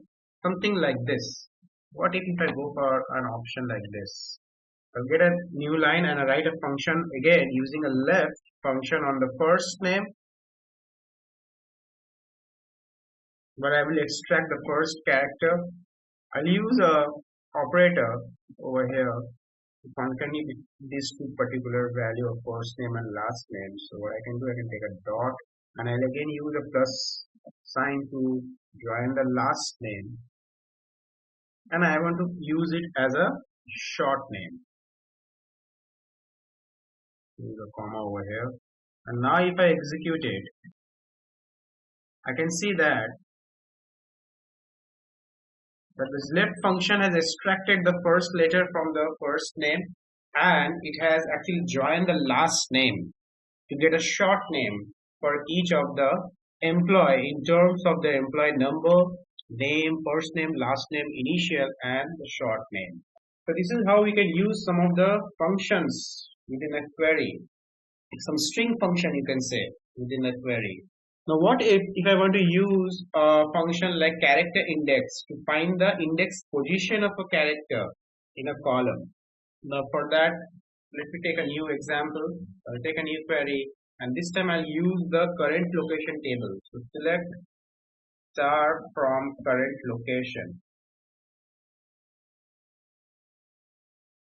or employee location on this.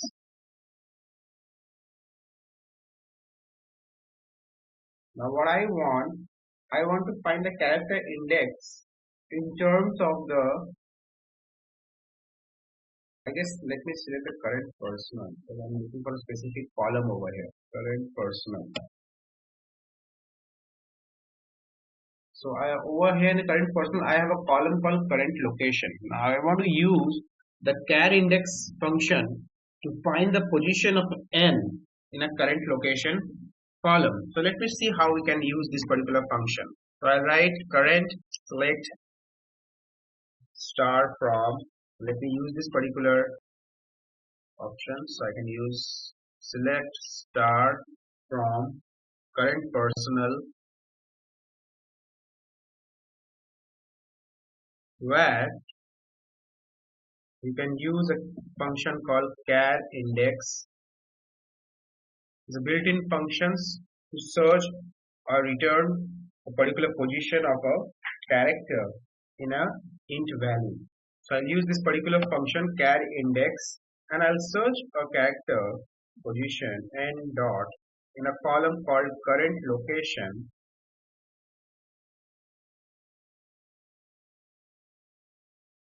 And I'll use a operator over here which is more than 0. Now if I execute this particular query, it has returned me the position of n for the current location column.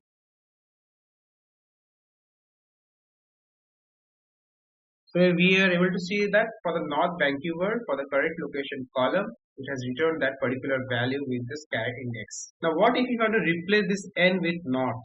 I don't want to see this n. I want to replace this n with a word called North Vancouver. So for that, I can use another function called replace. Now what I can do, I can modify this particular query as select emp number current location, and in the current location I want to replace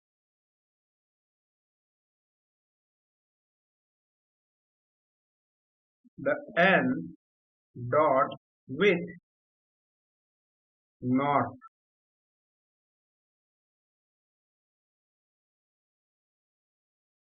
And I want to show it as a new location, as a new column, so as a new or updated name from the current personal table where this char index function will execute. Now if I execute this particular option, you can see that I have got a new column with the updated name as North Vancouver for each of the current location where it is n dot Vancouver.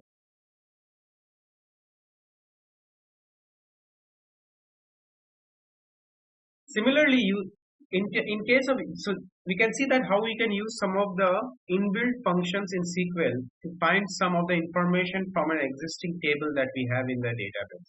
What if we want to apply a loop function in SQL? Now, people who are not from programming background, they might be wondering what is a loop. So loop is a type of an option, or you can say it's a type of a procedure that we define in any, say, loop is basically used for in programming languages, but you can also use loop to perform a task repeatedly. Now, if you want to type a number from 1 to 10, for example, now each time you cannot write a number individually, right? 1, 2, you cannot input a number individually into a database by using an insert function, by insert 1 in column 1 or like this. You cannot insert a number. What if you want to perform this task repeatedly? So you have to take the help of a loop function. So what does loop do? You start the loop and it will run till this particular condition is fulfilled. Now if you tell the loop, okay fine, you have to run 10 times, and every time you run you have to print the numbers with the increment of 1. So the first time the loop runs, it will print 1. The second time the loop runs, it will print 2. Now the question is how to create a loop and how to tell that particular loop that okay fine, you have to print 1 to 10 for me. You have to run or execute 10 times, and every time you run you have to print a digit for me, for example. Now what are the things that you need to take care of? First, you have to create the loop. Second, what you have to tell the loop that okay, you have to run 10 times. Third, you have to tell the loop that every time you run you have to print an increment of one number. So you have to define the condition for that particular loop. So let's see how we can work with loops in SQL. So I'll take a new query for this, and first let me show you a very simple loop, and then I will show you how we can use loop to create different types of options. Like for example, we'll create a table, a date table using a loop, where we'll be defining the number of weeks, and we'll be defining the each week with the difference of 7 days. So first let us say a simple implementation of a loop. So I'll write a variable. Now you know how to declare a variable. Yesterday I showed it, right? I'll write a declare a variable. For example, let me name this variable as counter. And the data type of this variable will be int, which is equal to 1. Now I will define the loop. I'll use a while loop over here. The while loop will say this variable counter that you have to run till you reach 25, and the counter starts from 1. So you have defined the initial position of the counter as 1. Now this while loop is saying this variable that okay, you have to run till you reach 25. Now you have to use the begin word to start this loop, and when the loop will start, it will print this variable counter. Oh, till here I am sure you are clear. So you have defined the variable which will start from 1. You have defined the loop over here which is telling this variable that okay fine, you have to run till 25, you reach 25. Now every time you will run, you have to print the value of this variable. So the first time if the loop runs, it will come and check the counter value is 1. 1 is less than equal to 25, right? So it will print 1. Next time the loop runs, the counter value will change to 2. But how will this particular counter value will change to 2? We have to also set that particular command also, so that every time this counter gets print, this variable value gets print, the value of the variable will increment automatically by 1 by writing the next command. So we'll tell set this counter equals to counter plus 1, and then we'll end this loop. That's it. This is a very simple implementation of a loop. Just an example. The next example will make things more clear for you. So we have defined a variable with a value, the starting point. We have defined the loop that it will start from 1 and it will run till 25, and every time it will run, it will print the value of that particular variable, and after printing the value, it will increase the value of the variable by 1. And now if I execute this particular you can see that I've got a result which is run till 24. If I write it less than equal to 25, let's see how it works. It will run till 25. So let us understand. So first the value of counter is 1. 1 is less than 25. Yes. If it is yes, it will print 1. Then the value will increase. 1 plus 1, 2. Now counter will become 2. So 2 is less than 25. Yes, it will print 2. Then it will increase to 1. That is 2 plus 1, 3. The counter value is 3. 3 is less than 25. It will print 3. So you can easily print 1 to 25 using a loop. Now how we can use this loop function? Create a table. That table will consist two columns. First, the week number, and second, the start date of that week. For example, week number 1 will start from, for example, 1st Jan 2019. Then week number 2 will be 8th Jan 2019 because 1 week will be added to the first week. The third week will be 7 plus 7 plus 7, that is 8 plus 7, that will be again the next week, 15th maybe, third week. So how we can create a week wise? So there will be 52 weeks, for example, and each 52 weeks have a start date. So we can do this kind of options using a while loop. How? So let's take a new query for this.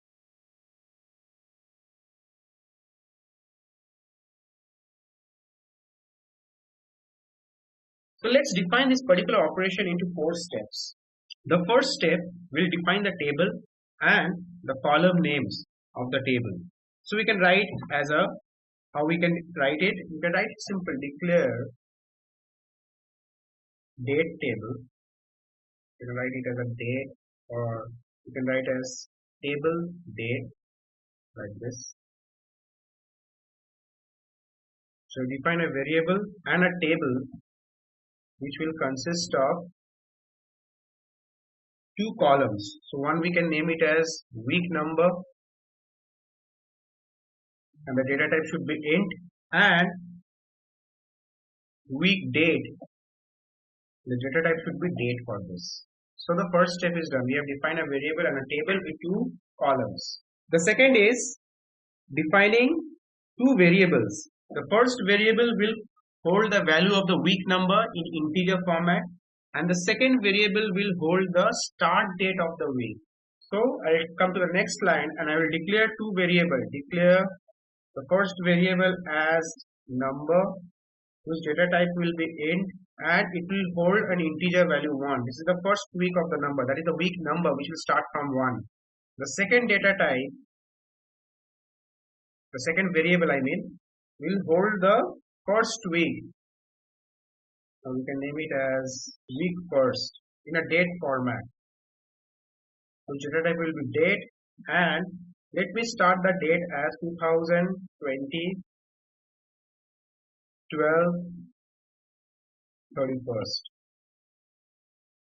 So we have declared the variable over here also. So second part is done.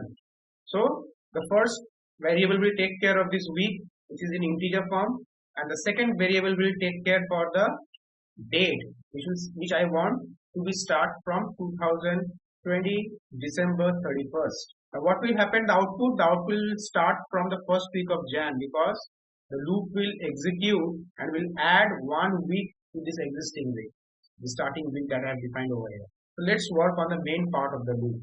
Now we will define the while statement.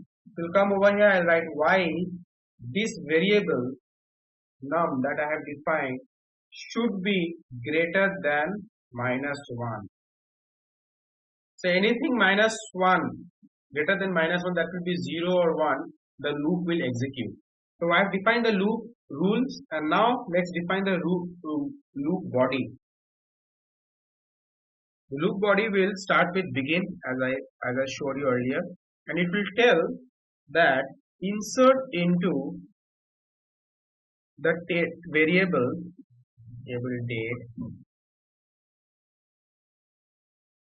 where we have defined 2 columns, wnum and week date.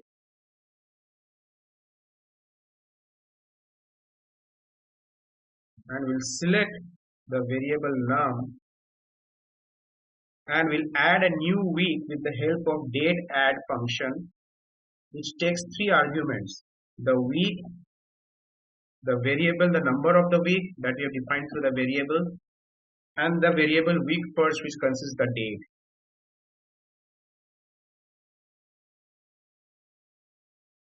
And we'll increment the value of the week by 1 every time. So if week starts from 1, the second week will be 2. So num equals to num plus 1. Now we can end the loop. Now if I execute it, so data has taken the week from, and if I execute it, let me see how it works. Okay, so okay, and I insert.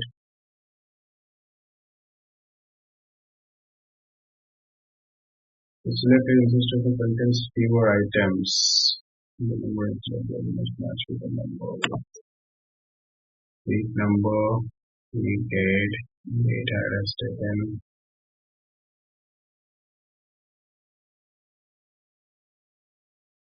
Number, date table, date, select. So let me check it how it runs. What if I select star from table name?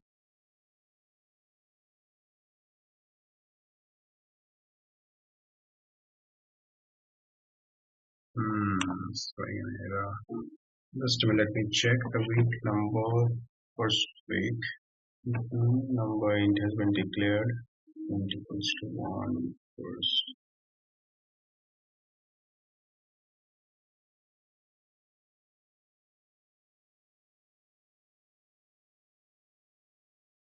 Number while number equals to plus 1. Okay, let me get a condition where this condition gets fulfilled is greater than 52, then you have to break it. And now if I use this,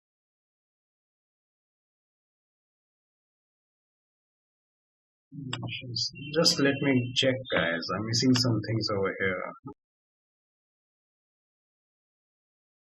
So date.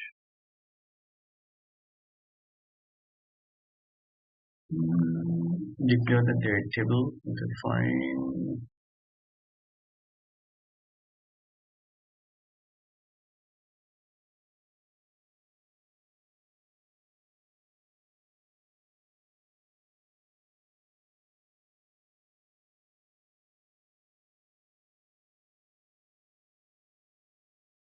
Yes. That's what I was not getting. What I was missing over here. Okay, fine. Let me if you execute. Yes. So you can see that I have used a while loop statement to define the week number and the week date for each of for each of the week number there is a new week that has been added, which starting from 7, 14, 21, 28. So 7 days are getting added for each of the week number. So this is how we can use a while loop. So I just missed a comma over here. That's why all these things happen. Fine. So the thing is that let's understand this particular code. So first I have defined a table over here. I have defined the tables with 2 columns, and then I have defined 2 variables which will take care of all the initial values. So the first variable take care of the initial week as 1, and the second variable has taken care of the starting week as it should add 1 week to the existing start date. Now what I have defined the condition of the loop that should be always be in positive, not in terms of minus or anything which is there to -1. And then I have defined the body of the loop, which will insert into the table under the column week number and week date using this particular variable and this date add function, which will add 1 week to the existing week date that we have given. And every time a week is added, the week number will increment it by 1, and it will run till it reaches 52 weeks, and then it will automatically break.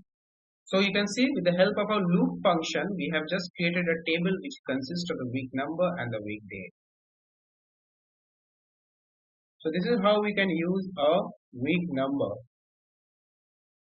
or a while loop to work with the table level where you can insert data, we can also select or extract the data. The next example that I'm going to talk about is also again a discussion on some operators like union, union all, intersect. What is the difference between intersect and inner join?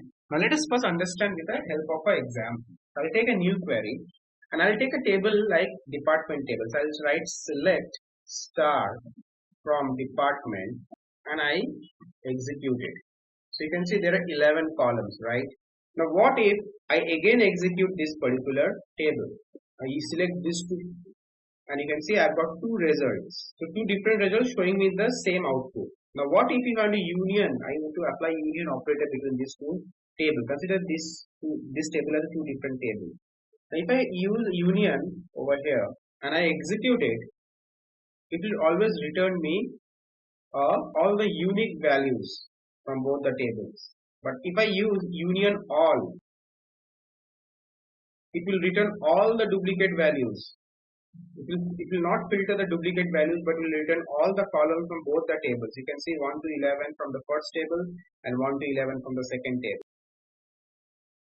So if I remove the all, it will filter the duplicate values. Now if I use all, it will not filter the duplicate values from both the tables. These are kinds of operators which you can use.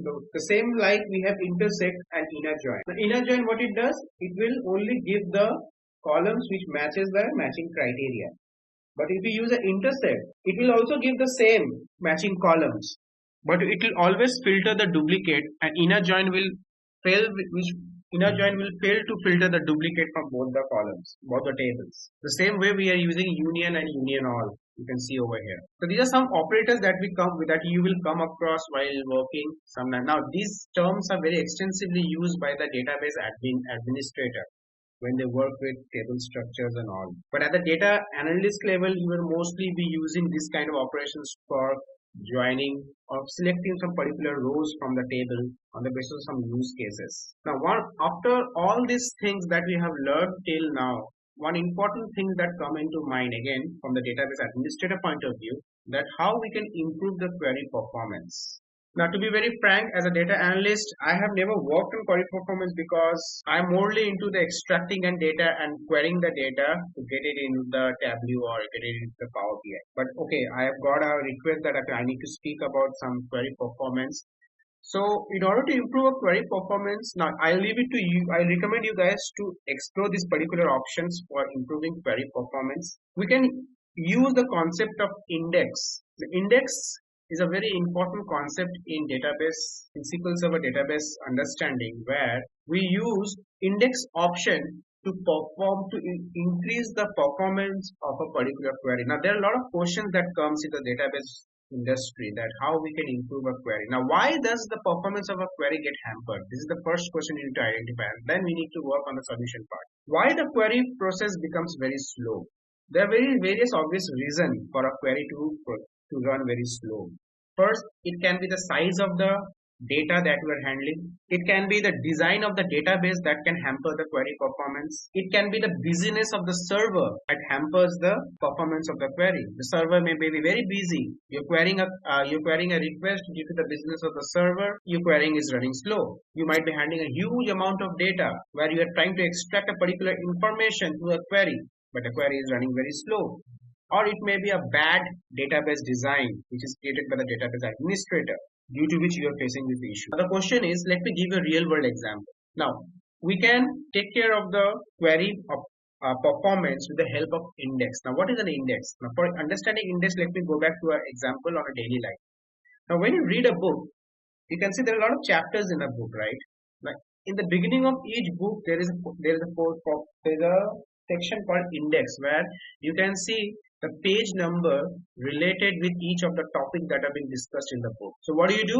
You directly come to that particular page, an index page, you see the topic name, you see the corresponding page number, and you directly go to that particular page without wasting your time by querying through all the pages and all the chapters of the book, making the process a bit slow. You directly reach that particular page and you start reading the intended topic that is available in that particular page number. The same concept we use in SQL Server, and what we call it's called index. Now let me show you a simple implementation of index, what we do at the back end by the database administrator. So I am not a database administrator, but I have tried to make this thing very simple for you. What I can do, let me write a small query over here and let me try to explain you how it works. I'll take a new query. For example, let me write select and I'll write count the distinct ID from the column SID employee.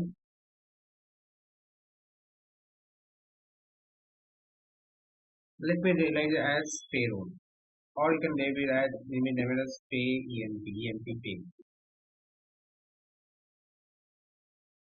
From, I can take it from this table. Let me see.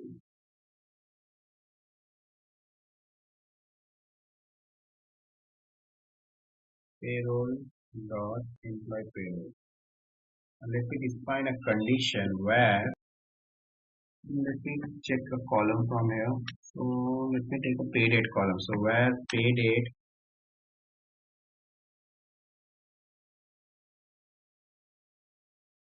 if I execute it, I might be getting a error, not getting an error, I'm getting a value as ENP underscore 0. Now, if I select this particular command, you can see there is a option over here, beside this particular parse option, that is estimated execution plan. Now, if I execute this particular option, you can see some values are being generated over here. Now, out of these values, this particular, what you can say, these parameters that are generated below, if you focus on the last parameter, there's an option over here called table scan, which shows 96% in terms of cost. The cost over here is not the cost related to the monetary value. The cost over here is the parameter on which a table is scanned. So you can consider it as a time. You can consider it as a number of what you can say memory uses that we are taking. For example, just make it very simple for you. So you can see over here it's 96%, which we in terms of the database terminologies, it's not a good option. Let's consider 96% is not a good time or a good resource or a good memory allocation that system is taking to scan this particular table. So what is the goal? You have to reduce this 96% to any other, the lowest of value where the table scan value reduced from 96% to any other next lowest value. So how we can do that? We can do that with the help of index. So there is a folder over called index, right? Now what we can do, we can use this particular folder to index this particular table that we are using over here. Now how can do? I can right click over here, click on new index. Let's go for the non-clustered index option. And you can see that table name over here, employee payroll. Now what I can do, I can change the index name into test1, for example. And to index this particular table, I have to use these two options, index key column and include column. In the index key column, let's add a column as pay date and click on OK. And include column, let's add a column as SID employee, for example. So we're indexing this particular column, pay date. I want to include this column for indexing SID employee. And if I click OK, you can see the indexing has just taken place over here. And now if I again execute this particular column, and if I check the execution, you can see the cost has reduced to 22% with the help of this index, which was earlier 96%. So you can see the CPU cost, this estimated number of executions. You can see how the system resources are being used for executing this query. Now I will recommend people who are interested in improving the query performance to understand this index part of querying your queries or writing your queries or executing your queries in a SQL Server. So this is the roadmap that I can give you where you can start to understand how we can improve the query performance by using the index options. There can be a lot of implementation of index like clustered, non-clustered. So you can use this kind of options, this execution option to understand it more further, to understand how we can improve the query. But make sure whenever you're dealing with kind of query performance, keep three things in mind: the database design, the server productivity, and the amount of data that you're using. And you should always relate to the index in the real world that we use while reading a book and how we can implement that particular index in terms of improving the query performance. a very important term, a very important, you can say, feature of SQL Server. Normalization is a process of restructuring the relational database. Now, in this particular session, I'll be specifically be talking about the types of normalization, how we can normalize a table in a step-by-step manner. I'll start the discussion with the definition, and then I will discuss the type or the categories of normalization, and then we'll see how we can implement each of the normalization with a hands-on example. So let's see what is normalization. Now, as per the definition of data,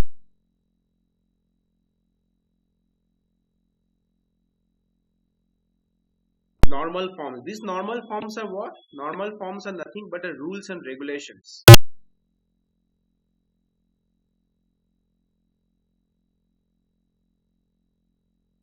Now, this can be implemented by creating a new database, or it can be implemented by improving the existing database. So, normalization rules and regulations by which we improve the or we restructure the database to make the queries more and more flexible. Now, the process of taking database design and applying a set of criteria and rules, what we call is a normal forms. Now, there are various categories of normal form, like first normal form, second normal form, third, fourth, fifth, sixth. Now, the question is what kind of steps we take through normalization to reduce the data redundancy and increase the data integrity. Now, data redundancy means multiple occurrence of a data in multiple tables in a database. Now, let me give you an example for that. I repeat, data redundancy means multiple occurrence of a data in multiple places in a database. Now, for example, if you have a sales table, the sales table has a customer ID, customer name, customer address, sales. Now, for each customer ID, there can be multiple transaction, right? A customer can buy multiple times in a day for multiple products. Now, for each transaction the customer makes, the address of the customer is recorded into the table. So there is multiple address for the same customer, for the same ID. So this multiple occurrence of the data in a database is what we call data redundancy. And this in terms affect the data integrity, means the data consistency, the data security. It's not a good practice to every time the customer makes a purchase and the address of the customer is getting recorded again and again. This kind of problems is solved through normalization. Now, there are various categories of normalization.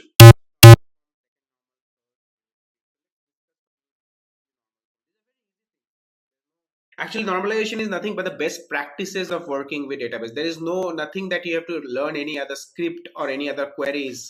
We will be using the same data query language, data manipulation language, data control language, or data. Normalization is nothing but some of the best practice by which we can make some effective tables. Now, these first, second, third normal forms are nothing but the different categories of normalization by which we can make a table more and more robust and more simplified, reducing the data redundancy. Now, let us first discuss the first normal form. Now, in your screen, so every normal form has a set of rules. Like we have in Constitution, Article 365 has a set of rules, Article 367 has a set of, Article 377 has a set of rules. Similarly, we have set of rules. Now, only when those rules are satisfied, only those rules are fulfilled, then that particular,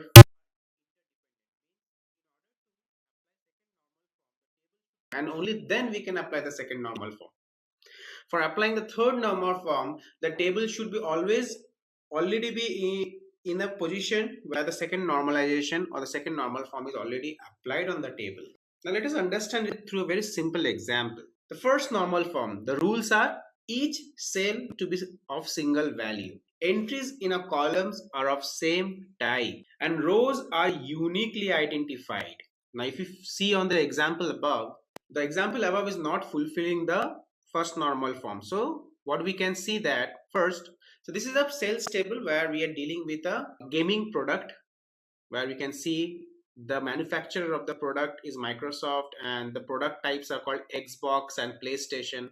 which are purchased by some customers like Alan, Roger, Ivan, and Alan Smith. Now, what happens along with these particular products, there are certain news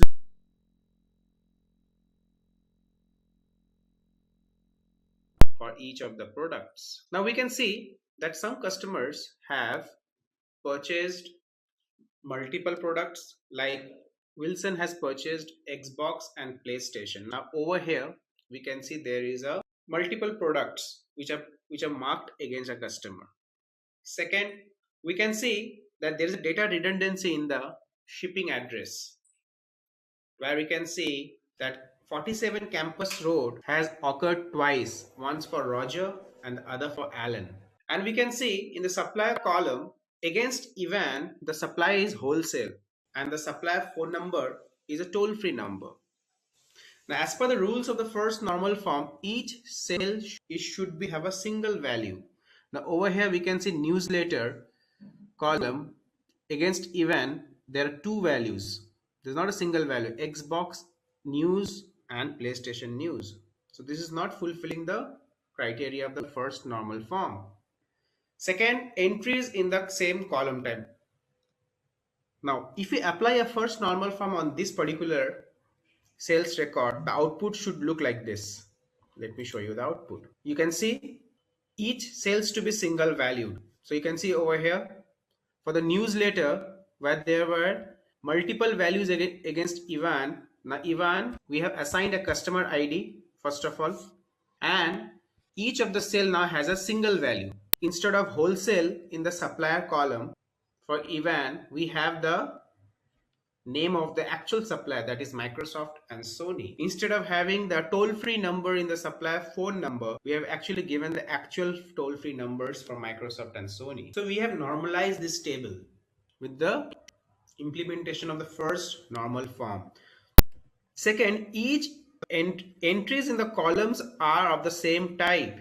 Now over here, before normalization, the supplier column, the column type entries were not same type. You can see instead of phone number, it was written toll free. Instead of supply, it was written wholesale.